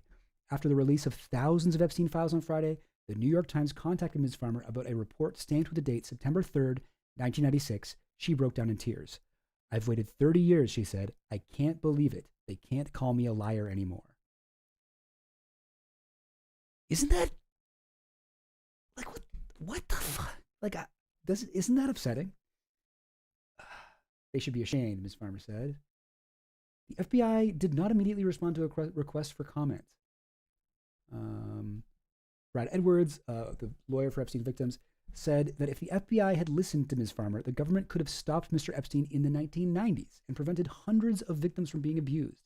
So why did they bury this report? Why did they do this? Oh, man, brutal. And yeah, she's talked on many occasions about Maxwell saying she'd burn her artwork and burn her life down. Yeah, I don't know that, like, Epstein and Maxwell ever were, like, did kind of like violence like that to, their victims, but they would many of them have said that they were directly threatened or had, like, strange cars following them and, like, photographs of their family sent to them, like, "We know where your family lives, we know where this is." I don't know that they ever actually acted on this, but they would, like, terrorize these girls if they were worried at all that they would go to the press or to the authorities. But, like, yeah. So okay. So this part is interesting too. So the report it just talks about how Epstein stole the photos and negatives, blah blah blah, threatened to burn her house down.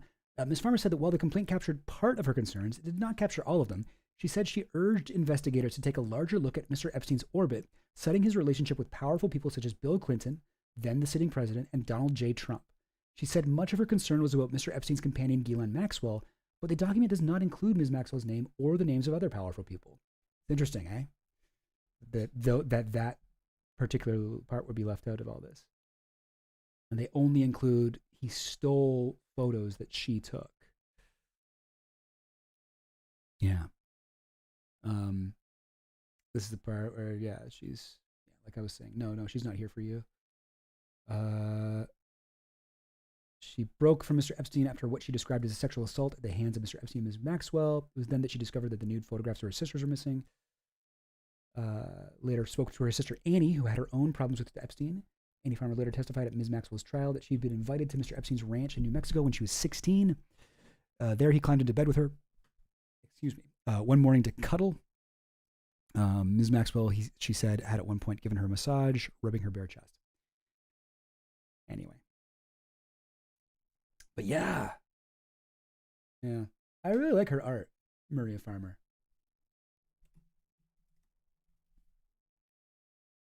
Let's check out her website. This is her big. This is her big one. These setiles. It's like it's elites backwards. Got kind of. What do we got down here? Something Enheim, something Hitler, Wiener, Control for the Arts, Bush. That looks like Jeff Bezos. NYAA. That's looks like Les Wexner there. New Albany, NBC.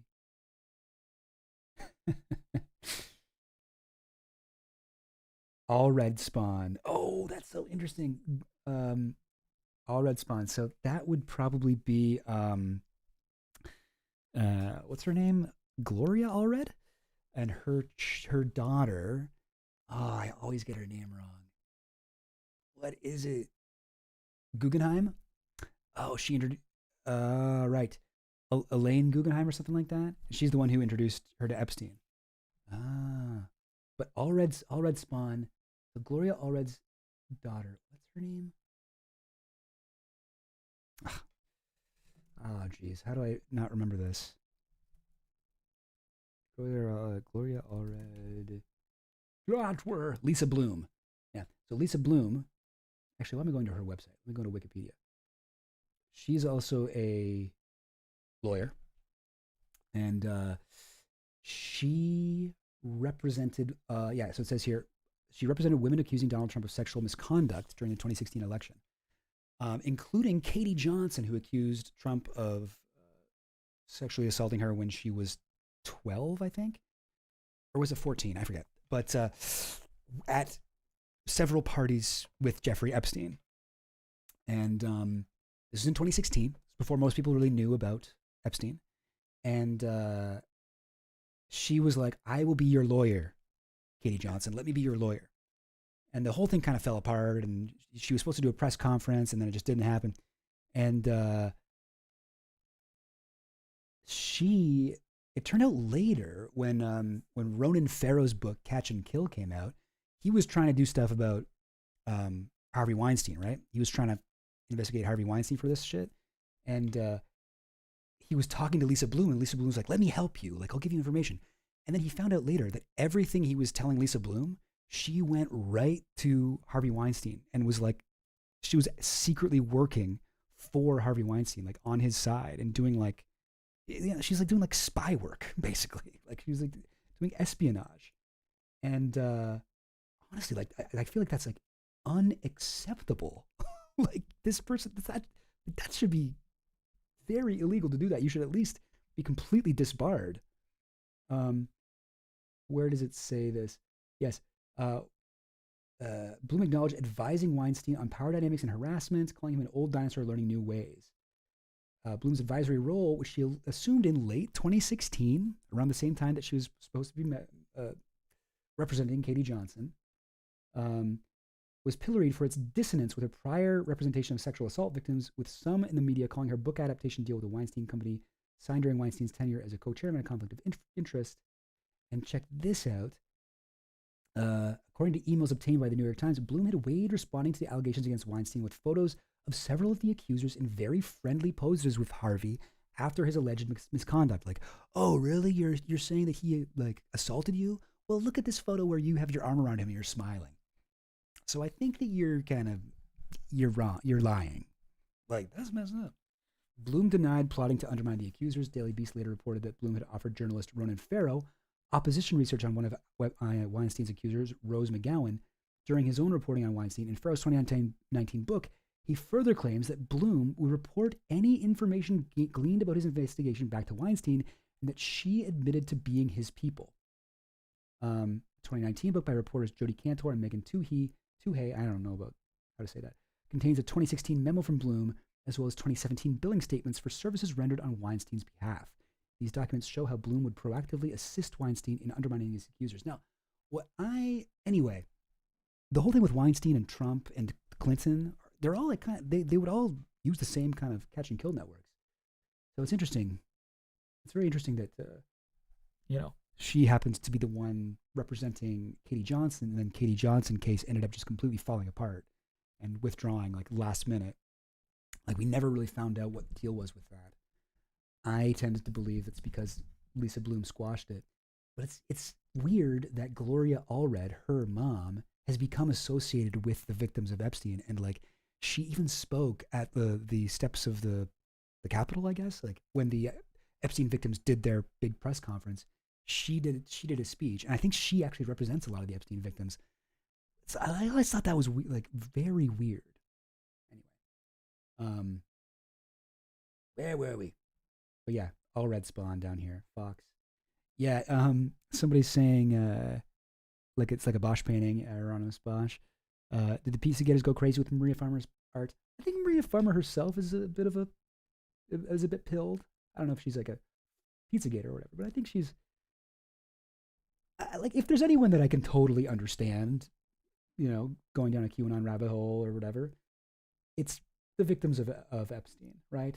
Like these are people who have actually experienced the pedocracy, the global pedophile elite. Anyway, yeah. But no, her art is genuinely cool. It's a little bit creepy. These photos here, they're called the accidental sightings.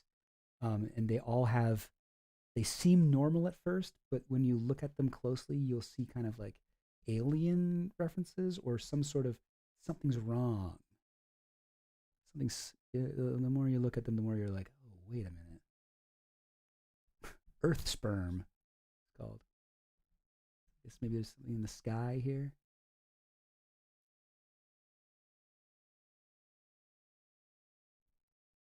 Oh yeah, the New York Times confirmed. Yeah, I mean I think that was pretty clear. There's really no one else it could have been. Oh wait, the fully depreciated woman was Urcha? No. Because that was supposed to be somebody who went to Trump. Did Trump date Suzanne Urcha as well? I didn't know about that. Yeah. Interesting. There's like a glowing orb. I dig it. No, you cannot have my orb. This one's kind of cute.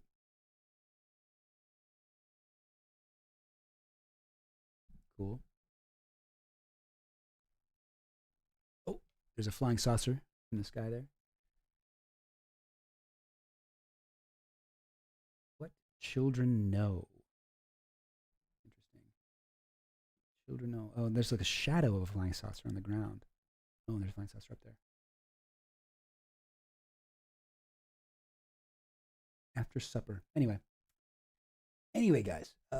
Okay. Now I think I really should go.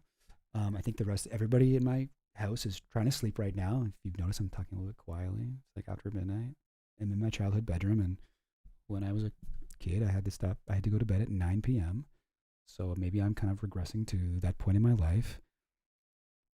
I don't know. Does my voice sound okay right now? Is it like, am I kind of doing like an ASMR thing right now? Is this cool? Should I talk like this all the time? Guys. Oh, a separate letter in the girlfriend section.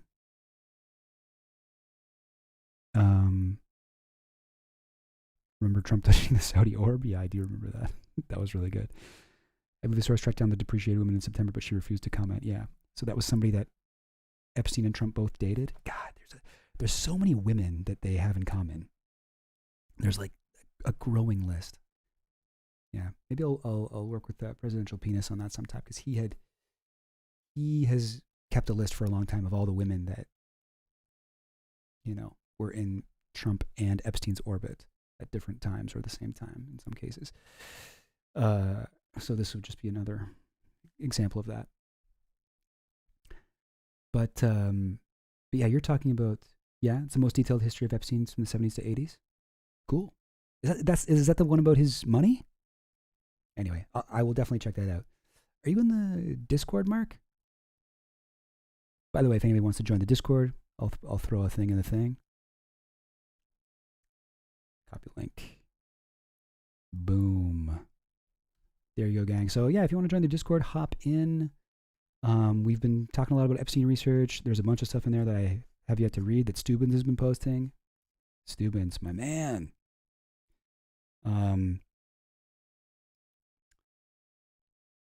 But